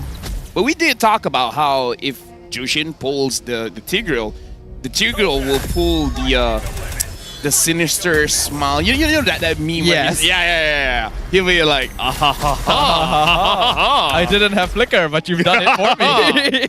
Very much that situation for anyone who plays Tigreal. But Kim is a very aggressive mid laner as well. So something like Zusid should fit his playstyle. Though his timing going to need to be quite important because he is actually getting outpoked by Martizi. Yeah, and Martizi, again, has been showing up. Like, ever since fighting with Toda, he has been one of the key players of how Monster Vicious gets the W. Looking at the emblem set here, looks like the Claude is going to be a little bit more defensive, having the tenacity, but looks like Ruff is going full on damage, having the Bargain Hunter as well, trying to make sure that he gets his 3rd item, probably by 10 minutes. Natan is a hero that scales really, really well into the late game, so having more damage will help him reach those peaks a little bit quicker. I do gotta ask though, we haven't seen Glue in a long time. How's his lane against Phobius, you think? Honestly, it's very solid because as long as basically it's very hard to kill this Glue, as well as he's a very good killer and initiator in the fight. Glue is prime for a meta where Fredrin is relevant again, but having 2 tanky heroes here, he looks good. We see the pull back on Xeno. Both EXP laners going to be hitting level 4, so we already see some damage. Uni on top of the turtle. Nice push here from Nova to get the jungler away, but Sensui is still able to walk up since Grace is disrupting Uni. Infernal Pursuit comes out. Zeus'in ult going to be used. Novak's Kobar going to drop as the first blood, as now Red Esports are running down Monster Vicious. Xeno, no way out on this Phobius. He'll be the second to fall.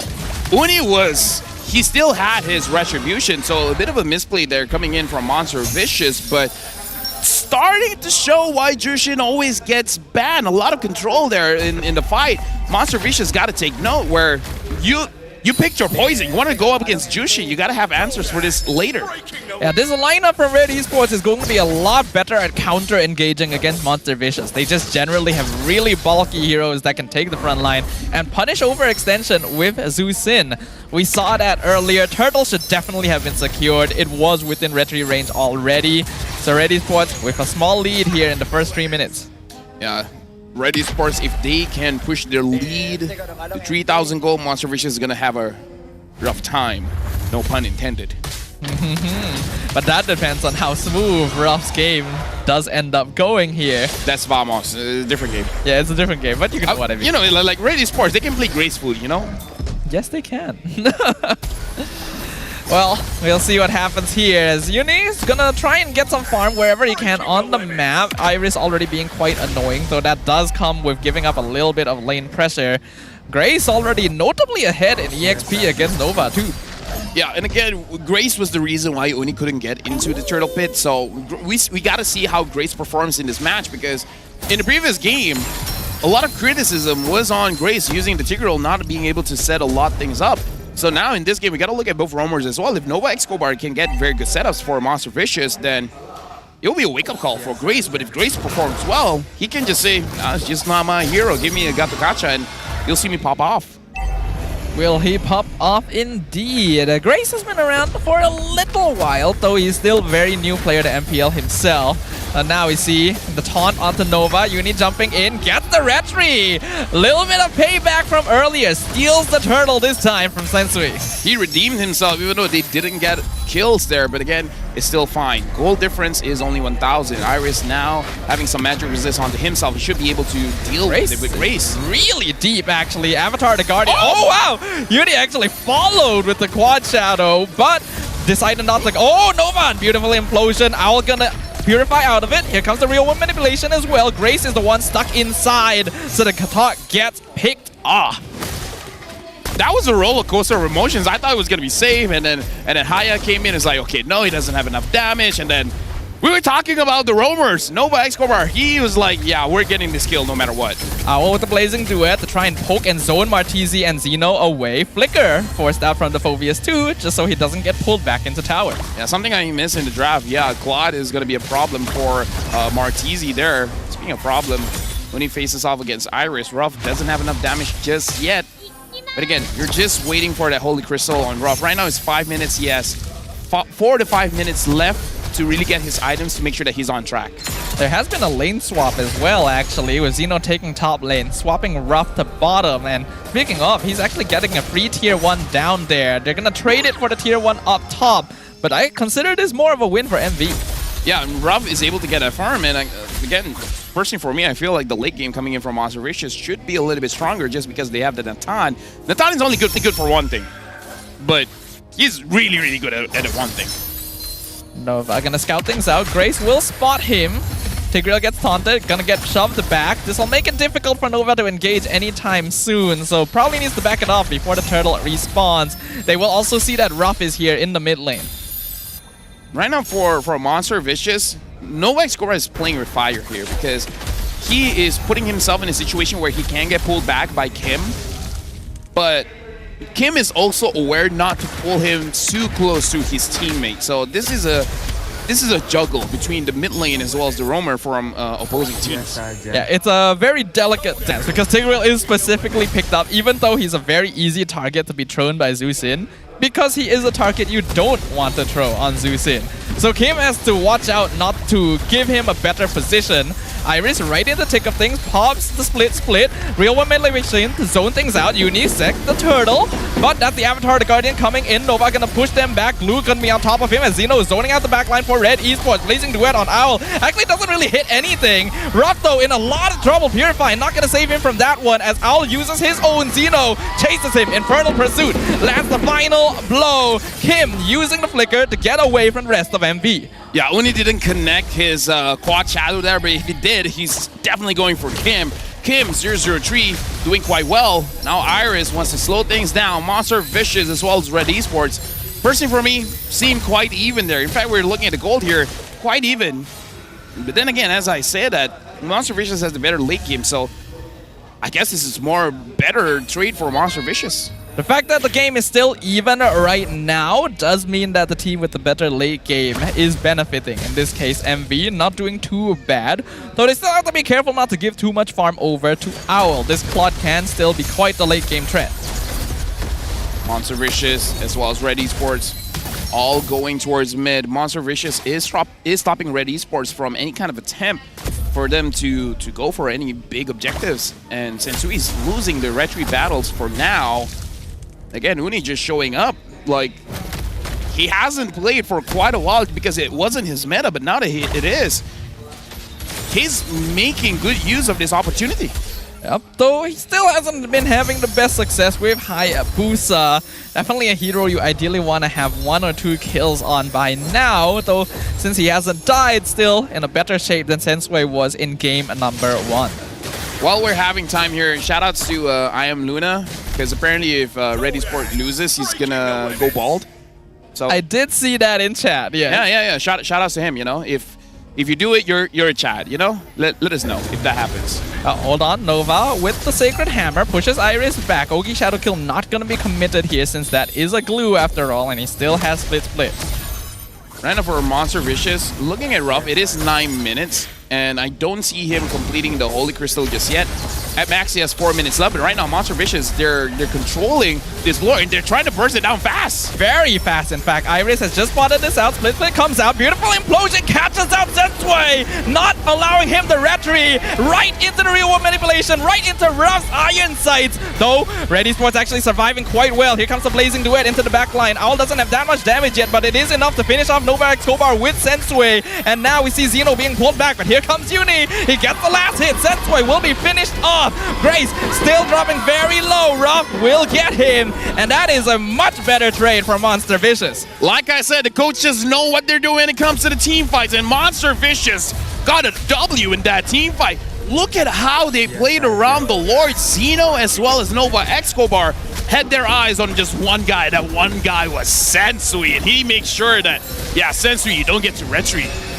Nova, his timing was excellent. The flicker implosion right as Sensui was approaching. He knew exactly what he wanted to do. And then the immediate fight zoning from Martisi and Zeno. This is a well-oiled machine. Ruff now having the Holy Crystal is not going to be looking good for both Iris or Grace. And for the Squishies, Uni got his eyes on all of you guys. At this point, I gotta say, Uni's looking like MVP material. He's performing well. I can see where you're coming from. Lord crashing down bottom. Waves are perfect. 1v1. They're doing so much damage. Zeno gonna get poked quite hard, but Iris as well, already down to 10% thanks to Ruff. This Natan scaling up, though Red Esports are successful in defending their inhibitor. Top side of the map, Uni almost won a 1v1 against Sensui. So again, if he's able to do it twice in a row, one time you got lucky, you know? If you do it again for the second time, that's skill. Against a Roger especially, this is a hero that typically can hold his own quite well against Hayabusa. Monster Vicious not letting up the pressure, continuing to see if they can take this inhib with Ruff popping his own ultimate, though he will have to back this out. Tower just one hit away. Monster Vicious pressuring every single lane, though Red Esports putting up a good defense. Yeah, but again, I kind of feel like Monster Vicious, you don't have to go this hard, right? Manage the waves, don't overextend, because with this kind of lead, you can throw the game. And I believe for Monster Vicious fans, they don't want to see you do well in early and mid just to throw it all away by forcing an end. You have time, just relax. Like, look at Ruff, he has 3 items. He's okay. Look at the Lord advantage. 5,000 gold advantage and 6,000 EXP earned and quite a lot of turrets. That is a very good advantage coming in from a single Lord here, though. They found Iris again. Forced out the split and instantly disengages. I like the push and pull of resources here. Right now, I'm looking at the items as well. I wonder Uni is doing quite well. He's going for quite a greedy build, having the Hunter Strike is fine, but then the Blade of Despair, and he has the Endless Battle as well. Very, very expensive items, and he's probably on his way for a Malefic Roar. He scaled up right on this Hayabusa. As long as that he doesn't get caught, he should be able to deal quite a lot of damage. He is pretty rich, and that's pretty good for Monster Vicious. You know, in some trouble, actually being pulled back very far here, but Unit just jumps straight on in. Ogi Shadow kill, not gonna get any kills here, but dropping Sensui and Grace both very low. Nova Escobar jumps into the backline, gets the Sacred Hammer. Avatar the Guardian cuts him off. Nova gonna get caught on, and he's still alive somehow, even with the split. So much damage from Monster Vicious. Owl jumps in with the Wind of Nature. Oh my god, he's gone. Double kill for Ruff as the Natan is online, and there is no time left for Red Esports. Nova is the prime example of what a roamer should do. He gives space, he baits out Red Esports to chase after him when he's low, and then when they're close enough, he implosions in, giving free kills over to Monster Vicious. The way that Nova Escobar sets up for his team, not just micro-wise with just the mechanics, but macro as well. Pulling the aggro towards a certain angle just so that Ruff can free hit, that's incredible play. Nova has been one of the best roamers we've had here in MPL MY for a very long time. And you can really see that. His patience in using his abilities. Implosion, no one would think he still had it at this stage of the fight. But that's how you catch them off guard. He flickered close to them, banking, betting on Red Esports to do the same. And then the moment they did, he's like, you fell into my trap. Because like Tigreal players are so habitually like used to starting fights with implosion that enemy teams are not ready for the delayed timing. Yeah, a defensive implosion worked best there. Right now, Monster Vicious, 8,000 goal lead. Conceal play. Doesn't know if I want to start this time. Yes, he does. Implosion on 1. That's Iris, and he's just gone. Mega kill for Ruff. Does so much damage from Monster Vicious. Ruff is tearing them apart. Triple kill on an Atan. There is nothing Red Esports can do. The local lineup is truly living up to their name, for they are vicious in the land of Dawn. Right now, Monster Vicious is showing up, saying the full local lineup can still perform well. Red Esports, this lineup had a good opening, but now they got to go back to the drawing board and think about how they're moving forward, because Envy just stopped them. And this time, I don't know, with 2 different drafts. With that being said, we're going over to the stage with Rose. The only full local lineup this MPL Malaysia musim ke-14. 2 bebalas kosong, 3 mata penuh untuk pasukan Monster Vicious. First of all guys, congratulations. Itu adalah game yang very well done. Okay, Martizi dulu. Alright. Martizi, peganglah mic. Okay. Kan dekat video tu, apa ni? Team cakap you yang selalu marah dorang sebab you yang baru. Dia yang cakap apa? Team saya cakap apa? Kan kita buat video yang apa ni, siapa paling dalam team, lepas tu dorang cakap you yang selalu marah sebab you yang baru. So kita start with you dulu. Sebab ni diorang bagi diorang selalu kat scream jenis yang macam barbar kan. So you yang marah. Saya marah diorang. Oh, dia tengah try explain himself. Okay, tak, tapi tu bukan soalan I. Soalan I ialah kenapa Eve? Ini adalah first pick Eve di musim ini, and kita nampak dari international tournament yang sebelum ni, which is like Snapdragon, a lot of the times bila Eve dimainkan, itu adalah Eve yang kalah. Most of the time, AP brand pun tak jadi guna Eve. So kenapa Eve, and apa buat Martizi perform dengan Eve yang sangat-sangat baik? Eve saya rasa diorang yang tak boleh lawan Eve saya kot. Sebab Eve saya biasa-biasa je saya rasa. Oh, so you rasa it's pilot issue lah? Pilot issue kot. Lagipun saya saja lepas Zusin kat dorang. Kan Zusin dorang gacor sangat, biasa. Biasa je. Oh. Okay. I like. Okay, apa kata kita pass mic kepada Raf? Hello. Okay, Raf, you baru je lawan dan menang against ex-blacklist player iaitu Owl. Apa perasaan main satu lane dengan dia, dan macam mana experience awal? You rasa easy ke?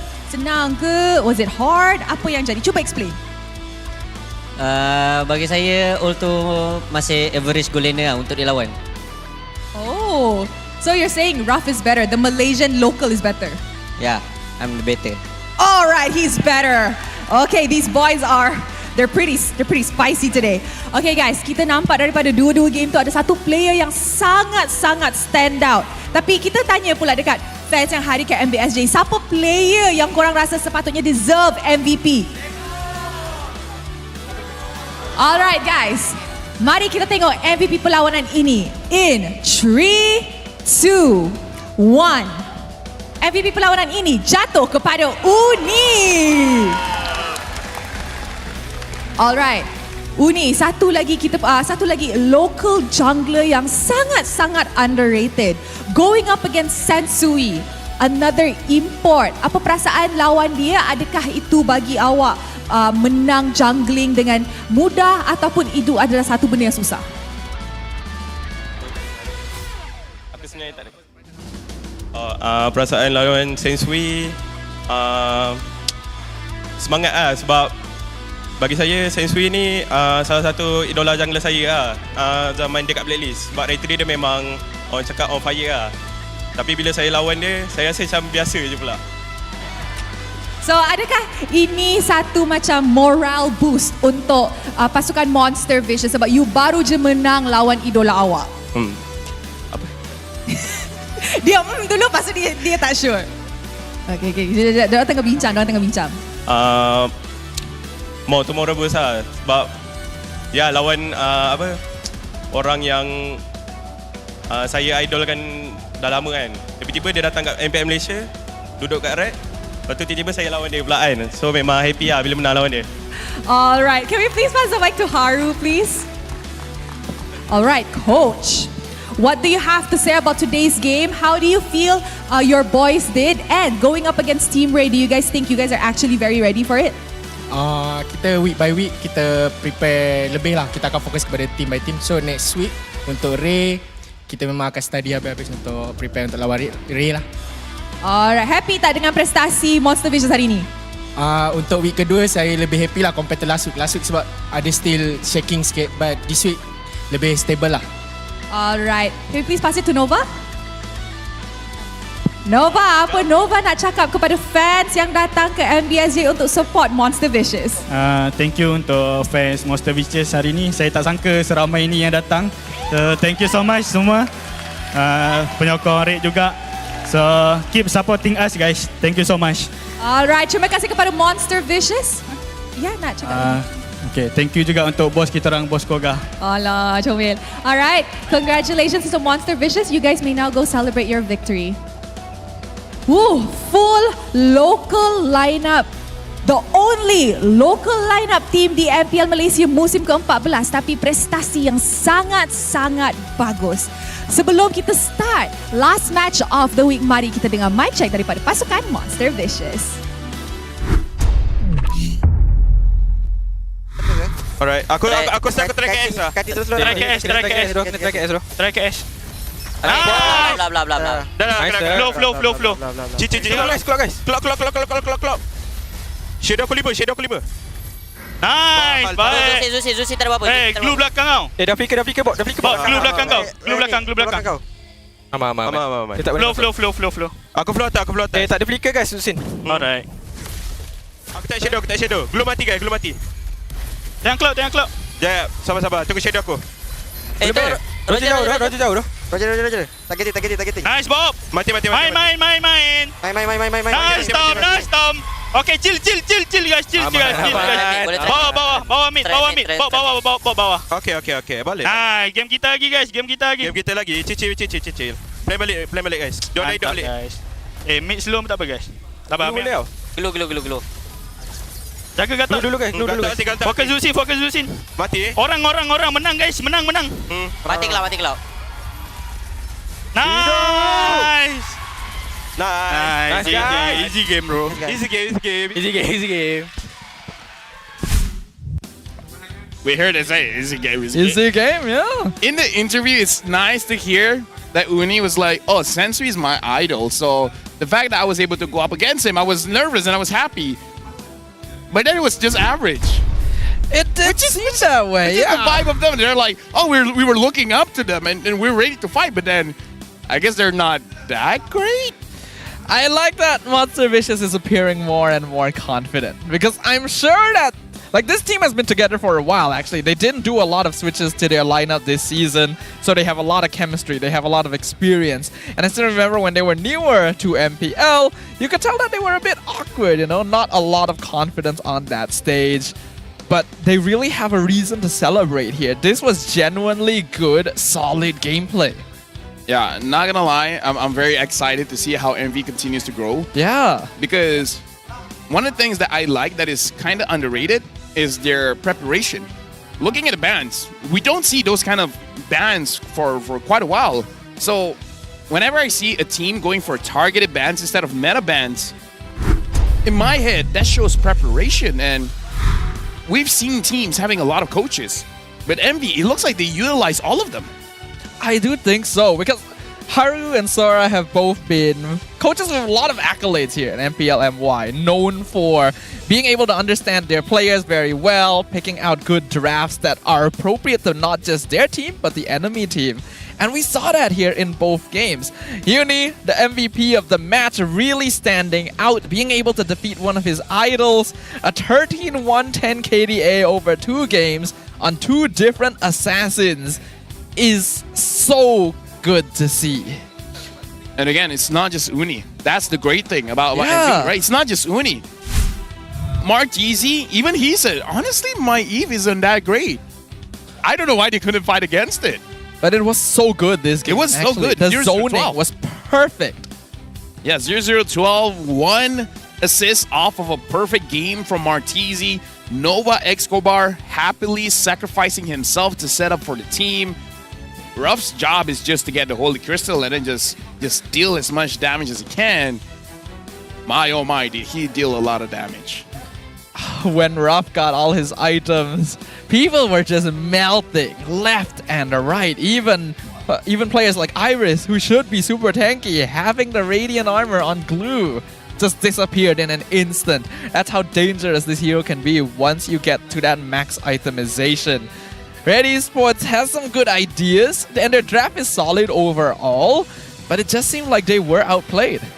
They were definitely outplayed, out-macroed, I would say as well, because every single time we see Red trying to get some kind of advantage, MV finds a way to prevent them from getting that advantage. So this is a very good growth coming in from MV, because last season they were at the bottom of the league, right? And then the Snapdragon Pro Series happened, and then they look good. They beat some international teams. If they keep up this pace, if they keep up this momentum, I'm not surprised if they can make it somewhere close to top 3.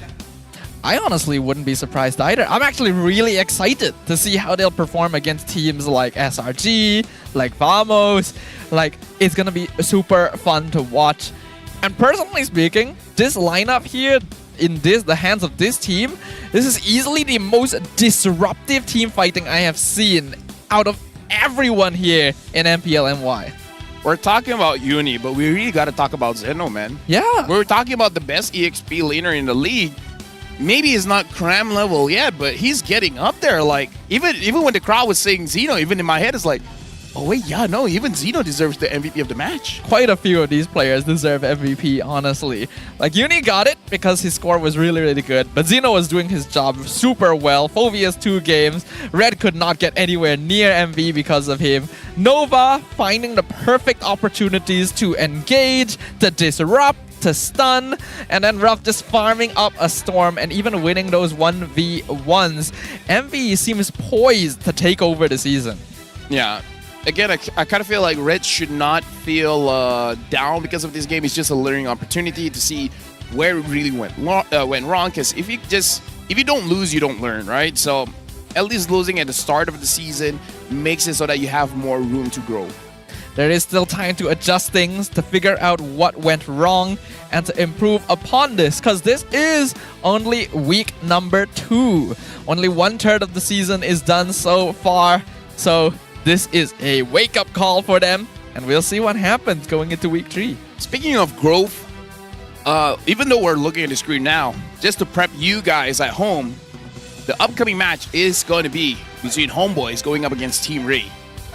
Pretty sure most of our viewers, because I recognize some of the names, they were watching yesterday. You guys saw Team Ray's game. Let's see if they improved going up against Homeboys. And Homeboys, they look pretty strong. But now let's look at the Hall of Famers here. Rich guy in the carry is Ruff. 882 gold per minute, 66,000 damage dealt. Sandbag Iris, 105,000 damage taken. Best wingman, Martizi, with 12 total assists. Chico has an eye for talent because both Martizi and Ruff were scouted by him. Yep, I still remember that. In fact, they have had time spent with Todak, both individually, and now they're branching out, they're on Monster Vicious and doing very well for themselves. Also find it kind of funny, everyone on the screen has the same hairstyle. Should we change? Kind of common here. I won't. I don't think I can. Yeah, looking at your hair right now, I think it'd be kind of difficult. Yes. Yeah. If anyone shares the same hairstyle as you guys see here in the Hall of Fame, shout yourself out in chat. Let us know. And for those of you who are getting bald, let us know as well. Indeed. And one particular person in chat, we're going to hold you to that. Looking at the itemization here, it looks pretty standard overall. Sensui is going for the slightly more farming style, but did go Windtalker into Thunderbelt. So, actually trying to get more focus on itemization. In my head, it's very impressive how Uni really went for this build, Hunter Strike going into the Blade of Despair, roughly at the same time when Sensui got his 3 items. Actually, faster than his 3 items. So, which means Sensui did farm up relatively well. Look at how fast he got Endless Battle after BOD. The items just like, whoop. I think at that point where it really spiked when he got kills, he got lords and stuff. So yeah, I feel like it is a greedy build. I want to see if Uni can keep on using this build going up against other teams. Yep. This has been a slightly better test, but MV still hasn't really faced some of the top guns here in MPL MY so far. But with their awesome performance, they have shot all the way up to 3rd place, right behind SRG and Team Vamos. Almost like I foreshadowed it. Actually, I had no idea. I completely forgot which standing they're about to occupy. But yes, Monster Vicious is actually above JP Niners because their aggregate points is 3. JP Niners is 1. Red Esports right now having 3 total points, but -2 on the aggregate points. So they're still looking okay. For those of you guys that don't know, for you to get to the playoffs, you need to be top 6. Right now, Red Esports, they're just hovering around top 6. Looking at Toda, looking at Homeboys, they're prime competitors to jump into the top 6 as well. But looking at the rest of the members of the standings, it's going to be very tough for both Todak and Homeboys to get to that level. There's going to be a lot of work ahead of them, but Homeboys will get a chance to move up in the charts because they are going to be playing in the final game of the day and also the final game of the week. Yeah, looking at a few people here, bro got called out, my middle part. All right, so apparently he had the middle part. And for you guys, another guy with doesn't have a middle part, Didn't Hero Soyu will be released on 21st of September. It's the 15th now. So in 6 days. 6 days. We're good at math. When the rank resets. Oh. When the rank resets, Soyu will be released. I find it kind of funny that both you and Gideon kind of subconsciously say his name as Soyu. How do you pronounce it? It's Suyo. It's U and then O. Or you're not the only one. Gideon actually did the same thing yesterday. In fact, I think he pronounced it as Shoyu. Gideon wasn't here yesterday. Sorry, the other day. Friday, yes. It's all about mindset stuff. People get triggered the way I say Kufra. Yeah. Wait, they do? Kufra. What's wrong with that? Right, what's wrong with that? That's fine to me. Yeah. Is it supposed to be pronounced differently? Is it supposed to be pronounced as Krufa? No, I don't think so. Oh. Huh. Right. We're going for a break. See you guys later.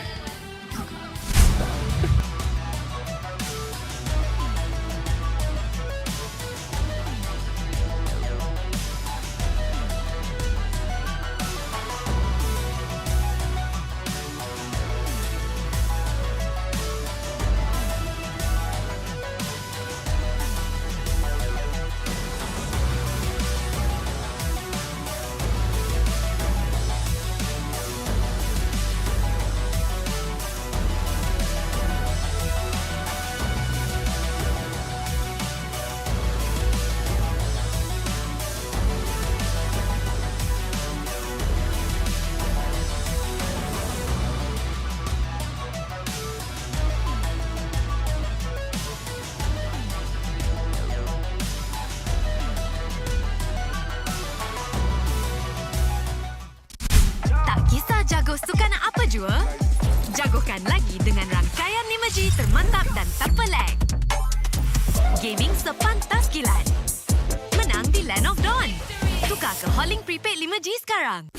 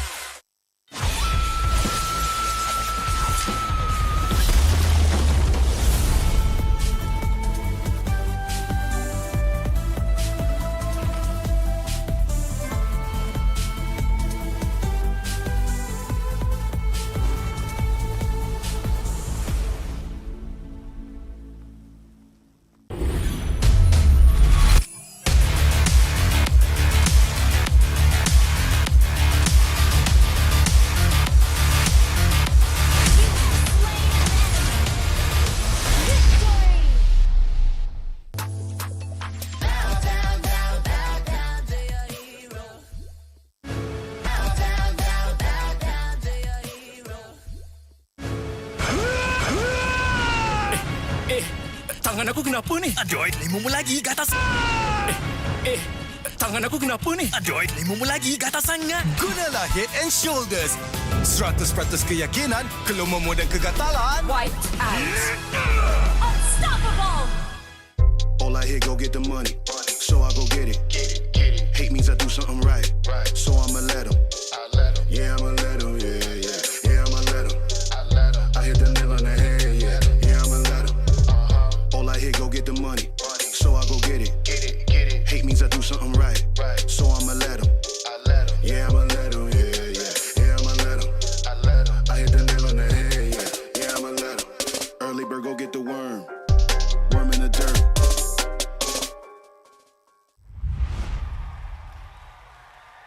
Panas. Itulah, panas gila. Kau ada payung? Ada? Kau tak dengar ke Kak Gura selalu cakap? Sediakan hujan sebelum payung untuk M6. Cik kau. Sediakan payung sebelum hujan. Oh, iya ke? Tapi apa kena-mena dengan M6? Apa kena dengan M6? Ha.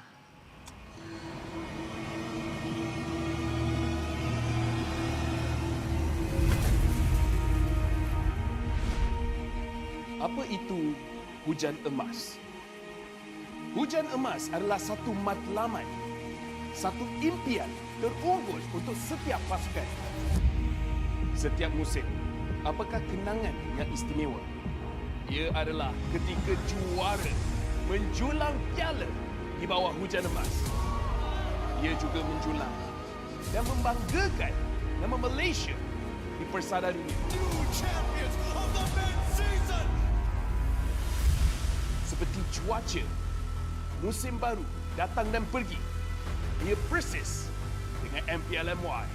Setiap pasukan dan pemain yang pernah menjejak kaki di MPL MY, mereka tidak pernah berputus asa. Setiap musim ada permulaannya.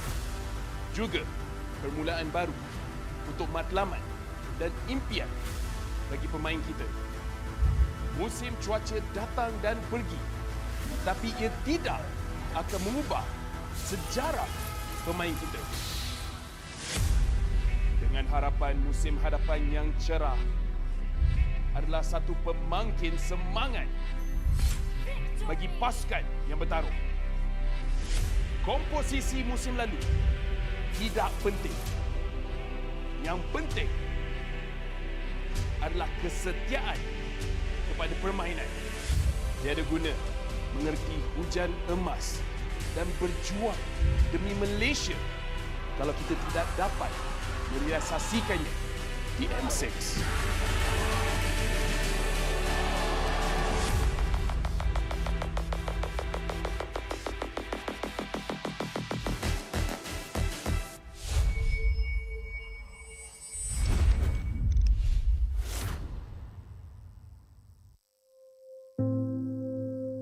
Malaysia Day kali ini, aku personally rasa a bit special disebabkan sekarang kita dah bawa pulang satu kejuaraan dunia dekat Malaysia dan M6 juga ada dekat Malaysia.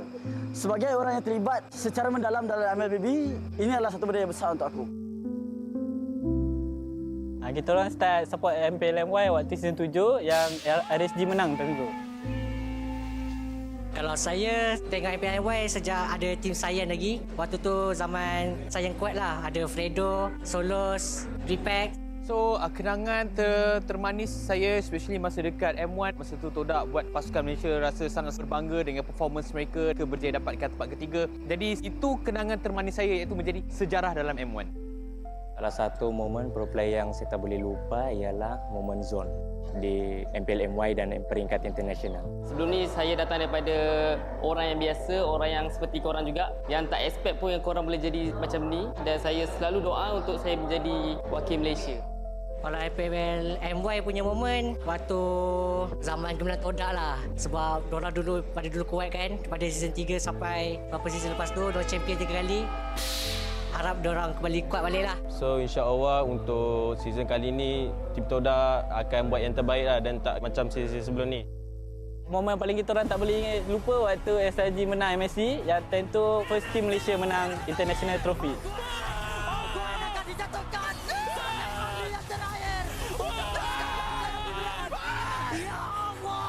Sejujurnya saya tak pernah expect yang saya dapat pergi sejauh ini sebab sebelum ni saya dikenali just a player dari Tier 2 je, and now I'm here, I'm the champion, I'm the final MVP.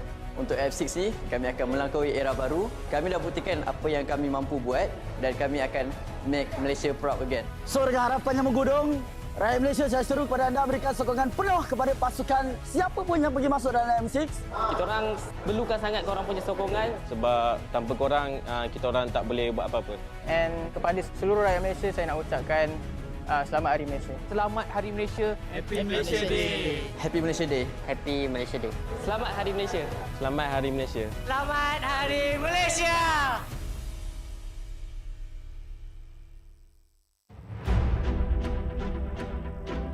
Semua orang boleh menyarum jersey kebangsaan. Jadi once you pakai menyarum jersey kebangsaan, you rasa sangat-sangat berbangga, you dipilih atau diberi tanggungjawab untuk mewakili negara. Perasaan bangga tu you tak terangkan dekat semua orang. Cuma feeling you pakai saja, once you pakai saja jersey tu, you akan rasa macam you want to give something to Malaysia.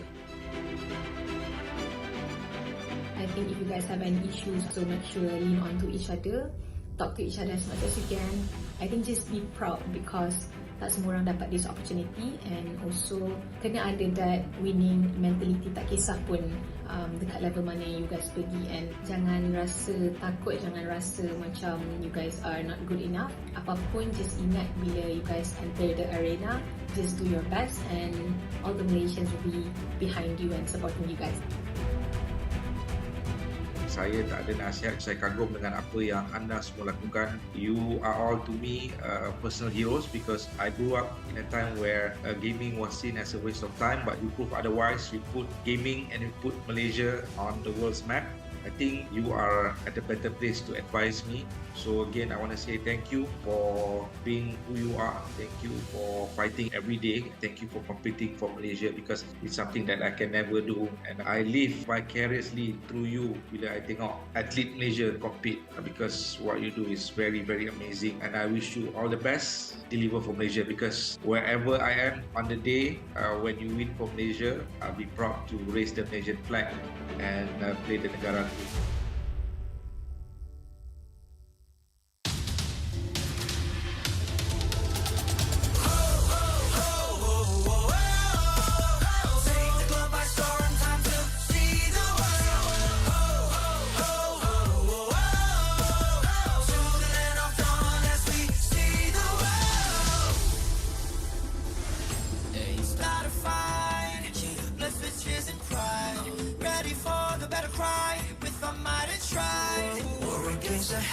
Set the fire to the sky. Keep burning bright, kill the allies and enemies mesmerize. Strive for domination. Feel the pressure rising. The fight with your life and for your nation. With your devotion, emotion. Lay it on the line, the choice is yours. Offense or defense, let the courage roar. Reaching for the heights, it's up to soar.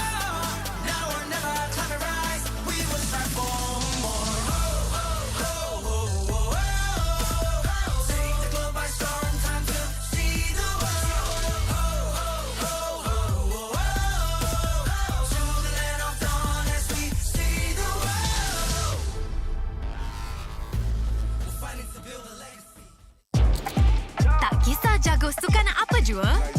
Jagokan lagi dengan rangkaian 5G termantap dan tak pelik. Gaming sepantas kilat. Menang di Land of Dawn. Tukar ke Holling Prepaid 5G sekarang.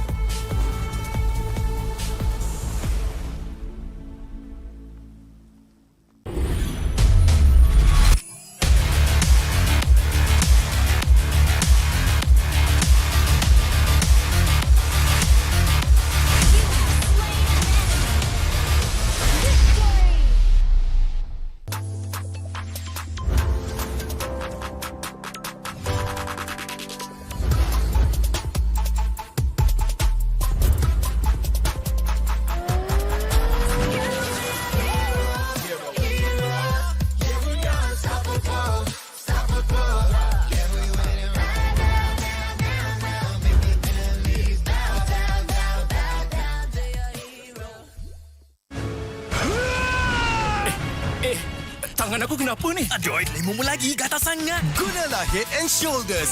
100% keyakinan, kelomomo dan kegatalan. White out. Unstoppable. All I hear, go get the money. So I go get it. Hate means I do something right. So I'ma let them. Yeah, I'ma let them. Yeah, I'ma let them. I hit the nail on the head. Yeah, I'ma let them. All I hear, go get the money. So I go get it. Hate means I do something right. So I'ma let them. Yeah, I'ma let them. Yeah, I'ma let them. I hit the nail on the head. Yeah, I'ma let them. Early bird, go get the worm. Worm in the dirt.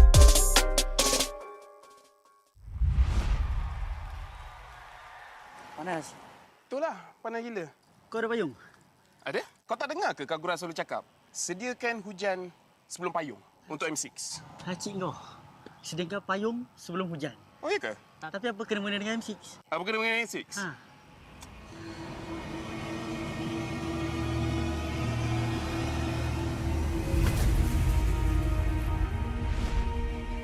Apa itu hujan emas? Hujan emas adalah satu matlamat, satu impian terunggul untuk setiap pasukan.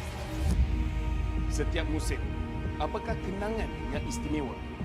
Ia adalah ketika juara menjulang piala di bawah hujan emas. Ia juga menjulang dan membanggakan nama Malaysia di persada dunia. Seperti cuaca, musim baru datang dan pergi. Ia persis dengan MPL MY. Setiap pasukan dan pemain yang pernah menjejak kaki di MPL MY, mereka tidak pernah berputus asa. Setiap musim ada permulaannya. Juga permulaan baru untuk matlamat dan impian bagi pemain kita. Musim cuaca datang dan pergi, tapi ia tidak akan mengubah sejarah pemain kita.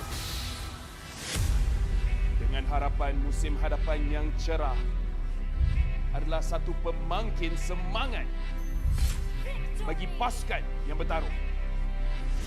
Komposisi musim lalu tidak penting. Yang penting adalah kesetiaan kepada permainan. Tiada guna mengerti hujan emas dan berjuang demi Malaysia kalau kita tidak dapat merealisasikannya di M6.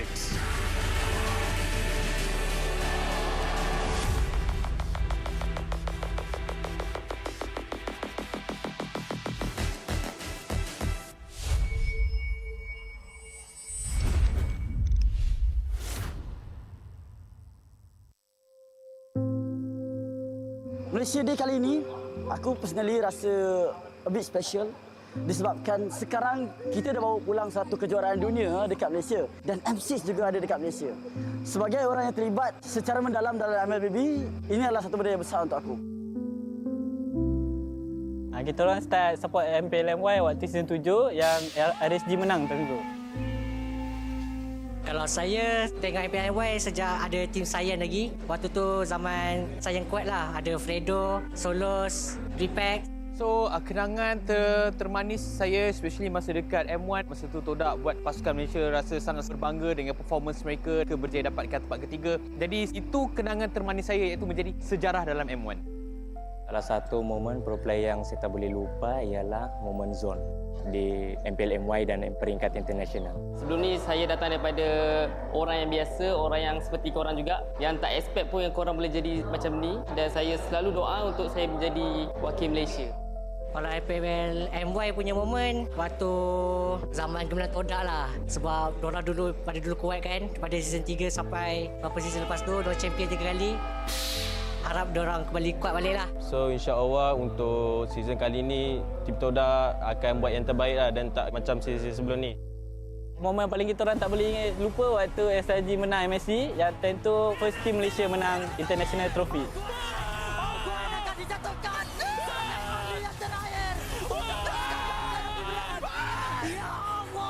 Jujurnya saya tak pernah expect yang saya dapat pergi sejauh ini sebab sebelum ni saya dikenali just a player dari Tier 2 je, and now I'm here, I'm the champion, I'm the final MVP.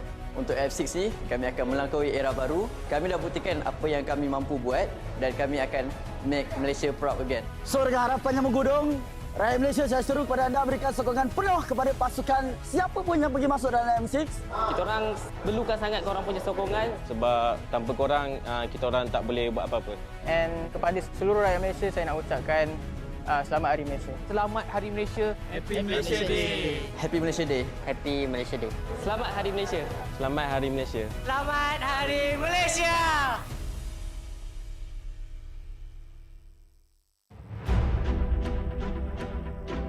Semua orang boleh menyarum jersey kebangsaan. Jadi once you pakai menyarum jersey kebangsaan, you rasa sangat-sangat berbangga, you dipilih atau diberi tanggungjawab untuk mewakili negara. Perasaan bangga tu you tak terangkan dekat semua orang. Cuma feeling you pakai saja, once you pakai saja jersey tu, you akan rasa macam you want to give something to Malaysia. I think if you guys have any issues, so make sure lean on to each other, talk to each other as much as you can. I think just be proud because tak semua orang dapat this opportunity, and also kena ada that winning mentality, tak kisah pun dekat level mana you guys pergi, and jangan rasa takut, jangan rasa macam you guys are not good enough. Apapun, just ingat bila you guys enter the arena, just do your best and all the Malaysians will be behind you and supporting you guys. Saya tak ada nasihat, saya kagum dengan apa yang anda semua lakukan. You are all to me personal heroes because I grew up in a time where gaming was seen as a waste of time, but you prove otherwise. You put gaming and you put Malaysia on the world's map. I think you are at a better place to advise me. So again, I want to say thank you for being who you are. Thank you for fighting every day. Thank you for competing for Malaysia because it's something that I can never do. And I live vicariously through you bila I tengok atlet Malaysia compete because what you do is very, very amazing. And I wish you all the best. Deliver for Malaysia because wherever I am on the day when you win for Malaysia, I'll be proud to raise the Malaysian flag and play the negara.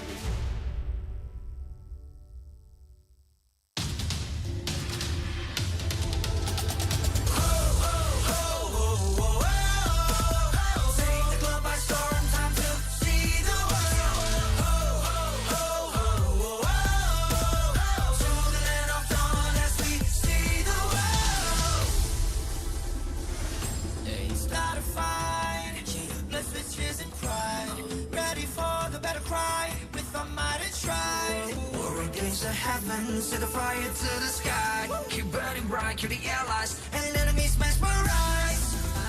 Strive for domination. Feel the pressure rising. Fight with your life and for your nation. With your devotion, emotion. Lay it on the line. The choice is yours. Offense or defense. Let the courage roar. Reaching for new heights. It's up to soar.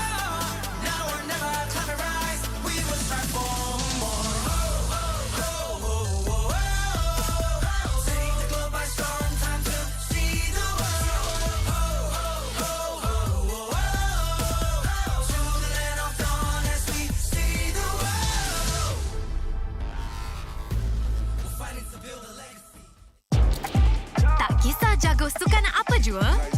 Jagokan lagi dengan rangkaian 5G termantap dan tanpa lag. Gaming sepantas kilat. Menang di Land of Dawn. Tukar ke Holling Prepaid 5G sekarang.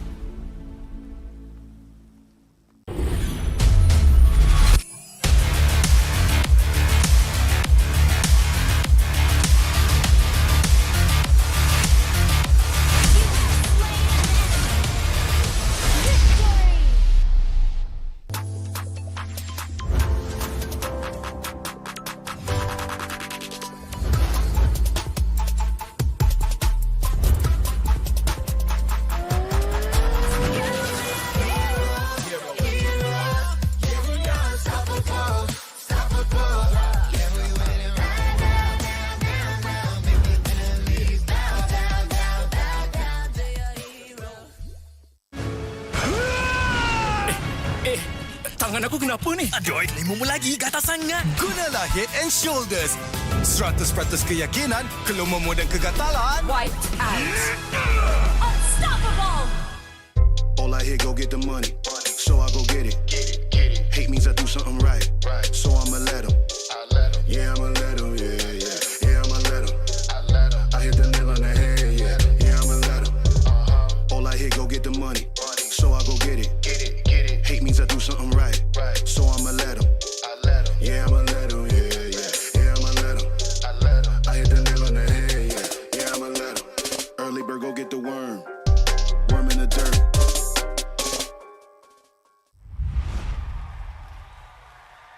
Panas.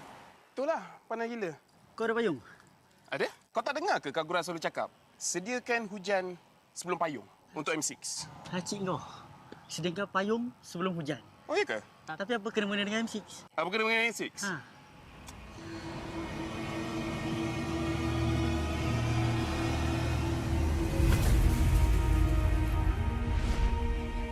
Apa itu hujan emas? Hujan emas adalah satu matlamat, satu impian terunggul untuk setiap pasukan. Setiap musim, apakah kenangan yang istimewa? Ia adalah ketika juara menjulang piala di bawah hujan emas. Ia juga menjulang dan membanggakan nama Malaysia di persada dunia. Seperti cuaca, musim baru datang dan pergi. Ia persis dengan MPL MY. Setiap pasukan dan pemain yang pernah menjejak kaki di MPL MY, mereka tidak pernah berputus asa. Setiap musim ada permulaannya. Juga permulaan baru untuk matlamat dan impian bagi pemain kita. Musim cuaca datang dan pergi, tapi ia tidak akan mengubah sejarah pemain kita. Dengan harapan musim hadapan yang cerah adalah satu pemangkin semangat bagi pasukan yang bertarung. Komposisi musim lalu tidak penting. Yang penting adalah kesetiaan kepada permainan. Tiada guna mengerti hujan emas dan berjuang demi Malaysia kalau kita tidak dapat merealisasikannya di M6.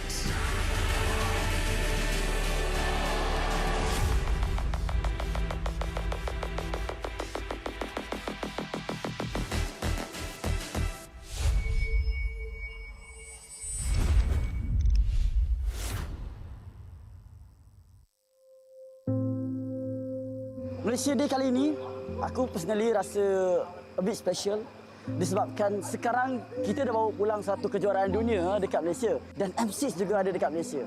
Sebagai orang yang terlibat secara mendalam dalam MLBB, ini adalah satu benda yang besar untuk aku. Kita orang start support MPL MY waktu season 7 yang RSG menang tahun tu.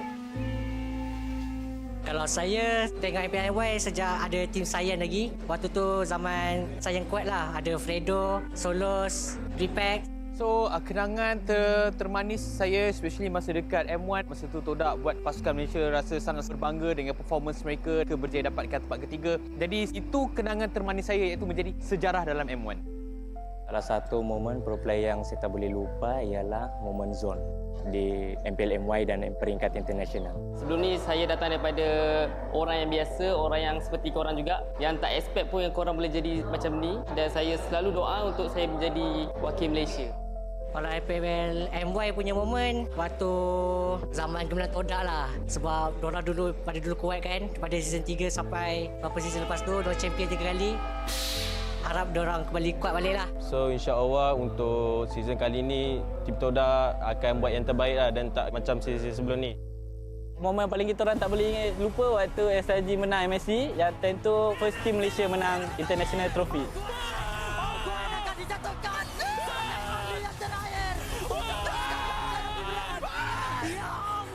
Sejujurnya saya tak pernah expect yang saya dapat pergi sejauh ini sebab sebelum ni saya dikenali just a player dari Tier 2 je, and now I'm here, I'm the champion, I'm the final MVP.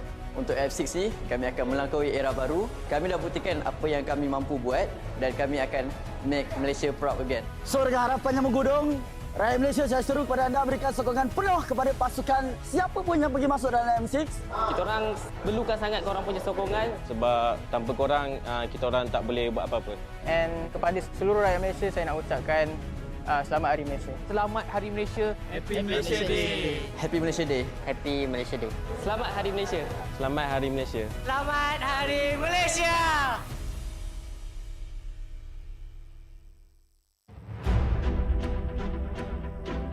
Semua orang boleh menyarum jersey kebangsaan. Jadi once you pakai menyarum jersey kebangsaan, you rasa sangat-sangat berbangga, you dipilih atau diberi tanggungjawab untuk mewakili negara.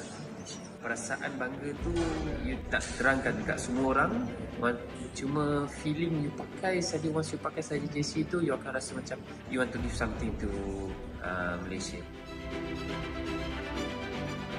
I think if you guys have any issues, so make sure lean on to each other, talk to each other as much as you can. I think just be proud because tak semua orang dapat this opportunity, and also kena ada that winning mentality, tak kisah pun dekat level mana you guys pergi, and jangan rasa takut, jangan rasa macam you guys are not good enough. Apapun, just ingat bila you guys enter the arena, just do your best and all the Malaysians will be behind you and supporting you guys. Saya tak ada nasihat, saya kagum dengan apa yang anda semua lakukan. You are all to me personal heroes because I grew up in a time where gaming was seen as a waste of time, but you prove otherwise. You put gaming and you put Malaysia on the world's map. I think you are at a better place to advise me. So again, I want to say thank you for being who you are. Thank you for fighting every day. Thank you for competing for Malaysia because it's something that I can never do. And I live vicariously through you bila I tengok atlet Malaysia compete because what you do is very, very amazing. And I wish you all the best. Deliver for Malaysia because wherever I am on the day when you win for Malaysia, I'll be proud to raise the Malaysian flag and play the negara.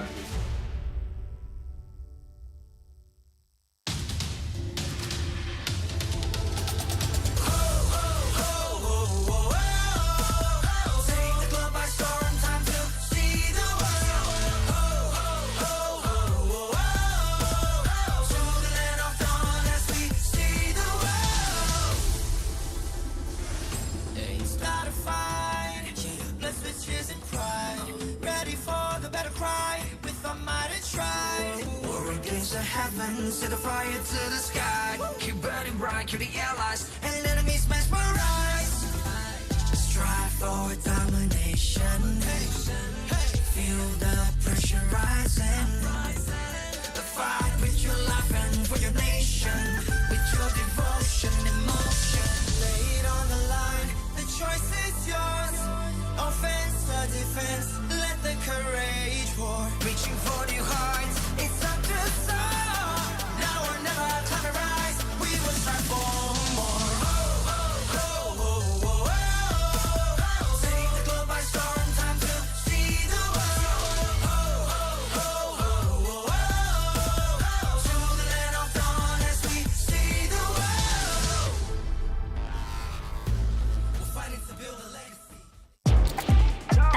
Jago sukan apa jua? Jagokan lagi dengan rangkaian imeji termantap dan tanpa lag. Gaming sepantas kilat. Menang di Land of Dawn. Tukar ke Holling Prepaid 5G sekarang.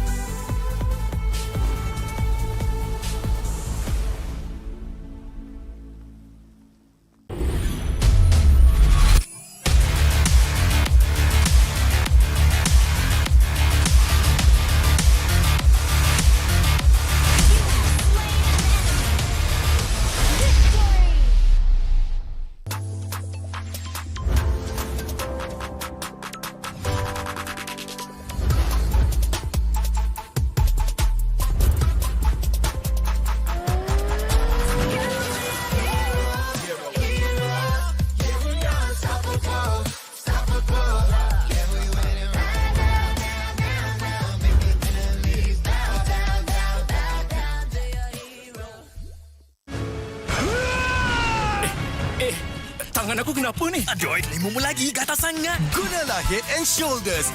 100% keyakinan, kelumamu dan kegatalan. White out. Unstoppable. All I hear, go get the money. So I go get it.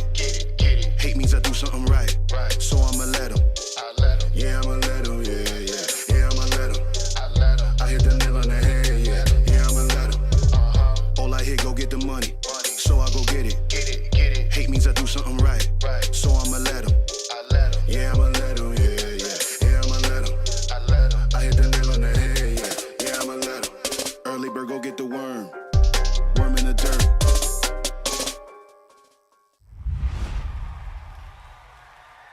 Panas. Itulah, panas gila. Kau ada payung? Ada? Kau tak dengar ke Kagura selalu cakap? Sediakan hujan sebelum payung untuk M6. Cik kau. Sediakan payung sebelum hujan. Oh, iya ke? Tapi apa kena-mena dengan M6? Apa kena dengan M6?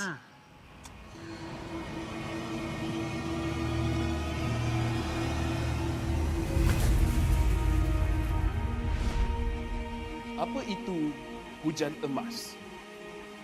Hujan emas adalah satu matlamat, satu impian terunggul untuk setiap pasukan. Setiap musim, apakah kenangan yang istimewa? Ia adalah ketika juara menjulang piala di bawah hujan emas. Ia juga menjulang dan membanggakan nama Malaysia di persada dunia. Seperti cuaca, musim baru datang dan pergi. Ia persis dengan MPL MY. Setiap pasukan dan pemain yang pernah menjejak kaki di MPL MY, mereka tidak pernah berputus asa. Setiap musim ada permulaannya. Juga permulaan baru untuk matlamat dan impian bagi pemain kita. Musim cuaca datang dan pergi, tapi ia tidak akan mengubah sejarah pemain kita. Dengan harapan musim hadapan yang cerah adalah satu pemangkin semangat bagi pasukan yang bertarung. Komposisi musim lalu tidak penting. Yang penting adalah kesetiaan kepada permainan. Tiada guna mengerti hujan emas dan berjuang demi Malaysia kalau kita tidak dapat merealisasikannya di M6.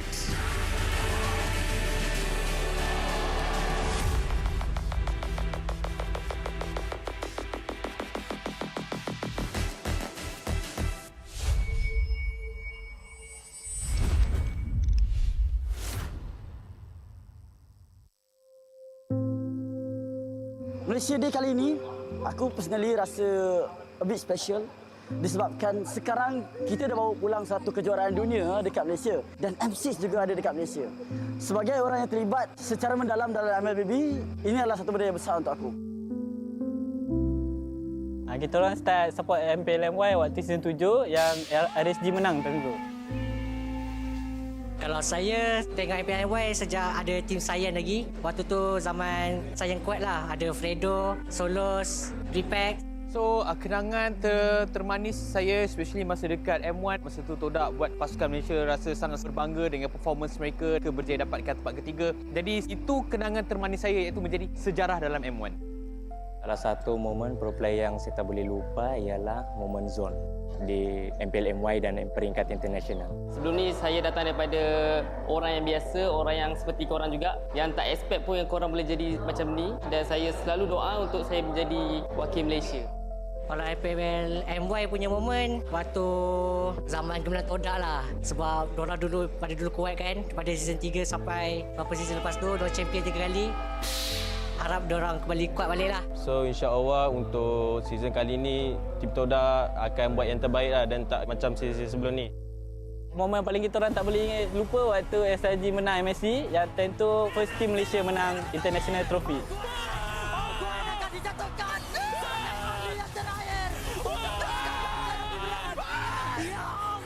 Sejujurnya saya tak pernah expect yang saya dapat pergi sejauh ini sebab sebelum ni saya dikenali just a player dari Tier 2 je, and now I'm here, I'm the champion, I'm the final MVP. Untuk F6 ni, kami akan melampaui era baru. Kami dah buktikan apa yang kami mampu buat dan kami akan make Malaysia proud again. So dengan harapan yang menggudung, rakyat Malaysia, saya seru kepada anda berikan sokongan penuh kepada pasukan siapa pun yang pergi masuk dalam M6. Kita orang perlukan sangat korang punya sokongan. Sebab tanpa korang, kita orang tak boleh buat apa-apa.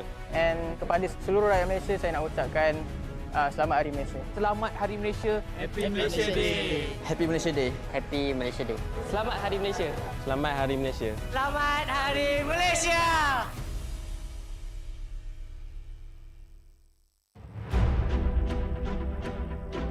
Semua orang boleh menyarum jersey kebangsaan. Jadi once you pakai menyarum jersey kebangsaan, you rasa sangat-sangat berbangga, you dipilih atau diberi tanggungjawab untuk mewakili negara.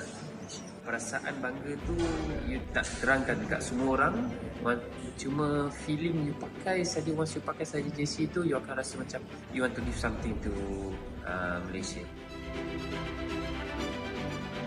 I think if you guys have any issues, so make sure lean on to each other, talk to each other as much as you can.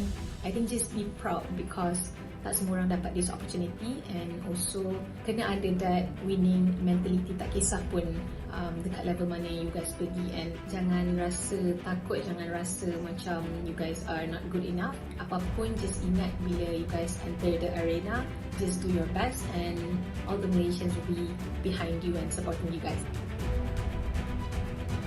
Saya tak ada nasihat, saya kagum dengan apa yang anda semua lakukan. You are all to me personal heroes because I grew up in a time where gaming was seen as a waste of time, but you prove otherwise. You put gaming and you put Malaysia on the world's map. I think you are at a better place to advise me. So again, I want to say thank you for being who you are. Thank you for fighting every day. Thank you for competing for Malaysia because it's something that I can never do. And I live vicariously through you bila I tengok atlet Malaysia compete because what you do is very, very amazing. And I wish you all the best. Deliver for Malaysia because wherever I am on the day when you win for Malaysia, I'll be proud to raise the Malaysian flag and play the negara.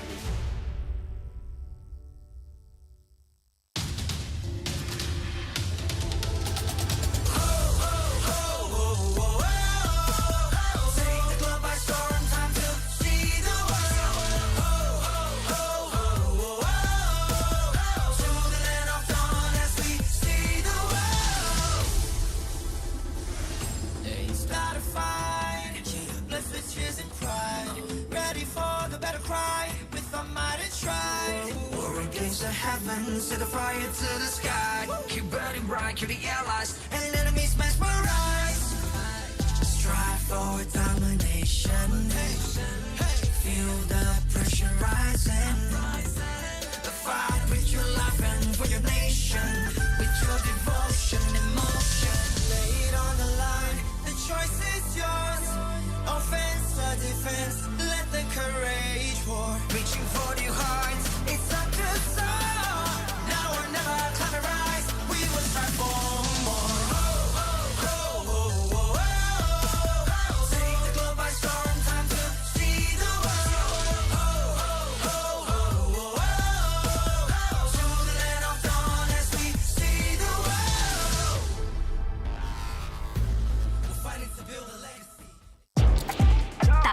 Jago sukan apa jua? Jagokan lagi dengan rangkaian 5G termantap dan tanpa lag. Gaming sepantas kilat. Menang di Land of Dawn. Tukar ke Holling Prepaid 5G sekarang.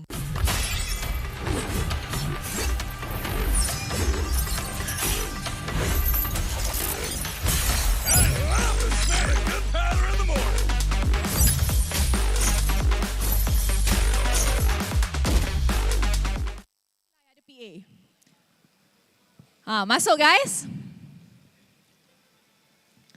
Ayam madu. Okey.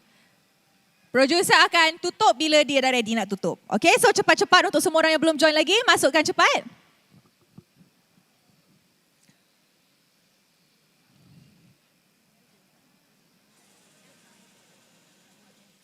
Nanti lepas korang dapat nombor 1 setiap round, korang tunjuk nama tu dekat cameraman kita, nanti dia akan tunjuk dekat live. Okay? Thank you. Okay. Whenever you're ready, producer. Alright, 100 orang kot. Tak silap I. Okay. Soalan pertama ialah, tim mana yang pernah menang MPL lebih 1 kali? Adakah tim Hak, Homeboys, Toda ataupun RSG?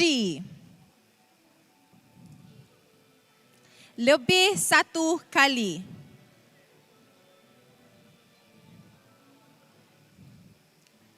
Okay guys, cepat.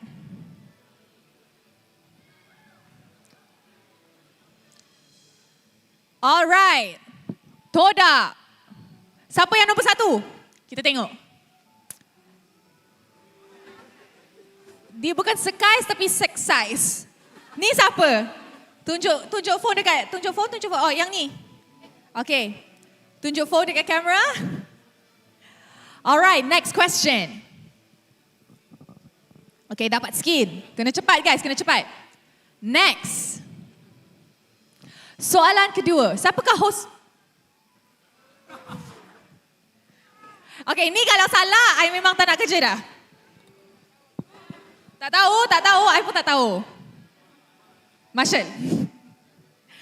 Kalau ni salah, tak nak kerja minggu depan. Ni I nak tunggu. Ada berapa yang salah? Okay, tak apa. Siapa nombor 1? Pay? Alright, Pie. Okay, nasiblah dapat. Bayangkan kalau 100 orang tu pilihlah fail daripada Rose. Sedih aku. Okay, next. Soalan ketiga, ada berapa jenis spell retribution? 1, 2, 3, 4. Ada berapa jenis? Bila korang masuk game, korang boleh pilih retri warna apa yang korang nak bawa game tu. Ada berapa jenis? Tanda-tanda dak sistem dah keluar dah ni. Dah agak dah. Okay. Agak ramai yang jawab salah. Tapi mari kita tengok siapa yang winner.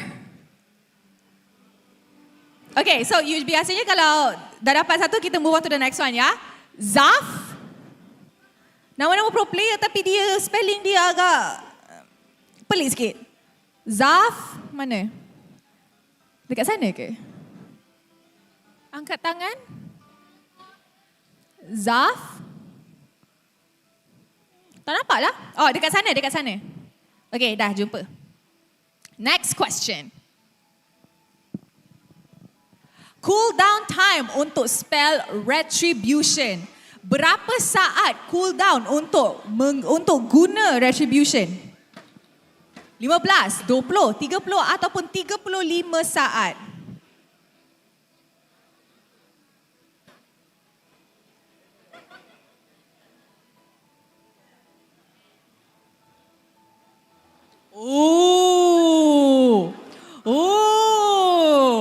Tanda-tanda memang dah keluar. Dah agak dah. Mari kita tengok siapa yang the very few people who got it right. Okay, kita akan bagi ke Shy. Shy? Alright. Next up.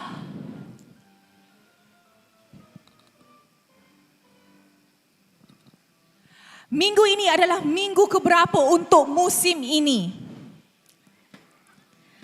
Ini adalah minggu keberapa untuk musim ini? Musim pertama, minggu pertama, kedua, ketiga ataupun keempat? Ni nak tengok. Korang dengar ke bila Kasa cakap, bila Rose cakap? Okay lah. 80. Okay. That's pretty good. Okay, siapa yang menang?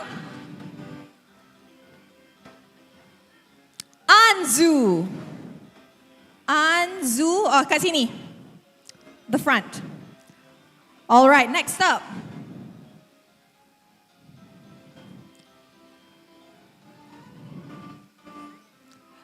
Ada berapa barisan putih dan merah di bendera Malaysia? Berapa?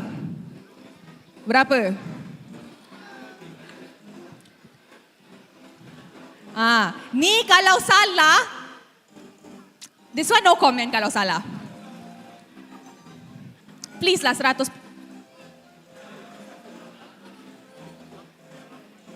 Guys, what is this? Apa ni? Okay. Who got it right? This exercise is very good. Okay, Akatsu. Mana Akatsu?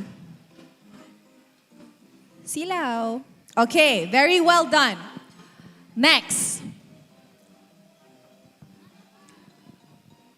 Playoffs musim ini akan diadakan di mana? Playoffs musim 14. Kita akan buat di Johor, Perlis, Kelantan ataupun di Sabah. Benda ni awal tahun dah post dah dekat semua tempat. Mana kita akan buat playoffs? Very good, Johor. Tak, the problem is how come more people know about our playoffs daripada flag Malaysia? Yang tu I tak faham. Who won? Ness. Alright, at the back. Last one. Phone rasmi musim ini adalah iPhone, Samsung, Asus ataupun Huawei.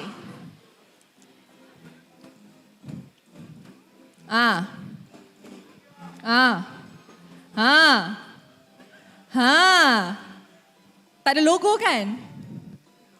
Okay, tak ada logo. Okay. Not bad. Siapa? Kita boleh dah tahu dah siapa top 3 kita untuk Kahoot battle ni. Trivia battle. Tempat ketiga jatuh ke Anzu. Anzu, angkat tangan balik Anzu. Anzu dekat depan. Akatsu Bro. And our Sekais. Sekais untuk match ni. Akatsu Bro and Sekais. Untuk match ni. Alright guys, thank you so much for participating. Tapi, sebelum tu we have another treat for you guys. Kita ada, actually, each side, ada satu kerusi each yang ada jersey di bawah. Under. So, cuba semua orang check.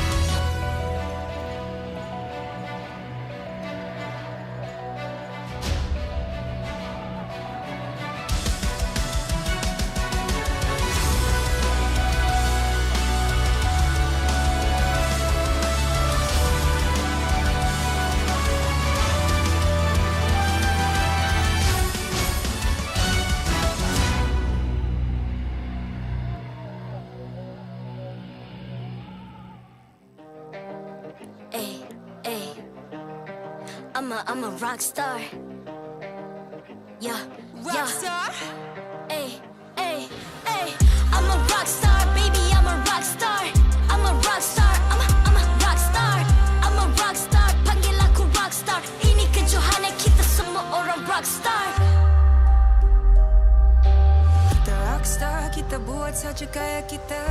Makin panas apinya sudah membara.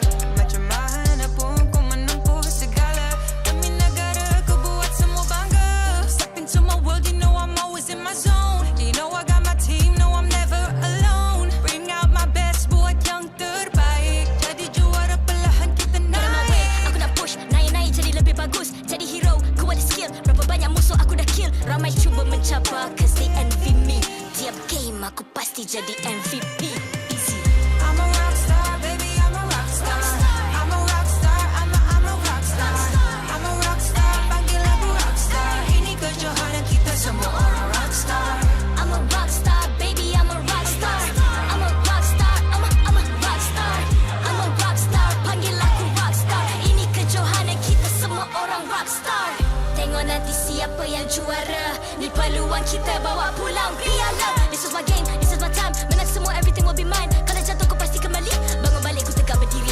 Kuatkanlah tenaga, ganjaran diperoleh. Ni kejohanan kita, Malaysia memang boleh. Rise up to the top, kita buat bersama. Semangat kita kuat di bawah satu bendera. Ay.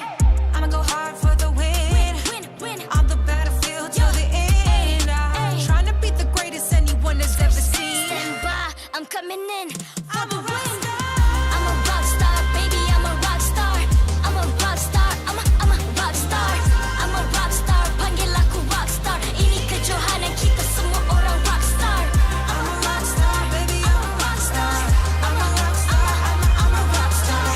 I'm a rock star, panggil aku rock star. Ini kejohanan kita semua orang rock star.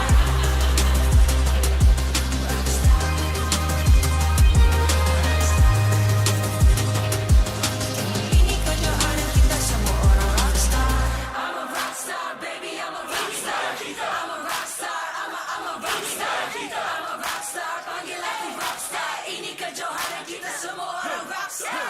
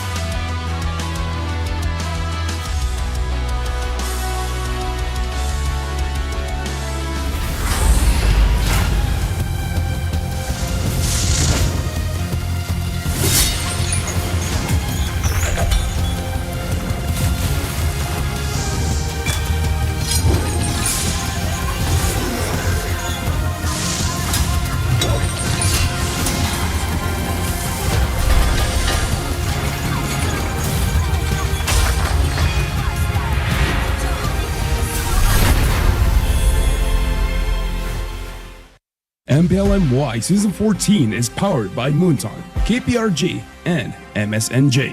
Official 5G mobile internet hotlink. Best 5G for lightning fast MLBB gaming. Official gaming phone ROG Phone 8, king of performance for mobile gaming.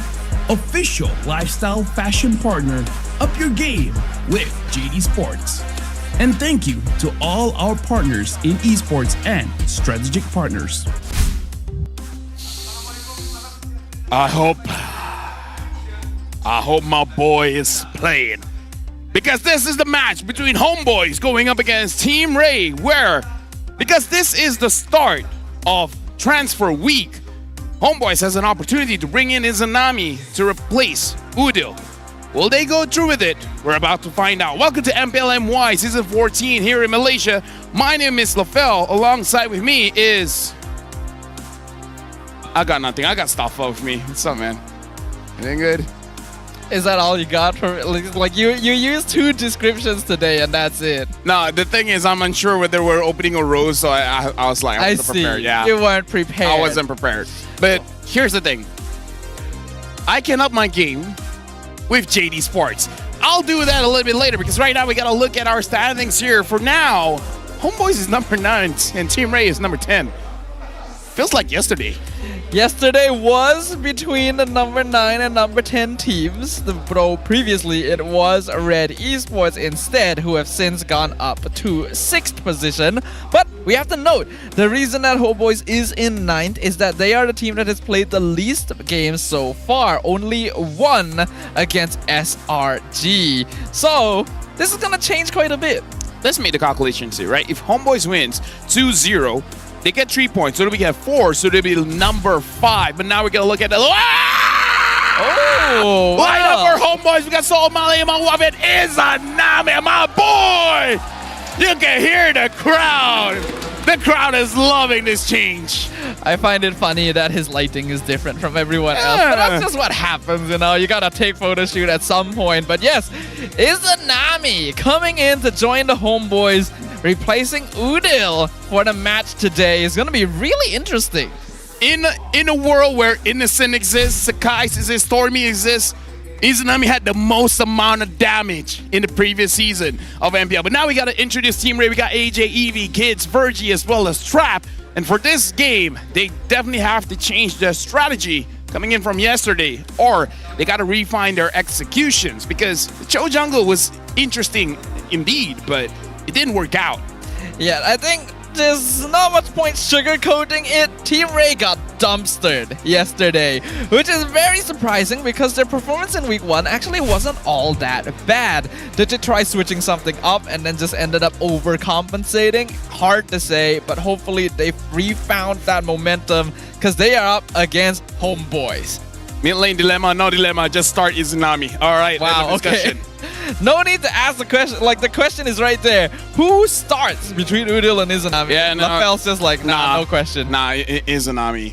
I mean, Udil was the one that said, don't live in the past. He's the one that said it, not me. So you're going to leave him in the past? No, I mean, like, that's what he said. So, you know, you got to go through with what you said, right? I mean, again, SRG had an undefeated run last season, and somehow Izanami, in losing games, he had the highest average damage per minute in the entire league as a mid laner. So, you know, I'm just saying, wow. The boy knows how to play. Now, here's the thing. Whether he will do well in Homeboys is something to be seen, but he's my boy. I'm excited to see how he plays. And besides that as well, so far the only team to take a game off of SRG has been Homeboys here. And that's even including regular season from last season. So that is a big deal. Everyone wants to see what they can really do, since we don't have any other sample space to test them out with. This is going to be very interesting because we want to see whether Homeboys can do it or not, whether Team Ray can do it or not. Both have something to prove. But before we start game, let's throw it over to Rose. Terima kasih kepada caster-caster kita. Hello semua. This is me, Rose, your host untuk musim ini. Dan sebelum kita mulakan match terakhir untuk minggu kedua, I just nak cakap dekat penonton dekat rumah to don't forget to join the fight. If you guys scan the QR code down below ataupun isikan kod ni dalam MLBB anda, korang akan dapat peluang dapatkan lucky chest and of course skin legend. So tunggu apa lagi? Jangan lupa guna kod join the fight. Alright, nampaknya match terakhir minggu ini, walaupun long weekend, ramai orang yang bercuti, tapi ramai lagi orang yang hadir ke MBSJ. So, I nak tanya crowd dekat sini. Stadium MBSJ, are you guys ready? I am loving the energy and I'm pretty sure the players are loving the energy too. So, apa kata kita jemput kedua-dua pasukan ke atas pentas MPL Malaysia?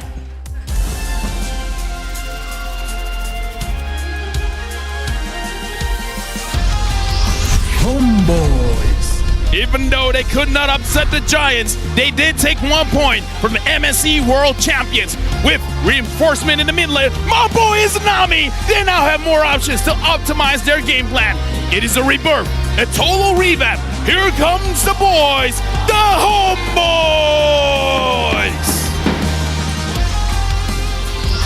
Team Ray. After hard-fought loss yesterday against Red, it seems like Team Ray has a challenging road ahead. But do they have what it takes to pull off a win today? Let's go, Team Ray!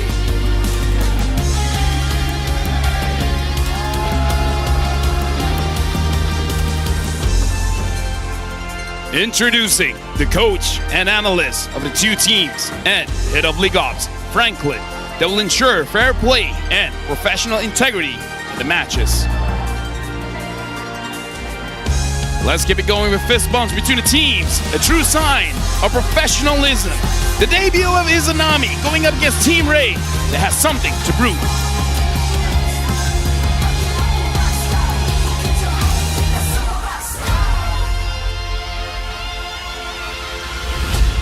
Ini dia match terakhir untuk minggu kedua MPL Malaysia.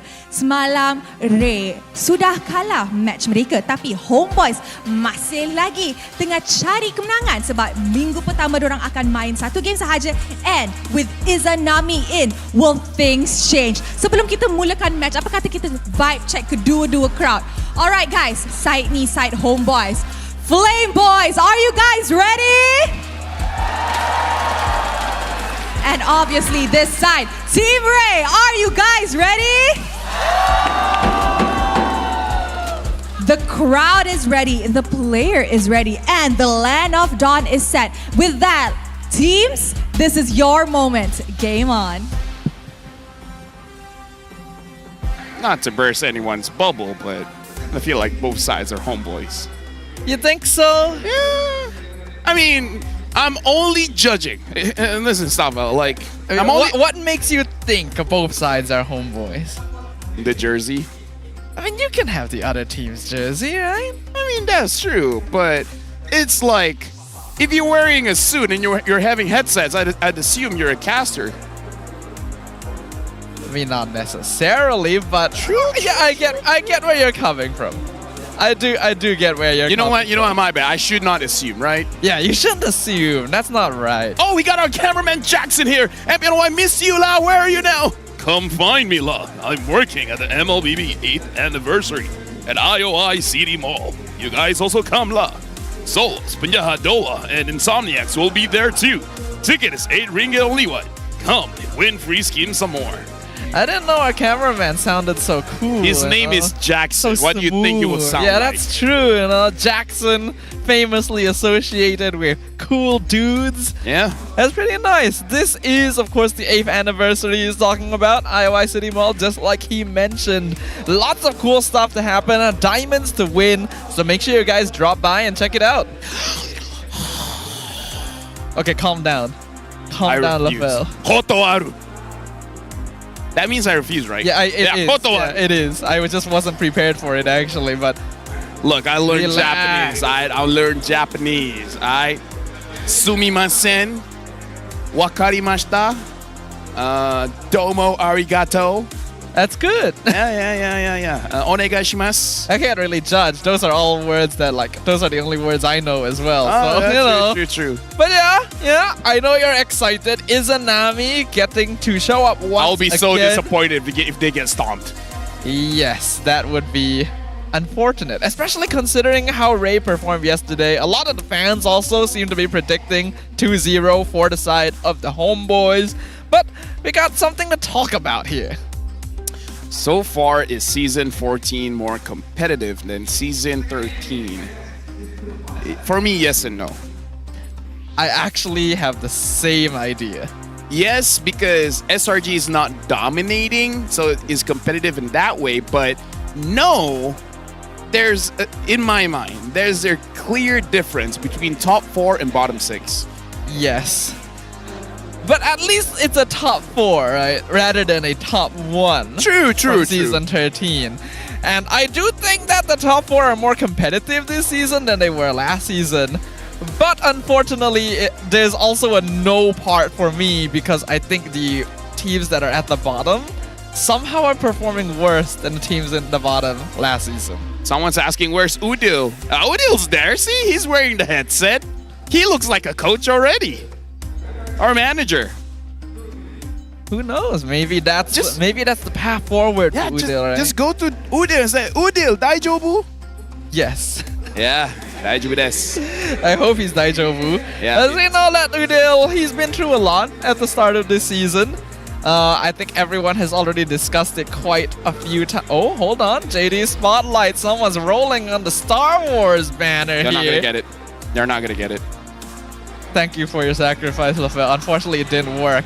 The curse was not effective enough. But we've got a second try. You want to try again? You do it one time, you ain't gonna get it, bro. You need to go 10. Nah, that's not the meta. You gotta pull more. You need to be able. You need to have the willingness to sacrifice in order to earn. You gotta use the force. If you're not willing to sacrifice, the force will not answer. Exactly. Find your dad. What he said. No, that's not the message of Star Wars? No, I think the message of Star Wars is that one family's problems can destroy a universe. My family's problems aren't that bad, so not universal ending. It's not quite as bad. No, not universal ending. No. At worst, people are arguing about dishes. That's it. I think I'd rather they argue about dishes than destroy planets, you know? One of them seems a little bit better than the other. Is that why there was a conversation about, is Pluto a planet? Some family got into an argument and then they destroyed Pluto and now it's in discussion. Is Pluto a planet? I don't think that's why we don't consider Pluto a planet. Also, if that were the case, it wouldn't exist anymore. But you know what does exist? M6, which is going to be happening in Malaysia, which is not in Pluto. Yes, nor is it destroyed. Is Pluto not destroyed? No. But I mean, it just lost classification. No, I mean, like, I've watched plenty of Dragon Ball Z, and I don't know. It looks like they've been flying on Pluto quite a bit. And Namek. I don't even know. Namek doesn't even exist in our universe. Namek should be considered as a planet.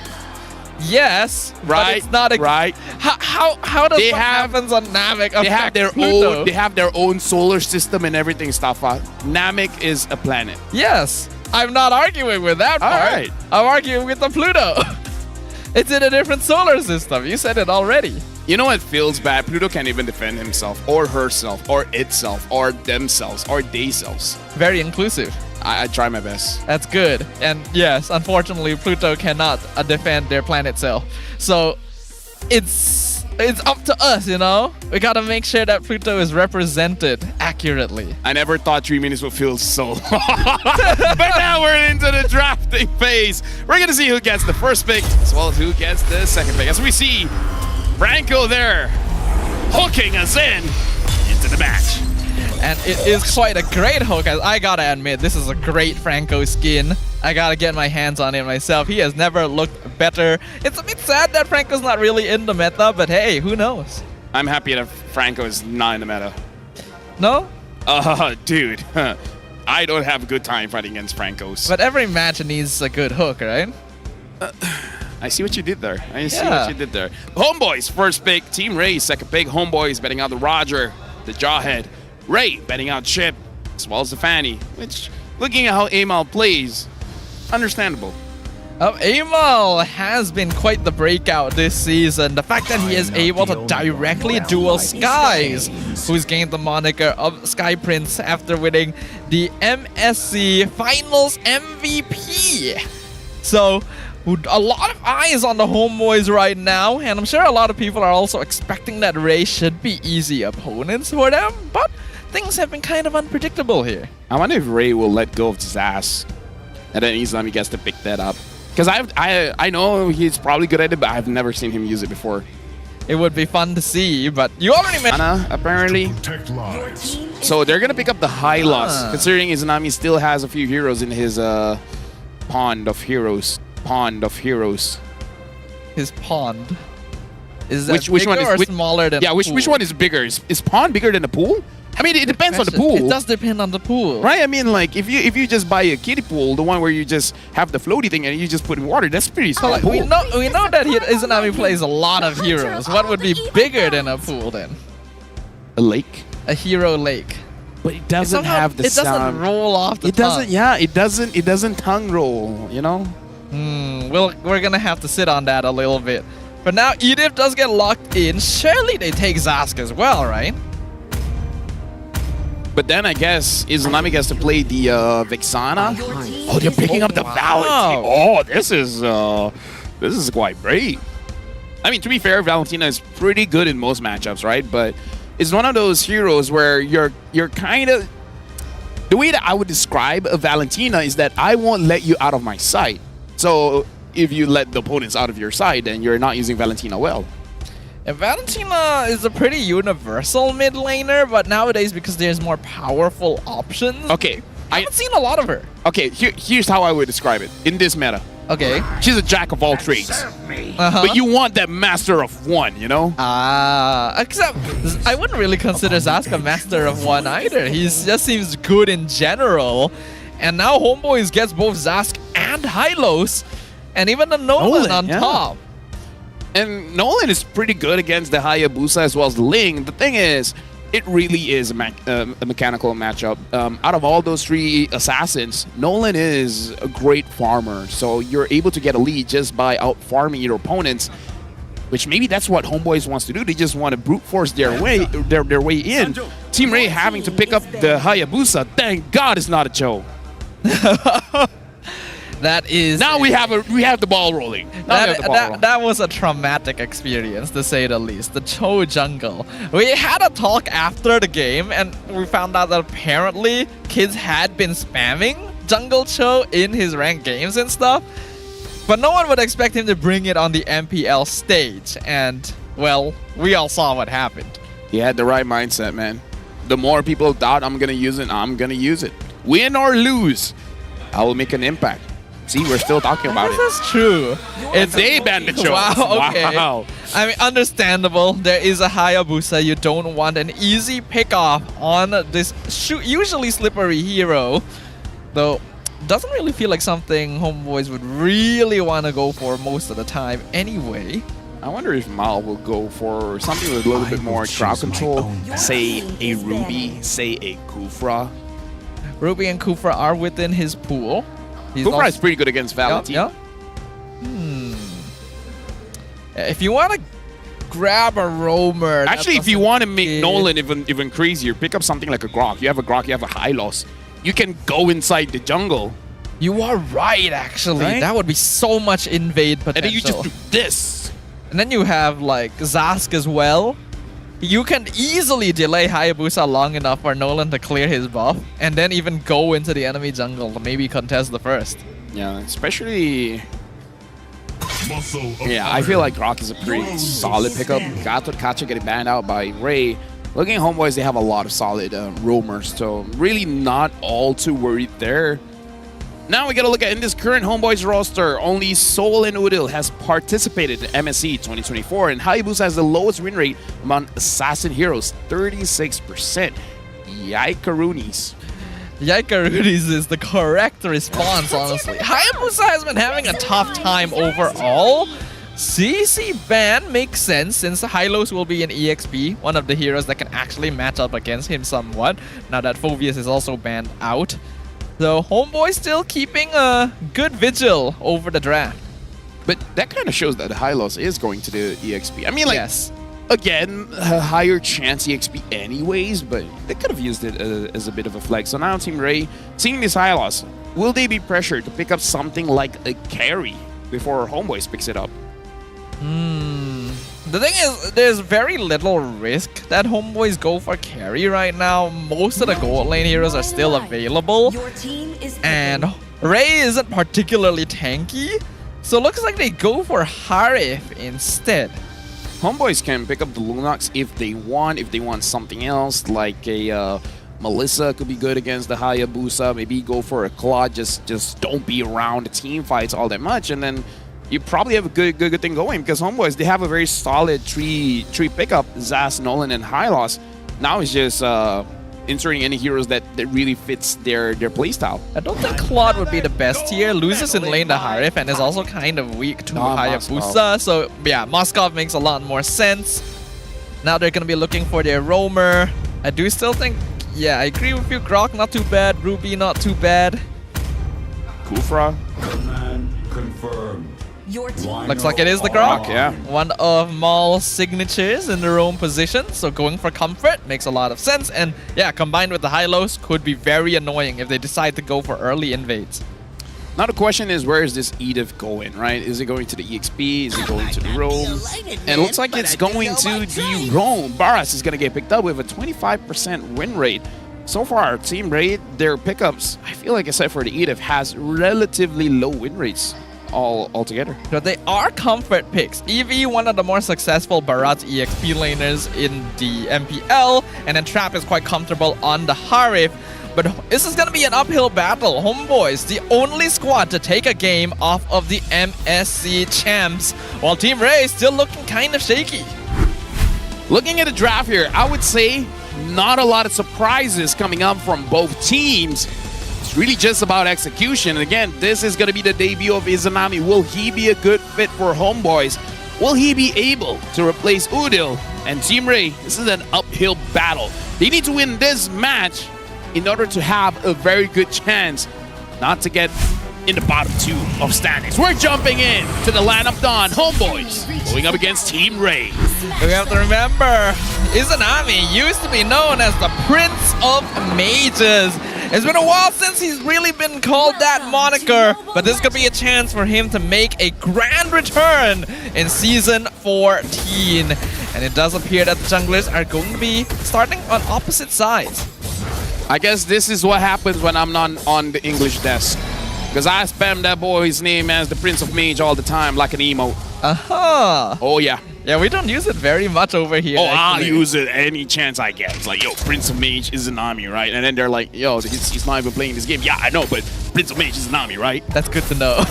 For now, looks like, yep, Litho secured by Amal, so good rotations there. Though, Kids already not really planning on contesting it. Instead, roaming immediately to the bottom side of the map. Right now, already looking at the rotations here, and AJ is getting real low. Careful here, has a regen, just has the flicker. Very early use of the battle spell. Now we can already see. Well, so that is the point in time that Team Ray has to be very careful of. Yeah, right now, looking at all the lanes, looks like except for EXP. Yeah, right now, looking at all the lanes, looks like except for EXP, Relane is winning a lot, and Izanami flickers out, but still gonna get. He's gonna. Yeah, he gets taken out by Kids. Unfortunately, Amal and Mal a little bit too late to the party, so without Dominator's Descent, there was no way for Izanami to escape. Yeah, right now, Team Raid, this is what we've been seeing, picking off the mid laners. We haven't seen that in yesterday's match, but today, at least for the beginning, it seems like they're back on form. Bit unfortunate that this is Izanami's first game though. Maul in trouble. He's run out of his power. Oh, has the flicker out as well. So many flickers being forced out in just the first 2 minutes. Yeah, he just stood there because again, the closer he is to the wall, where when he's close to the wall and then using the first skill, that's a lot of added defense as well as crowd control immunity. So he didn't panic. He just like stayed there, tank a little bit of damage, and then got out of there. So that's a very risky play from Mal, but it does show his experience on the hero. Trap with the Zaman Force, trying to force a fight against Soul. Soul just decides, I'm not gonna play this game, backs it off. There's multiple flickers unavailable for Homeboys here as the first turtle is being started, already at 40%. Kids is in place, Waf gonna chase him down. Kids jumps back in, Dominator's Descent. Kids gets the turtle. The Tona's welcome onto Amal. He gets eaten up, he has to dash away. Mal and Waf here to zone out the rest of Team Ray to keep their jungler alive. That was a good play from Eevee. He was able to actually eat up Amal, making it so that he can't contest the turtle at all. So very clean from Team Ray, making sure that Homeboys doesn't have the room to actually move forward into the turtle pit.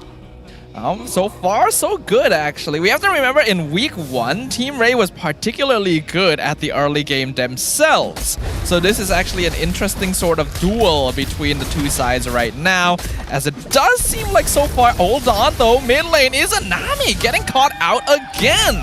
My boy not having a good early game here, 0-2 and 0. Team Ray keeps on ganking the mid lane. And even though the Zaz is usually pretty okay, but again, he needs the Dominator's Descent to be able to actually survive the engage. Starting off, maybe having too much spotlight on the guy is hazardous for his health. Nowadays, we don't really see a lot of attention in the mid lane anymore. More people will roam to the EXP and gold lanes. So I think even Izanami wasn't really expecting this much heat. Kids, is he able to steal? Nope. Amal still able to secure it. Good try coming in from Kids, but yeah, faster rotation coming in from Team Ray. Not a lot of hesitation compared to yesterday's game, which comes to the question, what happened yesterday? And what happened today? Just a bad day, I guess. Someone just decided, I'm gonna chow jungle. And that was, yeah, not a moment in time you want to talk about. Maybe we asked them and then they're like, don't know what you're talking about. Like, that never happened. That's... We all blacked out during our second game. Old on Zaman 4, Soul gonna be targeted, and the Ogi Shadow kill sets it up for Trap. Team Ray looking pretty good. Yeah, the pickoffs are very, very solid. Like, they have a solid plan or an idea of what they're about to do. All there is to it is just to execute, and they executed well. Mal being disrupted in the mid lane. A nice knock up into the Daytona's welcome onto Amal again. Eevee gets the kill. Amal gets the turtle with his dying breath as the wild charge stolen by AJ picks off Mal. Trap able to get a tower down bottom. Is Nami out of position here actually? Does he still have his ultimate? He does not actually. His flicker not gonna get him out of that. Killing spree for Kids. Impressive by Team Ray, but almost more impressive that Amal died and got the turtle. I'm guessing that's the burn from the orange buff that got him that turtle, but Team Ray with a 2.5k goal lead, 6-0. They're dominating. Oh, and a flicker Earth Shatter from Virgie. Well played as well. Ogi Shadow kill unfortunately shared upon the minions, so Amal survives that. And Mal is able to hold on to his purple buff for him, so not too big a loss. Yeah, right now it looks like Homeboys, they have to start moving together because they got to be careful from getting picked off because Virgie as well as Kids are pickoff specialists, and now even Eevee as well using the Daytona's welcome to be able to catch Amal. So far, able to catch him twice around the turtle shows consistency. Well, we see some hovering over the mid lane now. Onward onto Waf.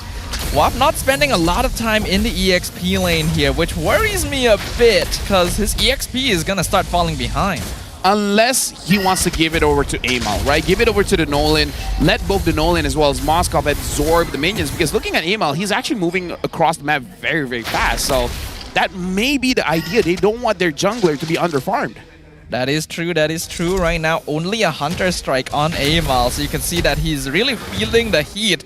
In comparison, Kids is almost done with his BOD.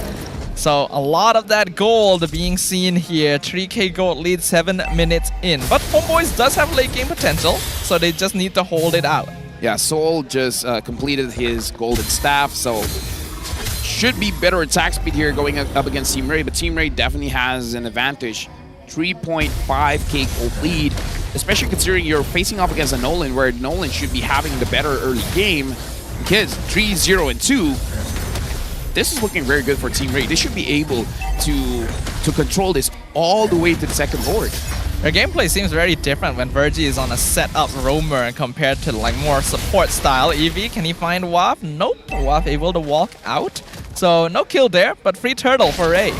Yeah, right now it really is about how Homeboys is going to set this up. It is going to be on Amal to get a few good knockups for the entire team to go into the fight because Waf can't really set things up. Soul, he shouldn't set things up. Izanami can be a bait for sure, but that's about it. The fact that Izanami is 0-3 right now, it's definitely not the best debut we were hoping for. Like, how do you feel about this right now, LaFell? I don't know how to feel about this because I'm just still surprised that this is quite the match because everyone expected Homeboys to have a strong early game all the way to the end of the game, but Team Ray, they're bringing up a challenge, and I'm just figuring out how does Team Ray end this game and how does Homeboys get back into the game? Because right now, it does feel like Homeboys, they're a little bit detached. They're as well unsure about, okay, what should we attack? Do we put more resources on Soul, on Amal? What are we supposed to do? It's a good question because Homeboy is not even really safe on their half of the map anymore. Team Ray starting to invade, already taking the top tier 2. Map control really starting to shift in their favor. Yeah, because right now I'm worried, even if Soul has his 3 items, will he have enough damage to actually deal with Team Ray? Like, that's the real question that I have. Wow. Trying to defend the mid tier 1. Zaman Force already used as well. Minion wave is cleared up. Dominator's Descent. A lot of resources being plopped down here just to keep this tower alive. I mean, considering you have an assassin jungler, that's how you're supposed to play it, because you don't want him to be purple buffless. And now we can see Team Ray trying to control that, and Amal desperately trying to hold on to his purple buff. Should be able to get it here, and Soul gonna start doing a bit of split pushing. This will really start opening up the map for them, because Team Ray, we actually do know they're a team that plays together very, very often. So if we're able to play the map against them, it may be pretty good for Homeboys. Yeah, right now looking at the levels, honestly not that big of a level diff comparing everyone here, especially for Amal and Kids. Amal should be able to get level 15 roughly the same time as Kids, even though Kids has a level advantage, but it really matters when it fights around the Lord. So yeah, again, maybe that's why Homeboys, they're sacrificing some of the minions to give over to the Nolan, just to make sure that he doesn't get underfarmed. Mid-tier 1 going to fall here. Lord will spawn up in the top lane, so Homeboys may have to be prepared to lose 1 or 2 more towers to this, depending on how well Team Ray are able to control the lanes. As of right now, we're going to see a little bit of passiveness as we approach the mid-game. Yeah, Trap now having the Holy Crystal. This is not good for Homeboys. The next fight when he's involved, it's going to hurt. And Kids, he probably understands that he's not safe down there. Looks like the duel coming in from Homeboys is going to recall back. A 5k gold lead at 11 minutes is pretty hefty here, especially when you have heroes like the Hylos and Nolan, who should be winning out early on. Concealed play, Soul gonna back it out. Lord will be able to connect with the Crystal. Here comes the Glorious Pathway to provide Homeboys a little bit more space to deal with. Team Ray, unfortunately, doesn't really have good methods of trying to dive the backline, so the Lord gets taken out without too much structural damage. Another minion wave comes in. Kids is here to join the fight. Waff gets pulled back, but it is a high-low, so Team Ray will just decide that's enough. Right now, Homeboys is not taking chances, which I think is still fine. Although right now we see the Moscow. Oh, never mind. There we go. Amal finds the wall charge. Kids caught by his lonesome. And the kill given to Amal is actually huge. That's someone you really want kills on. Waff gonna try and continue chasing down Team Ray. Look for another opportunity while securing orange buff for Amal. Yeah, Amal now having the BOD as well. He should be able to chunk out Team Ray. AJ now having the wall charge. Homeboys has to be careful, because at any point Amal as well as Soul miss positions themselves, they're gonna get knocked up, and especially if they're close to the wall, it's gonna be a pretty long knock-up. And Soul has been farming crazily this entire time. He's just taking opportunities wherever Team Ray is not on the map. He goes for it. I don't know what kind of training Soul has, but he always seems to know where everyone is, especially from Team Ray. He's like, okay, they're coming up here. I'm gonna go back. Oh, they're probably up there. I'm gonna go bottom. Well, having both Mal and Waff to open up the map actually goes a long way in giving him that information. So I imagine that's what he's working with. We have to note, actually, there's still a pretty high chance for Homeboys to make it back into this game, because Team Ray are not good in the late game phase. Their macro is really lacking, and they're highly dependent on 5v5 team fights. It all just takes one really good team fight, and then that spells disaster for either team, Homeboys or Team Ray. Like, that's the name of the game for Mobile Legends after the whole revamp of death timers. It's very punishing in the late game when you die. Lord being started. We see Waff already scouting out the brush. Wild charge hits 2. Spear of Destruction, so Soul can join him if he wants to. Zaman Force, though, doing a lot of damage to Waff. Glorious Pathway not able to save him, and now Izanami left out in the lurch.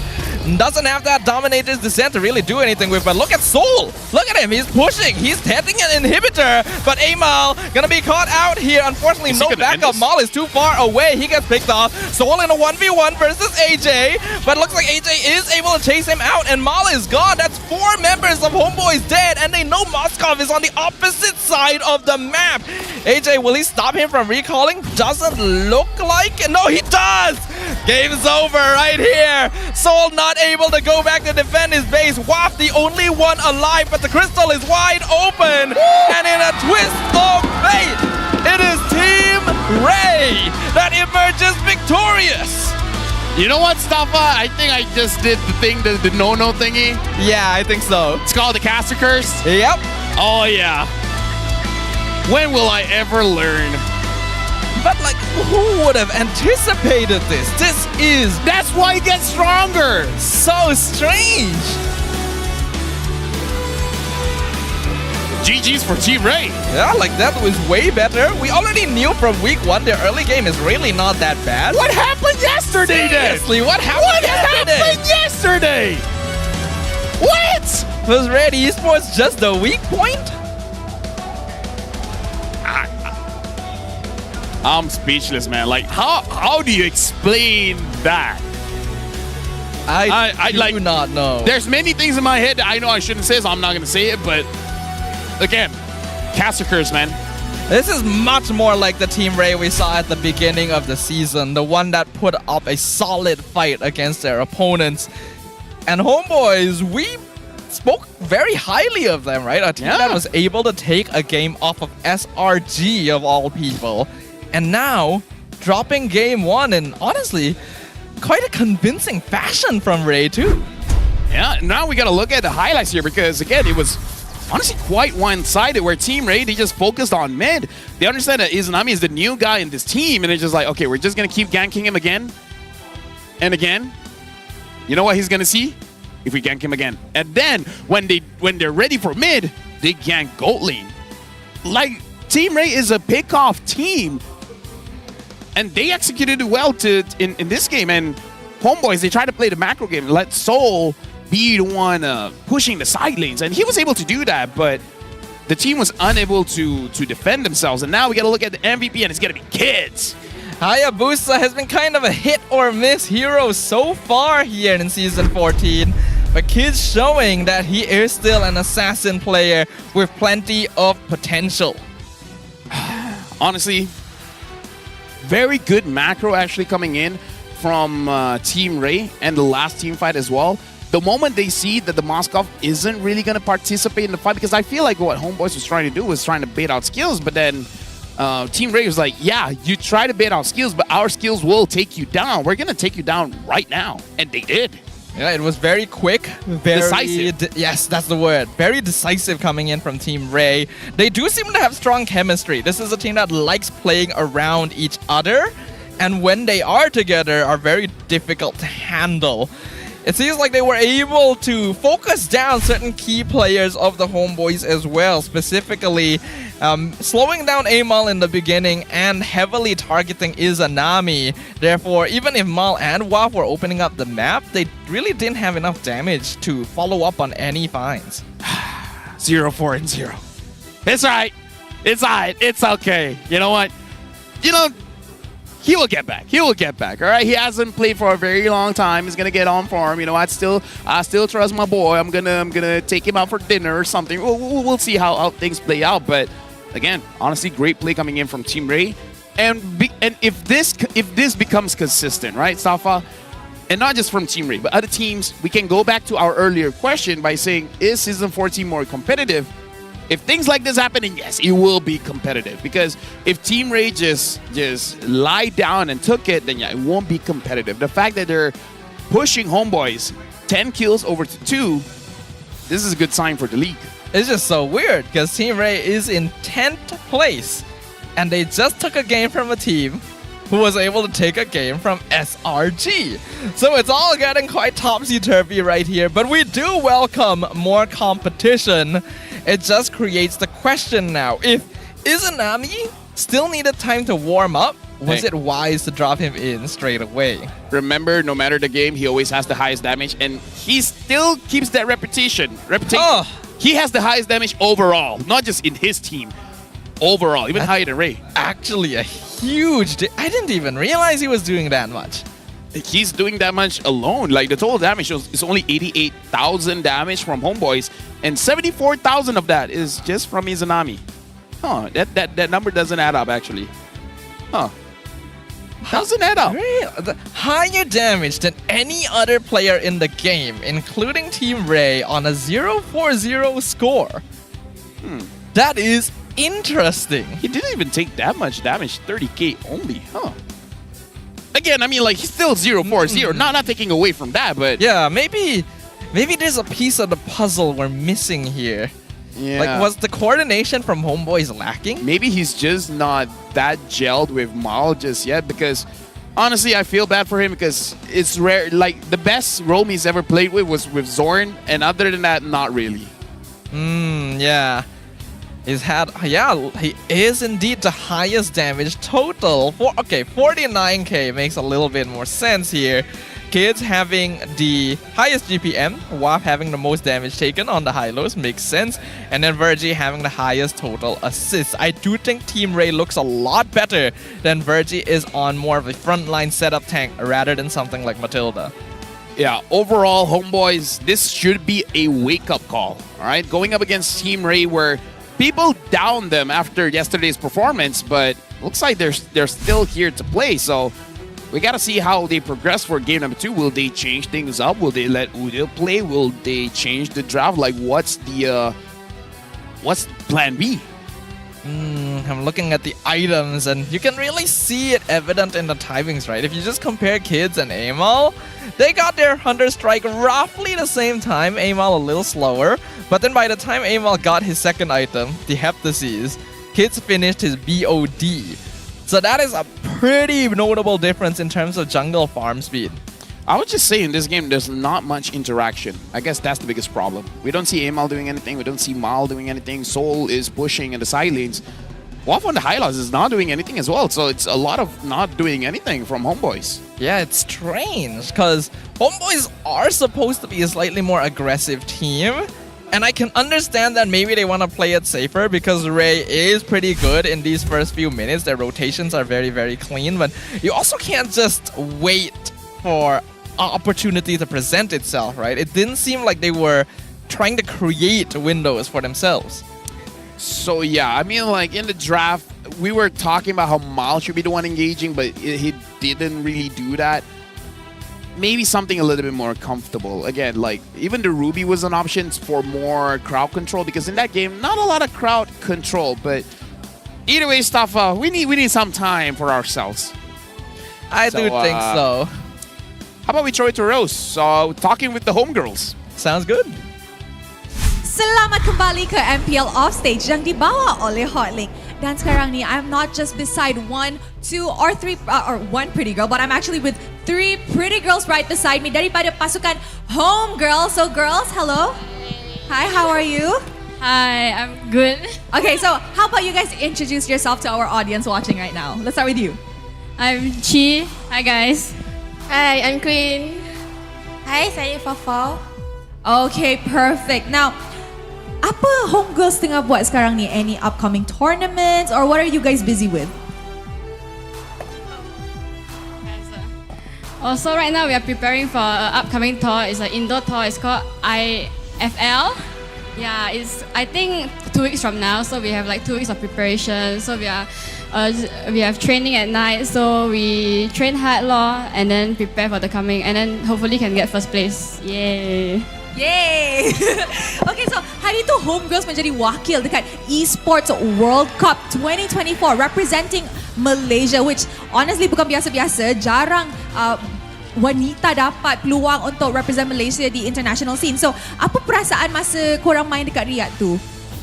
Perasaan kita orang happy and bangga sebab kita orang dapat kalahkan and curi 1 point daripada Team Vitality dan juga Team Omega. Okay, pasukan mana paling susah nak lawan masa dekat Riyadh tu? Bagi saya, pasukan dari Philippines, which is Omega Esports. Okay, now untuk Malaysia pula, let's talk about the Malaysian scene. Fafau, pasukan mana yang you rasa is like a big threat to you guys in Malaysia? Pencabar paling kuat untuk Homegirls dekat Malaysia bagi saya Todak Ladies. I see. Okay, kalau korang boleh bagi kata-kata semangat dekat Homeboys untuk mana tahu dapatkan reverse sweep daripada team dengan Team Ray, apa tu? What words of encouragement do you want to tell Homeboys? Good luck. Don't nervous and play like how you guys usually play and trust each other. Good luck. Okay, maybe you bagi sikit. Good luck Homeboys. Jangan nervous. Just yakin lah. Fafau? Untuk Homeboys, good luck and do your best. Stay true.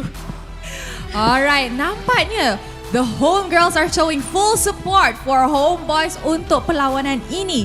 Adakah Team Ray dapat dua berbalas kosong ataupun homeboys reverse sweep perlawanan ini? Mari kita tengok game seterusnya. You know what, Stafa? Uh-huh. Tsunami's trash. Oh, okay. I'm not falling for the same trap anymore. It took me a moment. No, Okay. trust me, this is the bipolar part. I can go very heavy on one side and heavier on the other side. Actually, no, that's more ADHD. But still, it's same potato, tomato. Well, depending on the results of this game, Izanami will thank you for your sacrifice. But it is a huge question mark right now. Team Ray, what is up with them? This is not the same team we saw playing against Red Esports.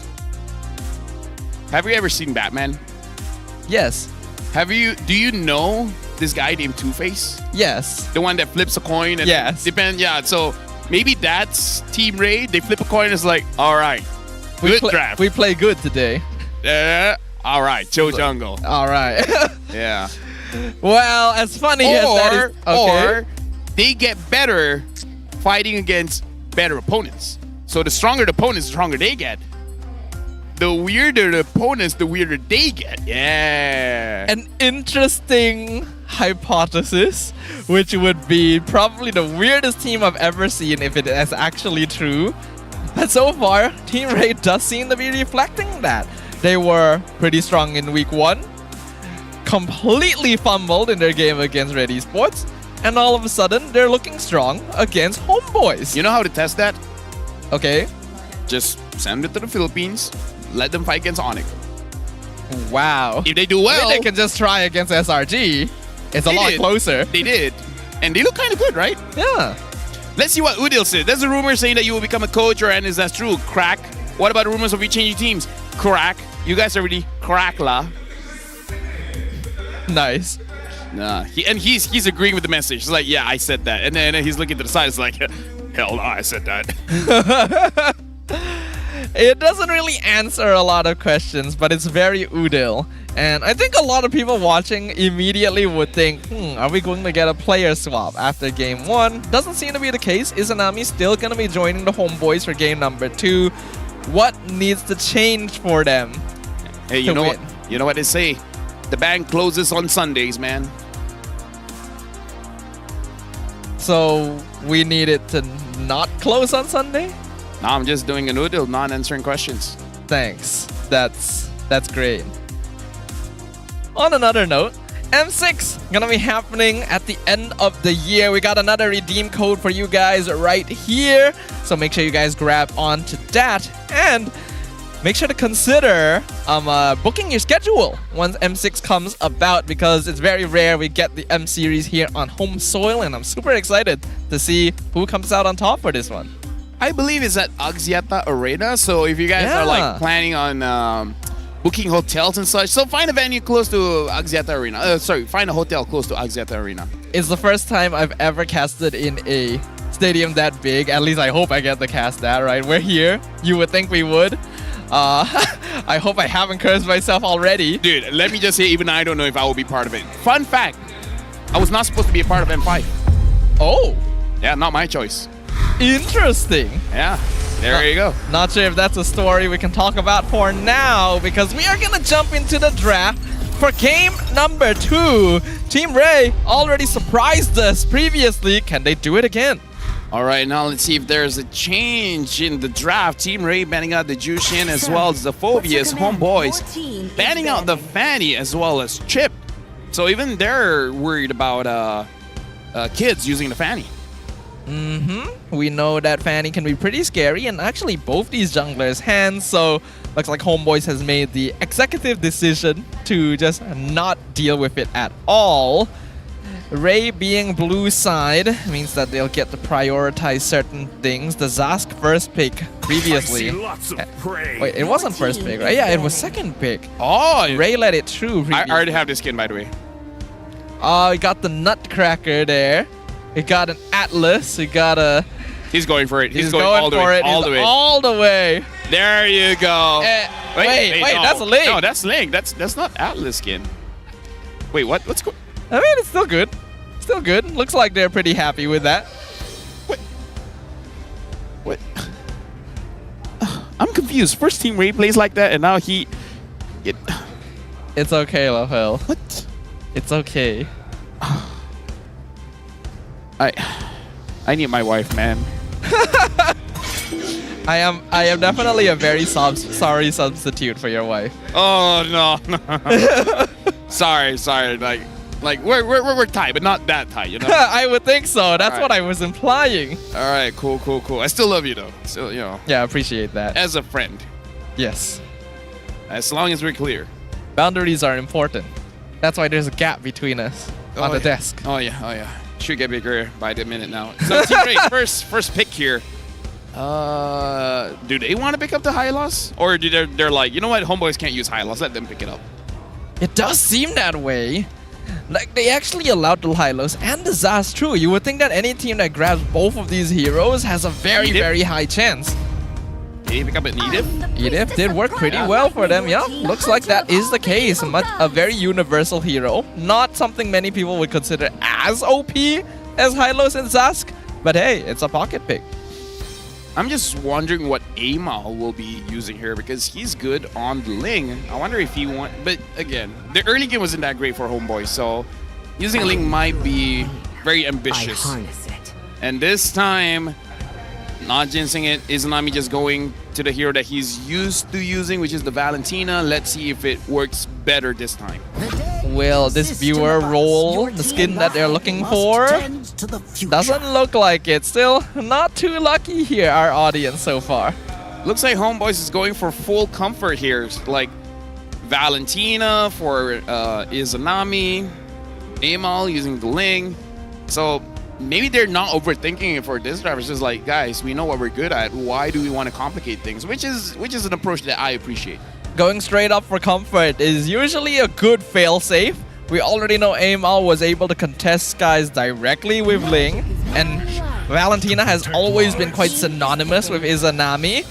Ray going to actually take the Hylos for themselves, but also take away that hurry.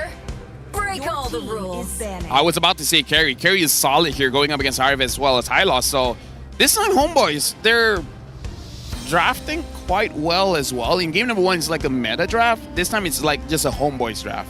All right? I think that is fine. So if you ask me personally, I actually think Eevee may perform a bit better on the Baratas compared to Hylos. Hylos is a very good enabler for team fights, but that Daytona's welcome, the extra bit of really hard CC, has been helping them out quite a lot. Yeah. Now Homeboys, they have options to ban. Probably looking at the mid lane, not allowing AJ to have a good time, or going straight for the jungle, banning out the Hayabusa. Yeah, they're banning out the Zask. That is fine. So they're going to be challenging AJ's hero pool a little bit. Previously, they gave him the Valentina, even when the Zask was open. So with both of those off the table, AJ is going to need to look in a different direction. Zusin's already banned out, so things like Vex and Aurora will most likely be the contested picks. Yeah, I'm just wondering what will Team Ray allow Homeboys to use in terms of the hero for Mal, the roam position, because I feel like the roam position is going to be very crucial in order for Homeboys not to lose a lot in the early game, because we saw that Mal was unsure where he should be, because whenever he leaves mid gets taken down. Whenever he leaves gold lane gets taken down. So needs something that can protect his teammate, or a roamer that's more proactive. Even though Grok is proactive, but it didn't look like he used it that well. And that's weird, considering it's one of the roam heroes that Mal is usually more comfortable with. Ray could even just let it through, push Homeboys into picking the Grok again, because it wasn't the most effective previously, and yeah, that seems to be the case. The Cho will be the last hero banned for this draft. Again, I kind of feel like they need some kind of crowd control here, right? Having Carry, having Valentina, having Ling. If you want to EXP, maybe go for something like a Terizla. Not in Terizla. This Wolf wants to go for an Arlet. I don't know. I just want some crowd control for Homeboys. If they go for no crowd control comp, it's going to be difficult for Ling to get in and out of a fight. You 100% need crowd control here, and both Terizla and Arlet would work pretty well, because we already know Ray sticks very close together. You gotta have that AoE CC, that AoE setup, because it will give you a lot of assistance here. So we see the Terizla locked in for a while. On the edge of the void. This time, Ray, they're bringing in the Nolan kids. Probably want to show Amal how to use this hero properly. Now close things off. What is going to be the mid lane for AJ here? Again, like you said, a lot of good options there. The Vexana, the Aurora. Maybe he can go for something cheeky. I think I like the Aurora here. Though there is the risk of the Valentina stealing away the ult. So they go for Vex instead. So now for Homeboys, they just need the Roamer. The Grok didn't look good in first game. So I'm a little bit hesitant on that pick personally. Yeah, even though logically looking at it, Grok would be not bad here. There is actually a very big magic focus on Ray's side. Yeah. Nolan's the only physical attacker. Kufra is still an option. Ruby, I feel like, is quite solid to make them stay in the fight, which is what Carry wants to do. Carry wants someone just to stay in the fight.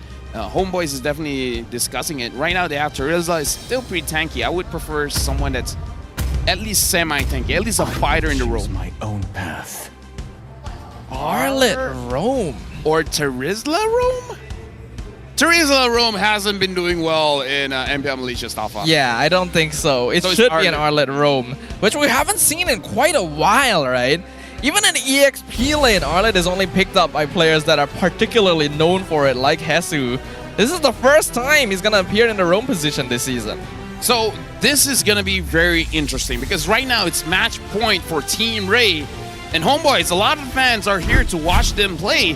We got to see how they really pilot this kind of draft because this is not really a super meta. It's kind of meta, but it's more of a Homeboys draft than a meta draft.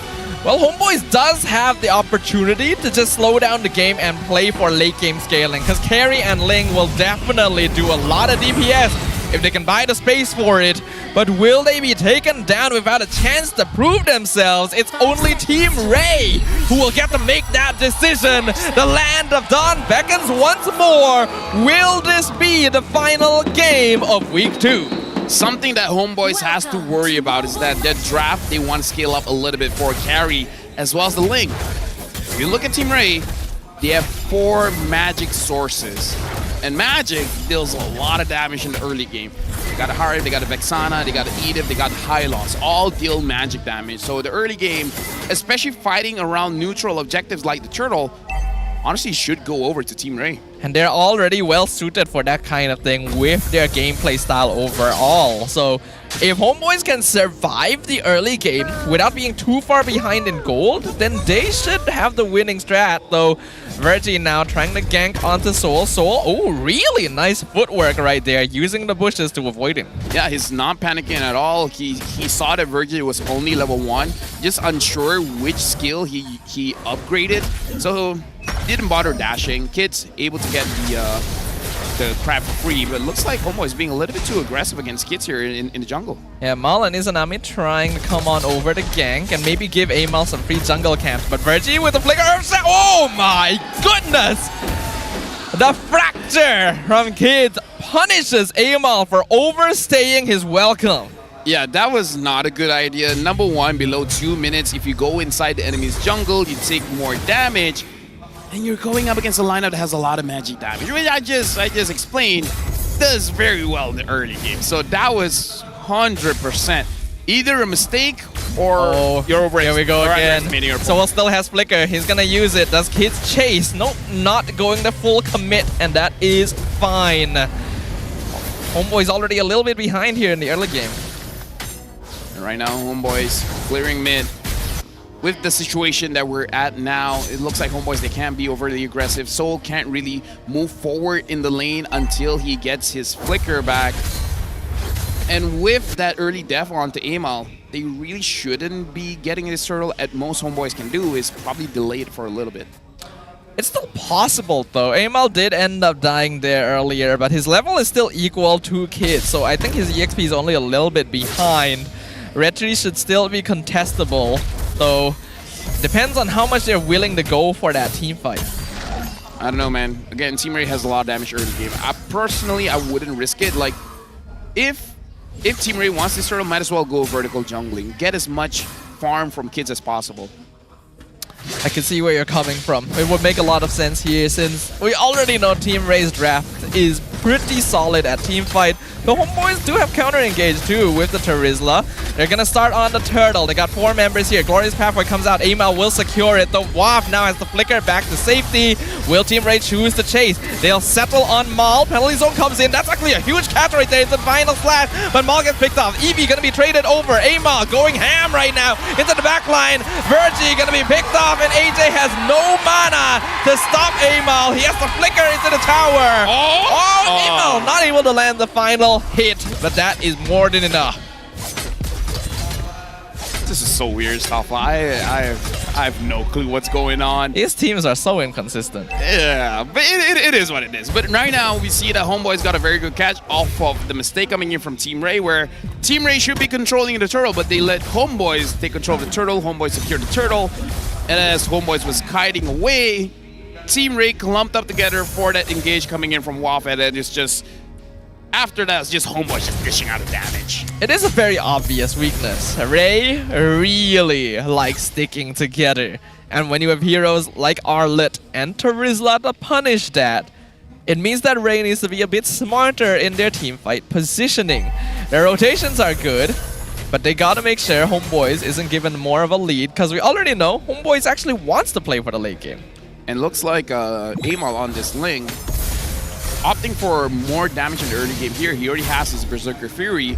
And looks like you don't want to engage with someone. Flicker, Earth Shatter, they're going on the Arlet. Final slash, will it come out? No, he's terrified. So Maul already drops, and Team Ray will settle for that 1 kill. I mean, that is their playstyle, right? That is consistent. Find a pick off. Doesn't matter who. Roamer, sure, why not? Let's just get the Roamer and then just reset it. Amal gonna find Virgie, looking for the ambush himself. Ooh, Edith dropping real low. Onward, catches him. Tempest of Blades comes out, finishes off the Edith. Amal staying for way too long though. He got picked off himself. Though, at the same time, Kids is traded with Waff and Izanami coming in. So it's just Roamer for Roamer, Jungler for Jungler. So both teams are equally trading here. But right now, looking at Trap, Conceal play, 3-man dive. AJ not able to respond in time. In fact, I feel like he should have just backed it off, because now they can dive him too. That's gonna be 2 free kills going to the Homeboys. Again, this time, Homeboys looks like they know what they're doing, using a draft where you're really just focused on your, I would say, chosen heroes, the heroes that they're best at. They're performing well. And Team Ray, they're just opting to do mistakes, which I feel like are very much avoidable. Like, they're not playing towards their strength. That's the best way I can describe it for Team Ray. Indeed, indeed. Turtle gonna be contested once again. Maul gonna get started on it, though it looks like Amal wants to get his purple buff first, so they will go ahead and reset. Again, Team Ray, pick off someone off. The best I would say is Waff, but just be careful not to clump up together. Well, speaking of, they're going on Waff. Glorious Pathway already dropped down. Eternal Guard misses entirely for some reason, as Kid Z gonna be aimed by the Tempest of Blades in the backline. Virgin gonna be traded over, but it is 2 for 2 currently. Amal trying to chase down AJ, not able to find it. Eevee still in the front line as Trap. Has he already used Zaman Force? He has. He does not have it. Izanami secures the turtle for the Homeboys. That was very risky for Amal. His HP was so low. Every time he goes in and the Zaman Force is up, he has to be careful, because he's actually going to take the brunt of the damage, whether he wants to or not. So he has to be careful fighting against Trap here, because he might overextend and he won't see it coming, but his HP is going to go down. Sooner or later, he has to build perhaps a Rose Gold Meteor just to make sure that he doesn't accidentally get taken down by Stray Shot coming in from Trap. I agree. Wanting to keep yourself alive, they're going to be important, since Homeboys, he's a big source of their damage. Conceal play from 3 members. Looks like Virgie was able to scout it out in advance and tell Trap to back it off. Right now, Homeboys with a 3k gold lead, 6 kills over to 9. They're trying to control the Lord Pit here. All the while, Amal as well, Soul, they're farming up well, they're moving us forward. Same can be said about Team Ray. And Kid's now having the Hunter Strike, so he can go in and out of a team fight a little bit better. Great Terrify combo, flicker forward, Glorious Pathway. Izanami is alive, but Waff is not. He gets caught out. Virgie looking for another catch, but just a bit short of Soul and Maul. So only 1 casualty from Homeboys. But again, that's how they want to play the game. Good catch, anytime you have an opportunity, just go for it. But if the timing was a little bit delayed when the Lord is about to spawn, perhaps it could have been a little bit better. Now Amal as well sold. They're eyeing for this turret, but Trap is there, and Trap has a lot of damage that Amal has to be careful of. It's still 1v2 though. He pops the Zaman Force, goes on Amal. Virgie coming, but a bit too slow. Though Trap is successful in zoning out both of the Homeboys' cores. Yeah, again, like I said, man, and like Ling against the Harif, it is a skill matchup. Ling can definitely win the matchup, but the Harif can play that almost mindlessly, and you will be able to win against the Ling. The Ling is the one that has to exert extra effort to make sure that he's able to dodge all of this big burst of damage. So Trap, I believe he doesn't have his Holy Crystal just yet. So once he does, that's a big win condition for Team Ray, and this 2,000 gold lead won't look like much when Team Ray has that Holy Crystal on Trap. It's still concerning though. Having a Ling means Homeboys can really macro a little bit later in. And speaking of concealed play, Virgie trying to stop them, but they don't walk into the brush. Glorious Pathway a bit early, and final slash onto Eevee means he has to run back to the safety of his team. But that's a lot of resources from Homeboys for not much from Team Ray. I don't know, I feel like it's still fine just because I feel like the cooldowns are relatively low because yeah, I feel like it's still okay. Homeboys can still drag this out. Team Ray is still looking for that pickoff. Like, that is their base win condition. Take out Waff, take out Mal, then the front line for Homeboys is not there. It makes it more and more difficult for Sol and his Nami to deal out the real damage. Conceal play from Virgie, though they did it right in front of Homeboys for some reason. So that's not going to end up working, but it does scare them off. Oh, missed Flicker, Earth Shatter. Thought that someone was in there, but Maul's staying a bit too long. He has to flicker out too. Almost gets executed by Kids. Eevee gonna scout out Waff in the brush. Here comes the flicker penalty zone. Glorious Pathway though, gonna cancel it from Waff. AJ gets the kill. Who gets AJ? He steals the Lord away, but Homeboys are running them down right now. Amal doing a good amount of damage. Still 4 members of Array alive. Homeboys will cease their pursuit. Good disengage by Team Ray. They, again, was able to find Mal. Mal wasn't really taken down, but still low enough for them to do something about it. But because Homeboys, they have map pressure, they got the mid lane, they got the purple buff.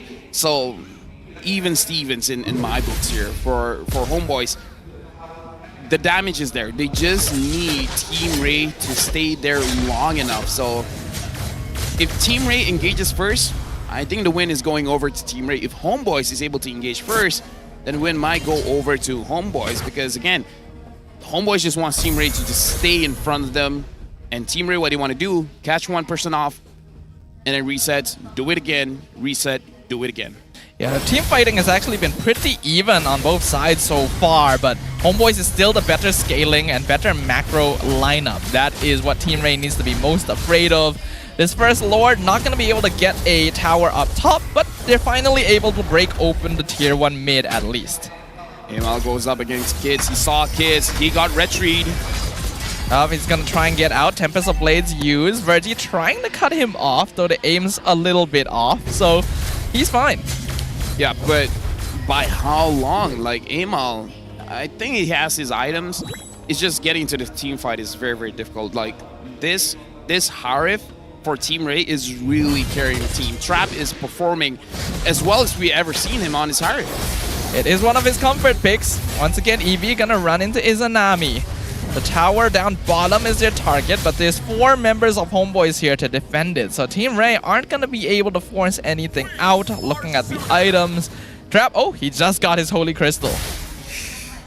You know. Ooh. Oh, the flicker final slash! Eevee caught out by himself!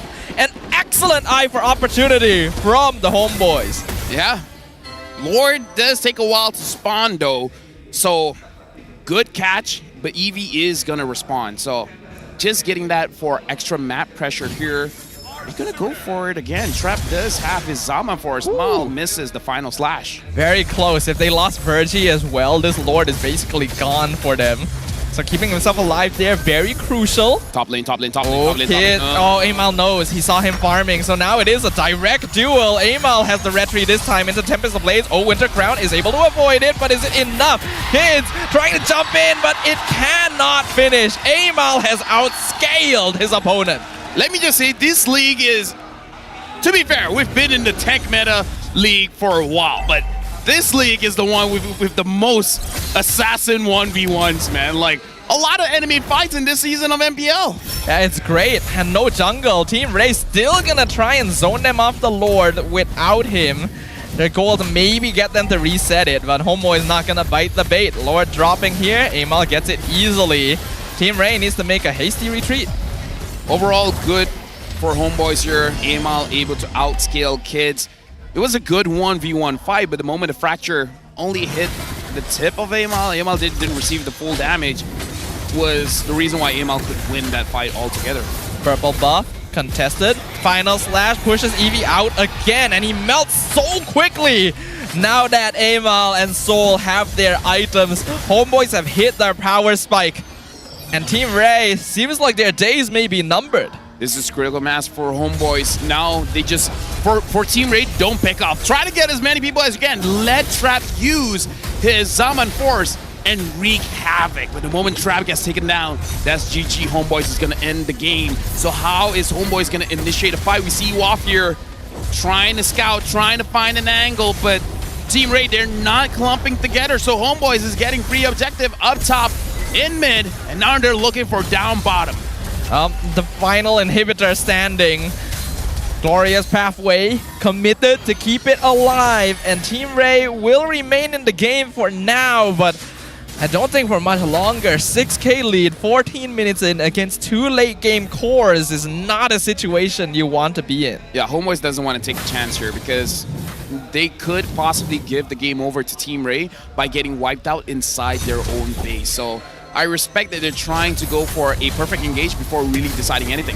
A flicker forward, Virgie misses the Earth Shatter, which means Eevee is dead yet again. Penalty zone from Waff re-engages. Nice Eternal Guard though, knocks up all of Homeboys.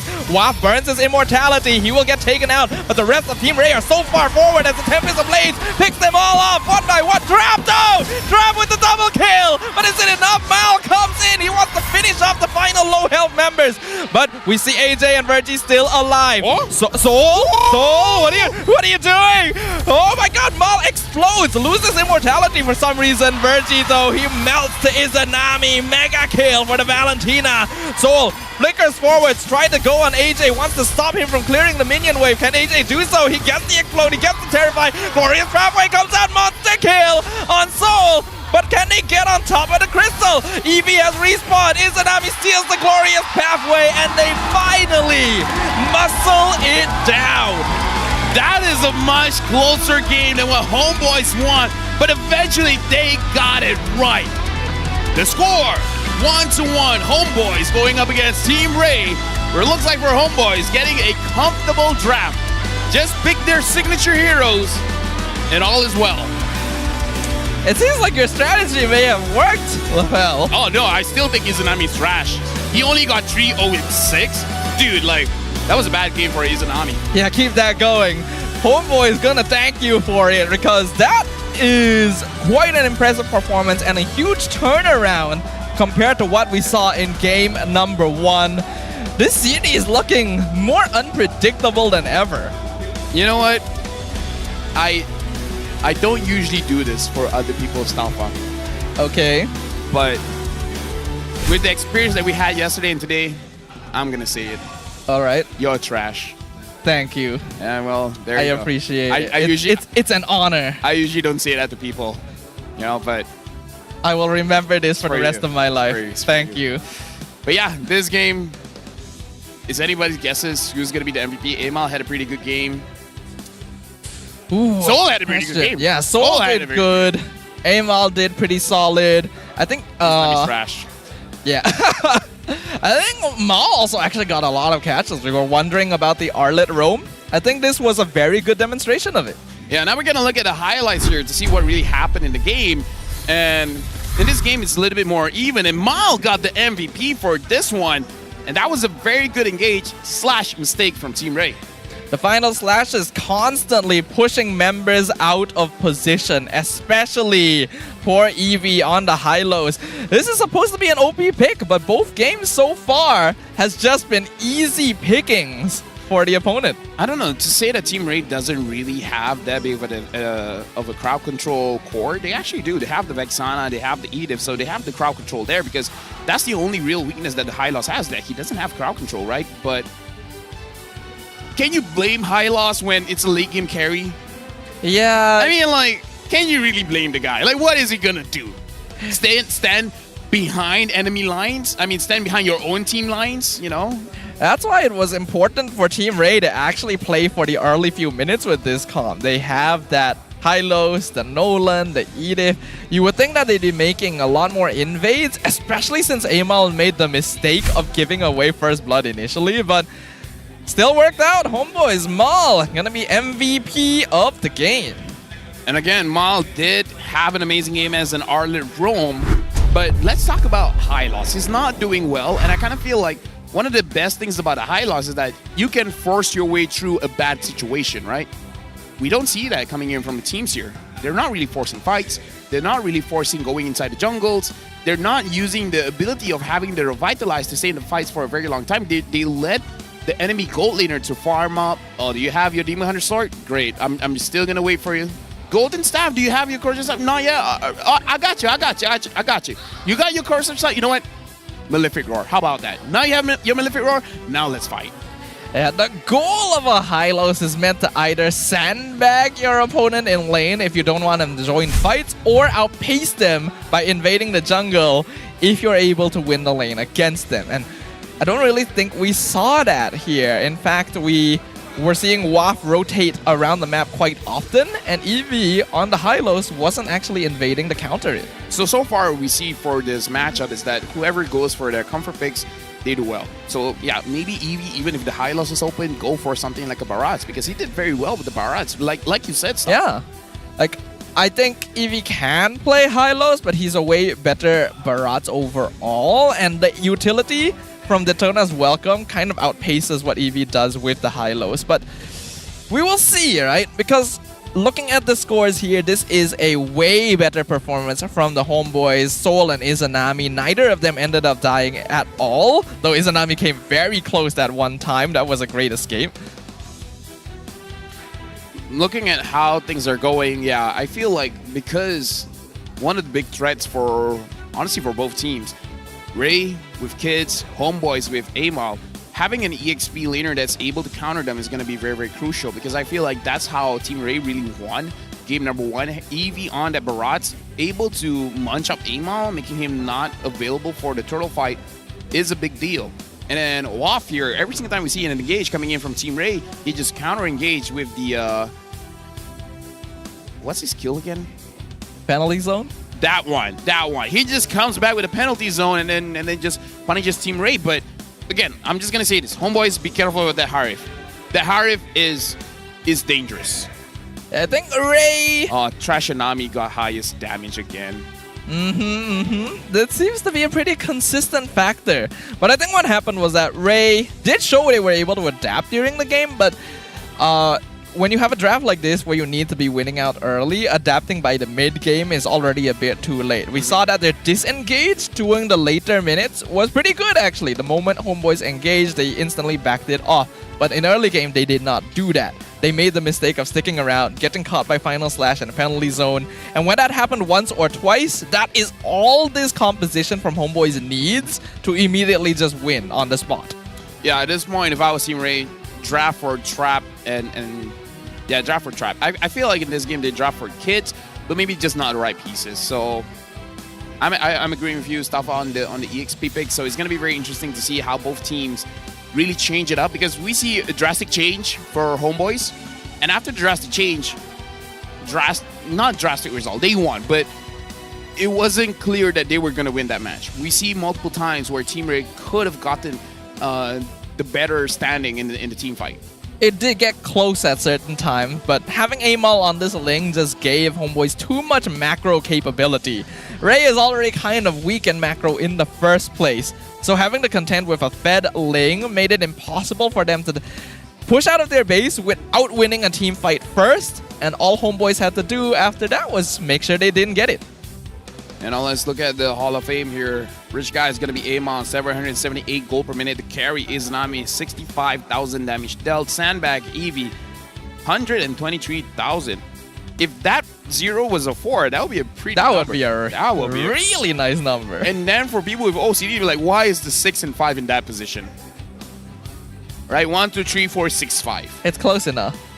Yeah, but people with OCD, they won't let it go. That is true. Actually, looking at it, you wouldn't be able to get a flush in poker either. Exactly, so. exactly. Yeah, that's a bit rough. Best wingman and the MVP of the game is Mal with 11 total assists.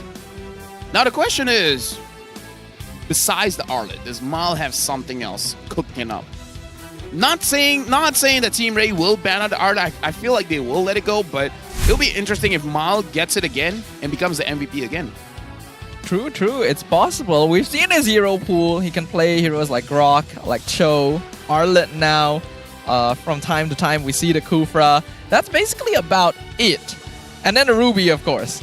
So that is basically Mal's entire hero pool. Arlet is the latest addition. We wondered about it, but it worked out pretty well. Both teams used the Nolan. Didn't really work out. I wonder if they will go back to it again for game number 3. I feel like Izanami feels a bit better with this Valentina pick, so maybe even if Disaster's open, just let Disaster go, pick up the Valentina, and then see what you can do with it. Could be a gentleman's agreement to just let it through, or we'll see a team ban it. Either way, we are going to be getting a game number 3, officially the final game of week 2, and it does seem like the competition is heating up. Yeah, especially considering today is a full 2-0 game. Yeah, full 2-0 day. Looks like the last one of the day is going to be a 3-game series. That's just our luck, man. It is, isn't it? But we love the games, don't we? We sure do. I mean, like, this is excellent. Pumped up. This is what we've always been waiting for. I feel like after this is going to be Rose's turn to talk with someone, but not too sure. I think Rose is taking a break. Yeah, seems like it, which is a bit unfortunate. I was hoping we could throw it to her because now I need to go to the bathroom. You know what? Do you trust me? Oh, yes. Yeah. When you see the opportunity, go for it, man. Go for it? Okay. I mean, you already did it once earlier today. Yeah, I think it's only fair I return the favor, right? As long as you come back. No promises. All right, well, that's where I draw the line. That's where I draw the line, okay? Oh, good. No worries. I will come back. But yeah, firstly, let us go ahead and jump into the JD spotlight because we got even more players. See, at least 10. At least 10. That's where you go for it. You got what? You got Alice? Not bad. Side. Ah, that's it. Yeah, well, no. Well, it's something, it's something. You want to pull more? No, probably not. He doesn't. Yep. That's good enough. It's like, I'm happy with Alice. One day she will be meta. One day. One day, indeed. What other heroes that hasn't been meta for a very long time? My previous answer was actually Hylos.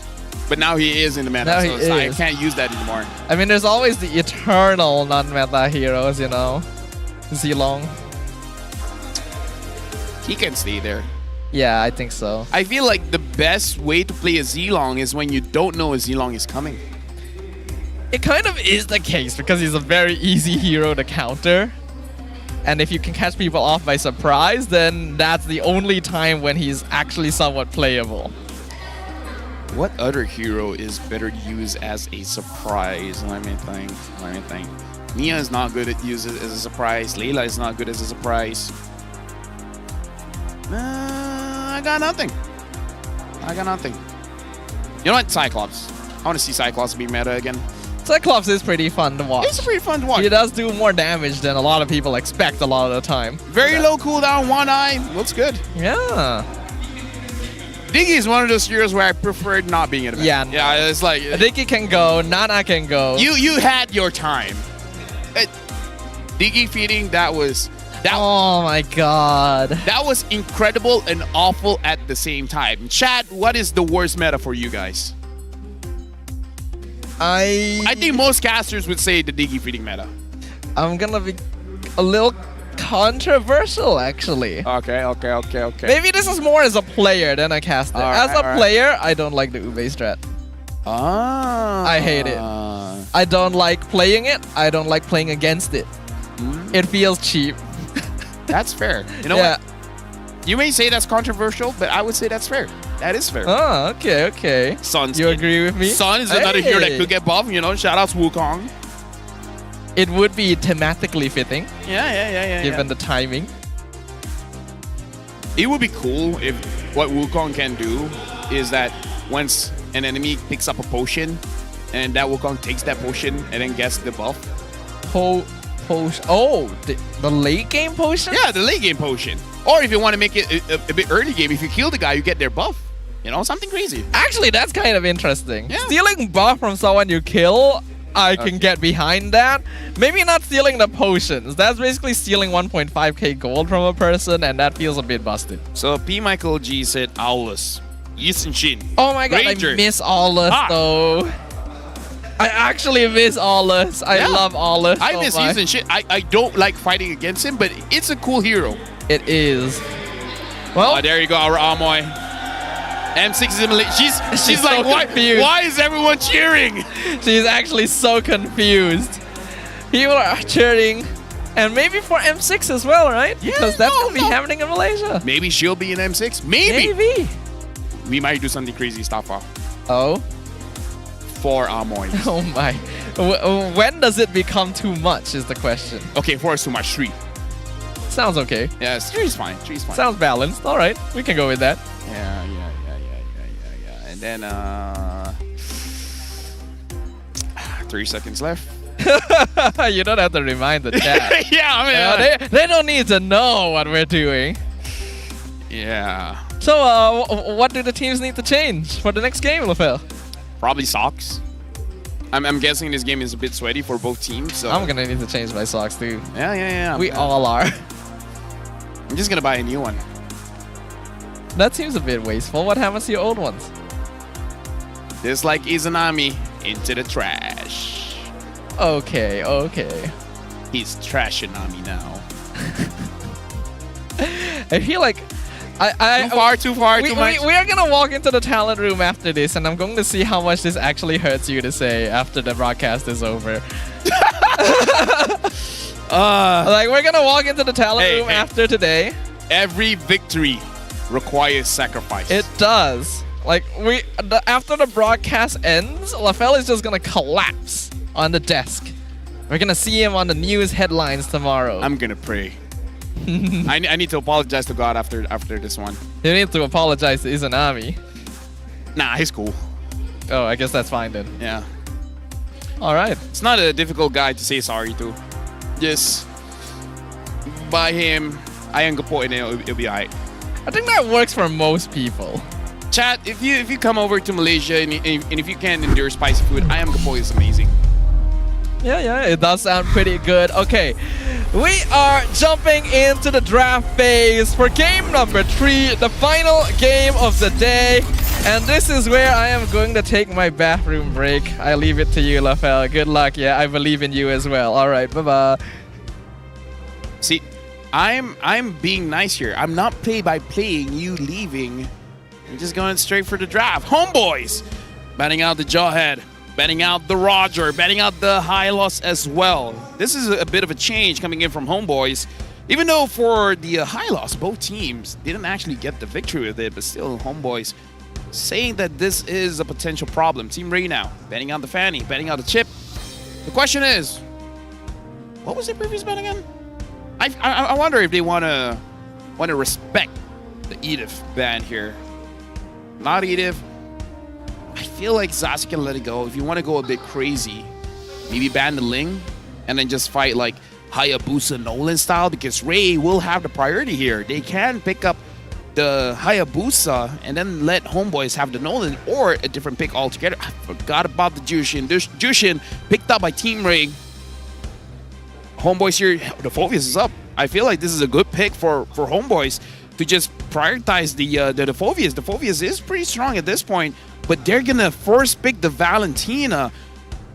This is quite risky coming in from Homeboys, putting it on Izanami's shoulder, being the new guy in the Homeboys lineup, deserving of a first pick. We're gonna see if this risky play plays off for Homeboys or potentially a big mistake because they let over the Phobias over to Team Ray, and now Team Ray also having the Edith.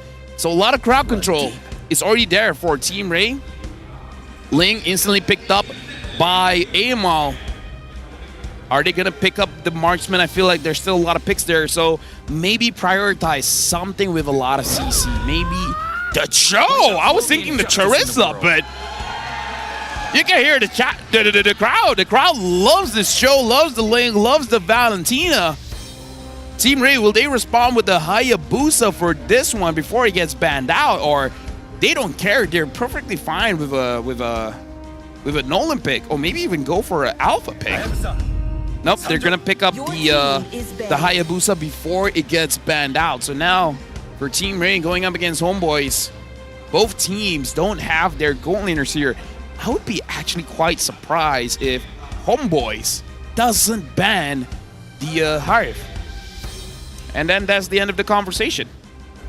Sorry, I just had a conversation with chat and then we just ended. That's good. The bathroom really is quite far when leaving like your partner on the broadcast. Now you feel it, right? Now you feel it, right? I'm out of shape. All right, what am I missed?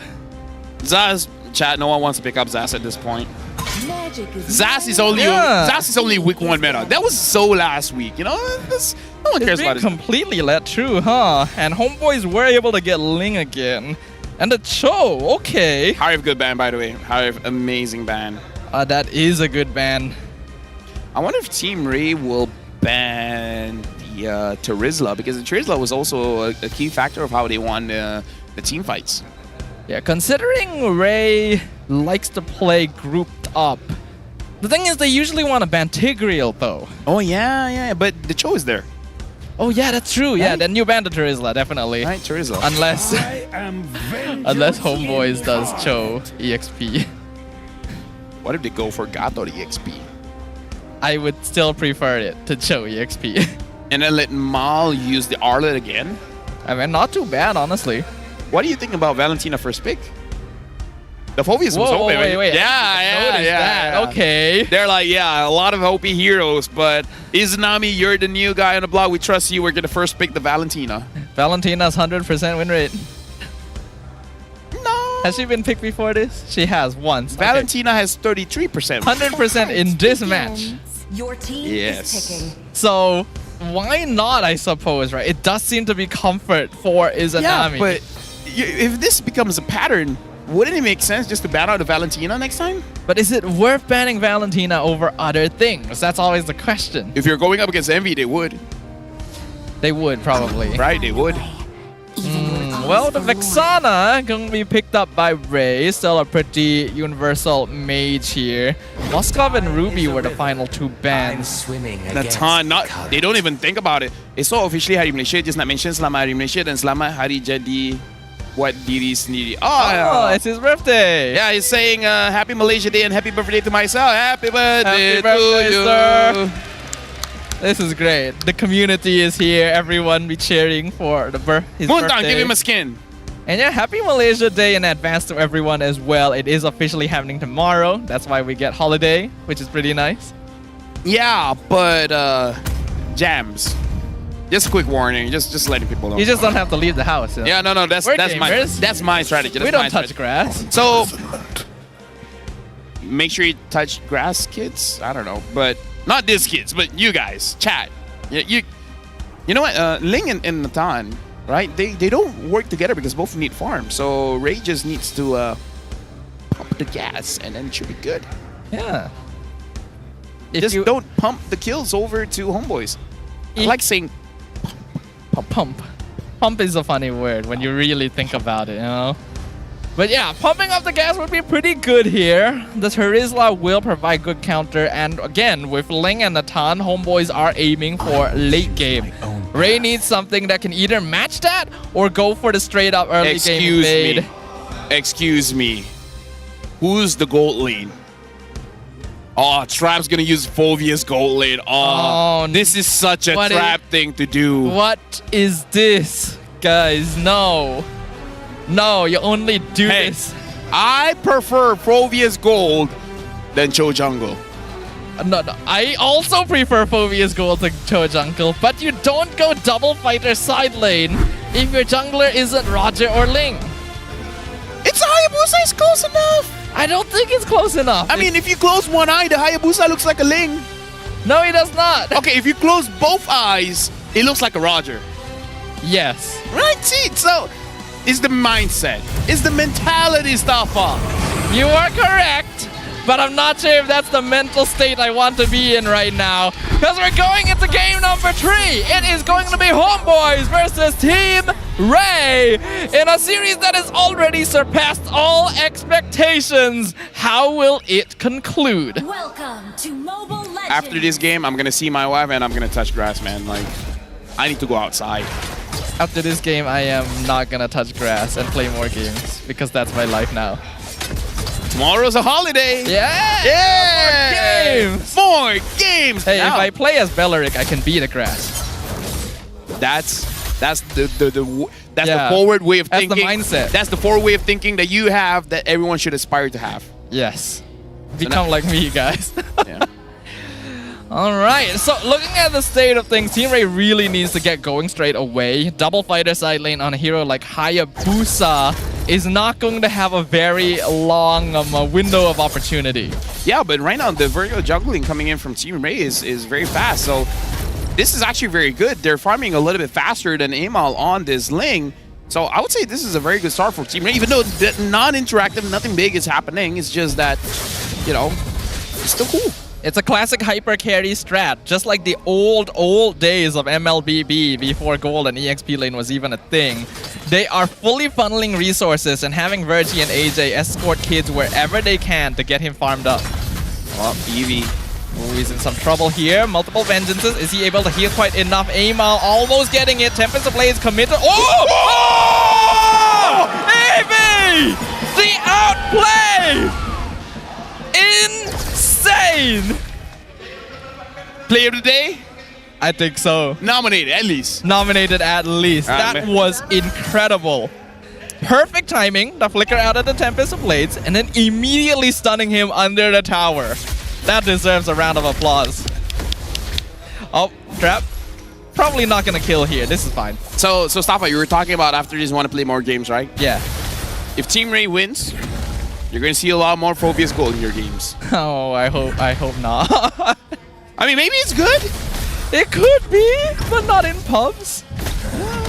Well, let's see. Mindset. Yeah. Turtles contested. Team Ray wants to play early, so this is good. Here comes Amal. Does have purple buff, able to do a lot. Onwards, catches one. Nice final slash into the turtle pit. Eevee gets the turtle with the final slash at the same time. Tempest of Blades. Amal, unfortunately, Team Ray not low enough, but no casualties actually on either team. Dude, Eevee got that kill. Eevee got the turtle. What can Eevee not do?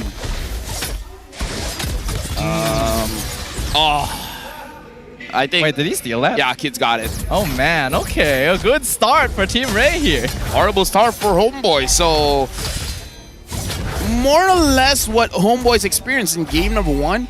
And game number 2, I think Amal was the first one to die as well. So, they got to make sure they keep their head in the game. Don't let this tilt you. You know, like this is normal. This is normal. I imagine they will, actually, because this is a late game draft from Homeboy. Straight up, Ling, Natan, Valentina. They are already expecting their early game to not go the best. The right mindset needs to be had. To be fair, Homeboys, they should not be having a good early game anyways. They have the Natan, they have the Ling.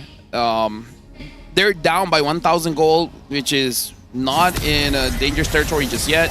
Soul already popping ult. Kid's gonna camp the clone.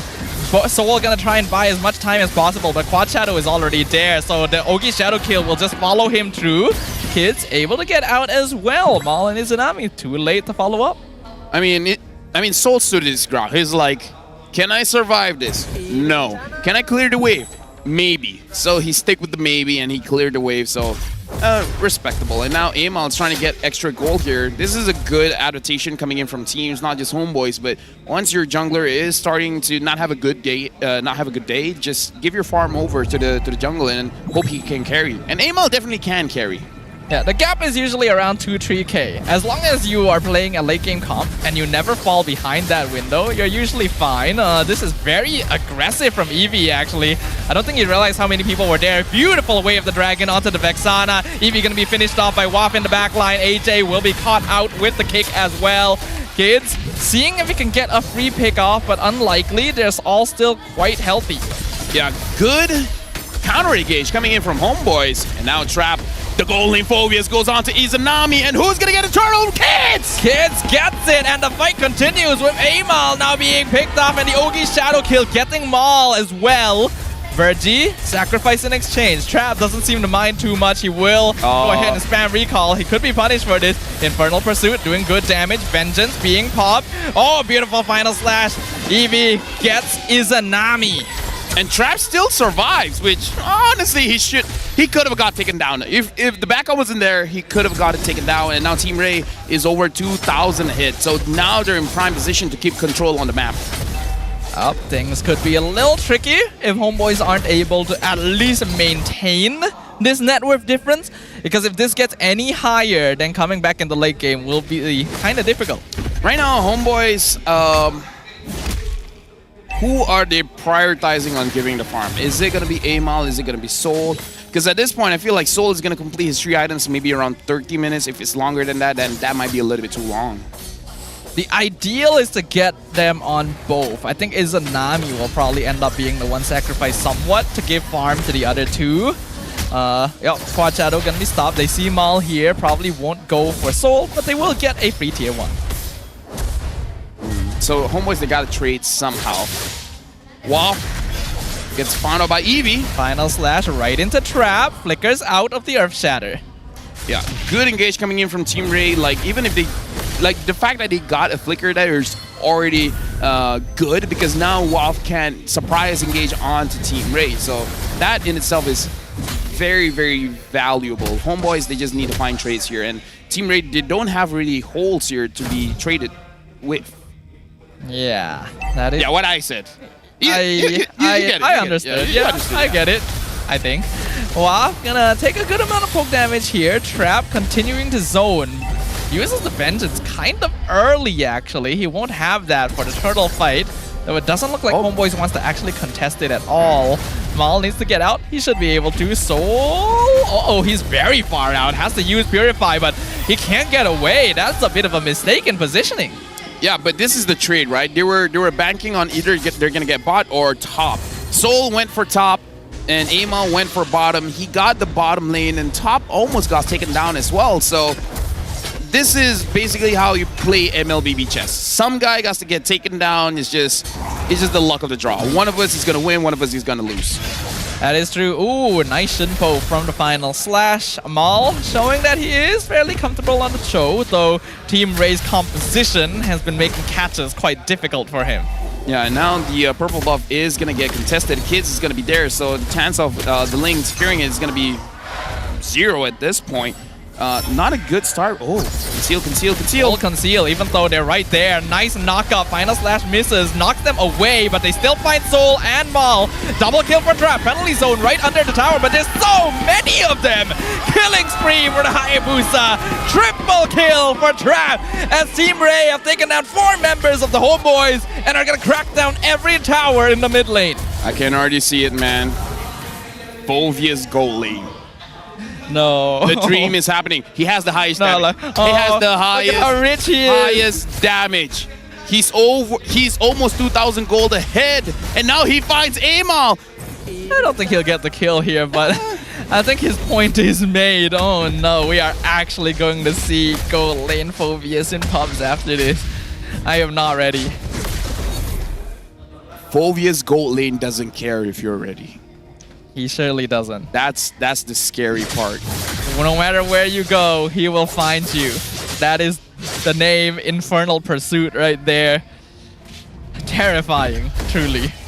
Oh, hold on. Flicker, Wave the Dragon. They catch out one. Eevee gonna be knocked back again. Survives a sub. Okay, I was really shocked if he survived there. And looks like Homeboys will be able to get out scot-free. taking one off of Team Ray's book, find a catch, and then execute on it. Kids right now is 3-0-3. So this strategy is really working out. Team Ray, we just have to see, because at one point, Homeboy's draft will start to work. Soul has his second item. Once he gets his third, it's going to be all Gucci for them. But Team Ray, they should be forcing out this lore because they don't have the leisure to wait on Homeboys. Yeah, they're doing that, trying to blitz it, conceal play for movement speed to knock away Maul, and yeah, they get the Lord, walk away. That's good. Yeah, but again, Homeboys, they didn't really want to contest, which is good, because if they contested, that's a straight up B. Well, now Team Ray may try to steal the purple buff from them. Wav distracting them, flickers into the pit, gives it over to Amal. Good choices coming in from Homeboys. Try to play inside your base. Try to catch mistakes coming in from Team Ray. But the fact that you're flickerless is going to be a bit detrimental whenever you want to re-engage into the fight. So they're really going to hope for Team Ray to make a mistake inside the base. So far, we see Amal continuing to go for the macro. That's basically the best thing he can do right now on the link, though he may have to come back pretty soon as the Lord is going to be crashing down mid lane. At the same time, though, he's threatening Inhibitor. This could go either way here if Team Ray fully commits. Looks like they won't. They're going to choose to back it off instead, allow the Lord to do the damage that's necessary, but it means that Amal actually gets the better trade. He'll get this tower here and be able to get out. Will he? Yeah, he will. Yes, yeah, he's fine. Will. He's all good. Yeah, overall, good trade from Homeboys. But yeah, this is what I said. Just keep on trading. Allow the other guy to take one pawn for you to take their rook or castle. Yeah. We do call it castle around here, even though it's supposed to be rook. It's an interesting thing, but Inhibitor Tower is definitely a rook in this case. Very important structure that Team Ray should not have lost at this stage of the game, but Amal made it happen. This is the real test for Team Ray. You're already at a lead. How are you going to close this game? They have Virgie. If Virgie gets a good engage, then that's it. That's GG for Homeboys. Oh, flicker forward here. They're trying to catch Amal, but Tempest of Blades gets him out. He was still able to secure his purple buff, though Ogi Shadow Kill finishes off Waff and the mid inhibitor. Eevee with the stun, and Team Ray backs it off again. I do like their discipline in sieging the base. Yeah, good engage coming in from Kids, finding Waff, because without Waff, that crazy re-engage coming in from the Turizla is not going to be there. Izanami whiffs the final slash, unable to get Team Ray. We got to look at the items here because it's 12 minutes. I wonder how close Soul is to his third item and how close Amal is onto his third or fourth as well. Concealed from Maul. Amal is back there giving information. He's going to target AJ first, and final slash being used on one person. AJ actually the first one picked off as Amal surrounds the backline. The pincer has happened. Soul has finished off Eevee. The Vengeance just completely avoided on trap, and Ogi Shadow Kill is being eaten by the jungle creep instead. Penalty zone from Wap to try and delay the escape as Amal continues. Tempest of Blades on the Kids in the backline. Oh, but the unstoppable full streak for the Hayabusa, and Trap, he's 1v3. This Phobius is crazy right now. Malton barely escapes, and Homeboys has to back it off. Gold lane Phobius don't care. Gold lane Phobius says, I'm gonna dunk him. But 1v1 assassin matches, man. This time, Kids wins it out. But yeah, I mean, like, come on. It's 5-3. During that time, it was 4-0-3. It really is. Honestly, these two teams are making play-by-play hard for me. These fights are so chaotic, but the Lord is being focused once again. Trap in the back line, jumps back into the front line. Ogi Shadow Kill disrupting the back, actually finishes off Izanami. So lucky for Kids. Monster Kill. Wap ought to be picked up. Soul too. Homeboys are so scattered. Maul gonna follow right afterwards. Amal is the only one left alive. He is 1v5. Team Ray doesn't need the Lord anymore. They're gonna push straight in with the conceal. Amal, can he clear the wave? No! He gets knocked off the wall! And Homeboys are gonna be taken down by the most unlikely of competitors, Team Ray! I don't know what happened from yesterday till today, but Team Ray found a way to turn things around. Let me just say, Stafa, this was unexpected. Gold lane Phobius with jungle Hayabusa, and it worked. Goal lane phobias is real. Goal lane phobias don't care how you feel. Oh no, what are my pub games gonna look like? Homeboys, so much promise, so much potential expected from them. The team that took a game from SRG. It seems like it is back to the drawing block. Yeah, but again, what a different team, Ray. I gotta pass it over to Rose. It's your turn. Kemenangan pertama untuk pasukan Ray 2-1.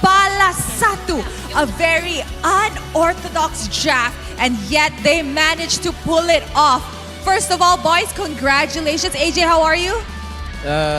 I'm good. Okay, you're good. So, AJ, maybe you boleh terangkan sikit audience pasal picks Team Ray. Daripada semalam, kita boleh nampak segi draft pick, you guys like to pick unorthodox heroes. Heroes yang tak sepatutnya dimain di lane tu, di role tu, tiba-tiba dimainkan. Maybe you boleh share sikit dengan audience apa yang Team Ray tengah buat actually.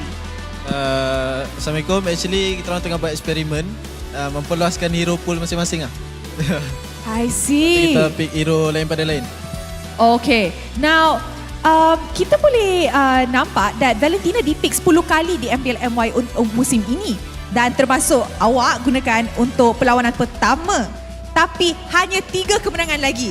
Only 3 wins this season atas Valentina. In your opinion, adakah ini pilot issue ataupun draft mereka tak sesuai dengan hero ni? Kalau ikut draft tadi, Valen dia hidup je sebenarnya. Cuma mungkin ada mistake dari dorang atau apa macam tu lah. So lebih kurang pilot issue lah kan? Yeah. Tak nak cakap tapi tak apa, I cakap untuk you. Okay guys, ini adalah perlawanan yang sengit, seru. Tapi player mana yang stand out untuk korang? I'm hearing names. Okay, mari kita tengok MVP perlawanan ini. In 3, 2, 1. MVP perlawanan ini jatuh kepada Trap. No marksman, no problem. Trap. Kenapa Phobius di gold lane? Tak tahu, tiba-tiba keluar idea tadi. Oh tadi? Tiba-tiba baru je? tadi. Okay, sebab season lepas tak silap I, Trap pernah guna Leo mod di gold lane kan? So season ni it's Phobius. Adakah kita akan nampak hero lain ataupun hero pelik-pelik lagi keluar di gold lane bila di atas tangan Trap? Banyak lagi hero yang tengah cuba, tapi tunggulah next match insyaAllah. Phobius ni dimainkan di screen ke memang tiba-tiba je atas pentas nak main? Tadi baru terfikir. Wow, amazing. Okay, we love that. Okay, can we please pass the mic to Kids? Alright, Kids, kita boleh nampak Kids punya assassin very good. Very, very good. Tapi, apa jadi masa you main Cho semalam? Itu coach gue yang ngepikin. Okay, coach yang fikir. Tapi, how was it like playing Cho? Apa yang you rasa masa kalah macam tu? Itu apa? Enggak ini aja sih, enggak sesuai draft di scrim lawan Cho. Aku main Cho tapi lawannya bukan sesuai draft. I see. So tapi udah latihan. Udah latihan Cho. Okay, so mungkin next time kita boleh nampak Cho jungle lagi. Boleh. Boleh, alright. Ditunggu aja. Okay, maybe we could pass the mic to Evie. Evie. Alright, Evie, apa yang Evie nak cakap kepada fans Ray dan juga pada fans Homeboys yang hadir ke stadium untuk sokong game korang hari ini? Hello, Assalamualaikum. Saya Evie. Terima kasih kepada fan Ray. Dan juga fan Homeboys. Terima kasih datang memeriahkan venue apa? MPL MY. Okay. Terima kasih banyak. Alright, terima kasih. And once again guys, a round of applause for Team Ray. Congratulations. You guys may now go celebrate your victory. Kemenangan pertama untuk pasukan Ray 2-1 atas Homeboys. Picks yang unorthodox and yet they managed to pull it off. And this is it for week 2 of MPL MY. Tapi sebelum we wrap up our day, mari kita dengar mic check daripada pasukan Ray. Ada Jack di mid. Nice bro. Mati bro. Nice bro. Ada turtle. Ya, gua ada. Bisa dapat atas. Kita cari Nolan. Go bawah. Gua masih dulu. Bisa aja. Lajal dapat dah. Aman Gi. Gua tahan lagi. Itu balik satu. Bawah. Aman enggak? Aman. Nice. Bisa NC guys, mid atas. Oke, boleh. Ikut aja. Ayo guys. Dia gak ada tombak juga. Ikut deh. Kejar, bisa kejar ya. Satu lane. Boleh. Azaz gak ada ulti. Bisa. Nice guys. Tor lock. Nice guys. Ngapain Santai woi. Nih gua angkat. Gua enggak ada flicker guys. Nih guys. Nice guys. Dapat hati-hati. Gua dapat tuh 2. Tar. Let's go gua flicker ini. 2. Kasih tahu Gi. Nice guys. Flicker ya. Nice Backup gua. Satu. Ada gua. Targeting guys. Atas. Lebih santai. Gote. Mati tuh. Flicker ya Izanami. Linknya dapat. Apa mati dia. Nice jal. Alhamdulillah guys. Lagi guys. Aman bro. Gua atasnya. Target. Gua mati. Nice. Alangin trap. Aman bro. Trap. Gua curang. Bro. Aman bro. Gas. Lagi guys. Go. Teris. Aman. Mid. Go. Mid. Udah baterai. Ayo masuk. Let go juga. Go teris. Let go juga. Gas lagi. Tolong guys, teris. Mati. Aman. Nice lagi guys. Orang guys. Nice. Gua balik. Sini ya. Satu balik. Gua balik. Flicker gua 5 detik nih, gua flickerin. Bisa. Alhamdulillah ya Allah. Alhamdulillah, syukurillah. This is certainly a day for me. Yeah. RG loss. Izanami loss. Last night, my sleep was interrupted by my cat. I woke up quite a few times last night, so I didn't have good sleep. Well, hopefully you'll be able to sleep tonight. With Phobia's gold. Really? You think I'll be able to sleep? Playing rank after this, seeing Phobia's gold? You are. You know what? At this point, I'll be the one using Phobia's gold. We are actually going to see Phobia's gold in our dreams tonight. That is not a good sign, but you gotta give props to Team Ray. They are willing to be very, very creative with their drafting. Phobia's gold, Cho jungle. What else are we going to see from them? Diggy. Oh, I can still deal with Phobia somewhat, but not the Diggy, man. Yeah, but again, it's like Trap is kind of known for the fighters in the gold lane, so that's why I wasn't too surprised when he picked up the Phobias. It's just that I thought he was going for the Phobias pick because of a lot of dashes, but it looks like he said just like, nah, we just like what if. I just want to brawl, you know? Team Ray likes the brawl. They like the team fight. Double fighter, very good at team fighting. I have the motto for Team Ray. Okay. Why not? Yo, sounds pretty good. Can I have a Cho in the jungle? Why not? Can I have a Phobias in the gold lane? Sure. Why not? That's the moniker for Team Ray. It's actually a pretty good tagline, right? You just imagine the ads like Team Ray. Why not? Pretty good, actually. Trap going to be our MVP of the match. Performed very admirably in all 3 games. Harif is already known to be quite a comfort pick for him, but the Phobias is out of left field, and it really messed with the homeboys. Oh yeah, like, to be fair, who could have seen this Phobias coming? To be fair, he even has a War Axe just to add more damage. He is the gold lane. You know what? My bad. He is the gold lane. Maybe the last item. Just take away the HP item and just build a BOD. Or Malefic Roar. Makes more sense. But yeah, unfortunately in this game, Soul didn't have a good game on Natan. Like, every single time he got picked off. But this is not a beefy lineup. Like, Mal and the Cho is not all that tanky. So if they were planning for the Natan, maybe... I don't know. It's always like a mess. It's like that's the best way to describe it.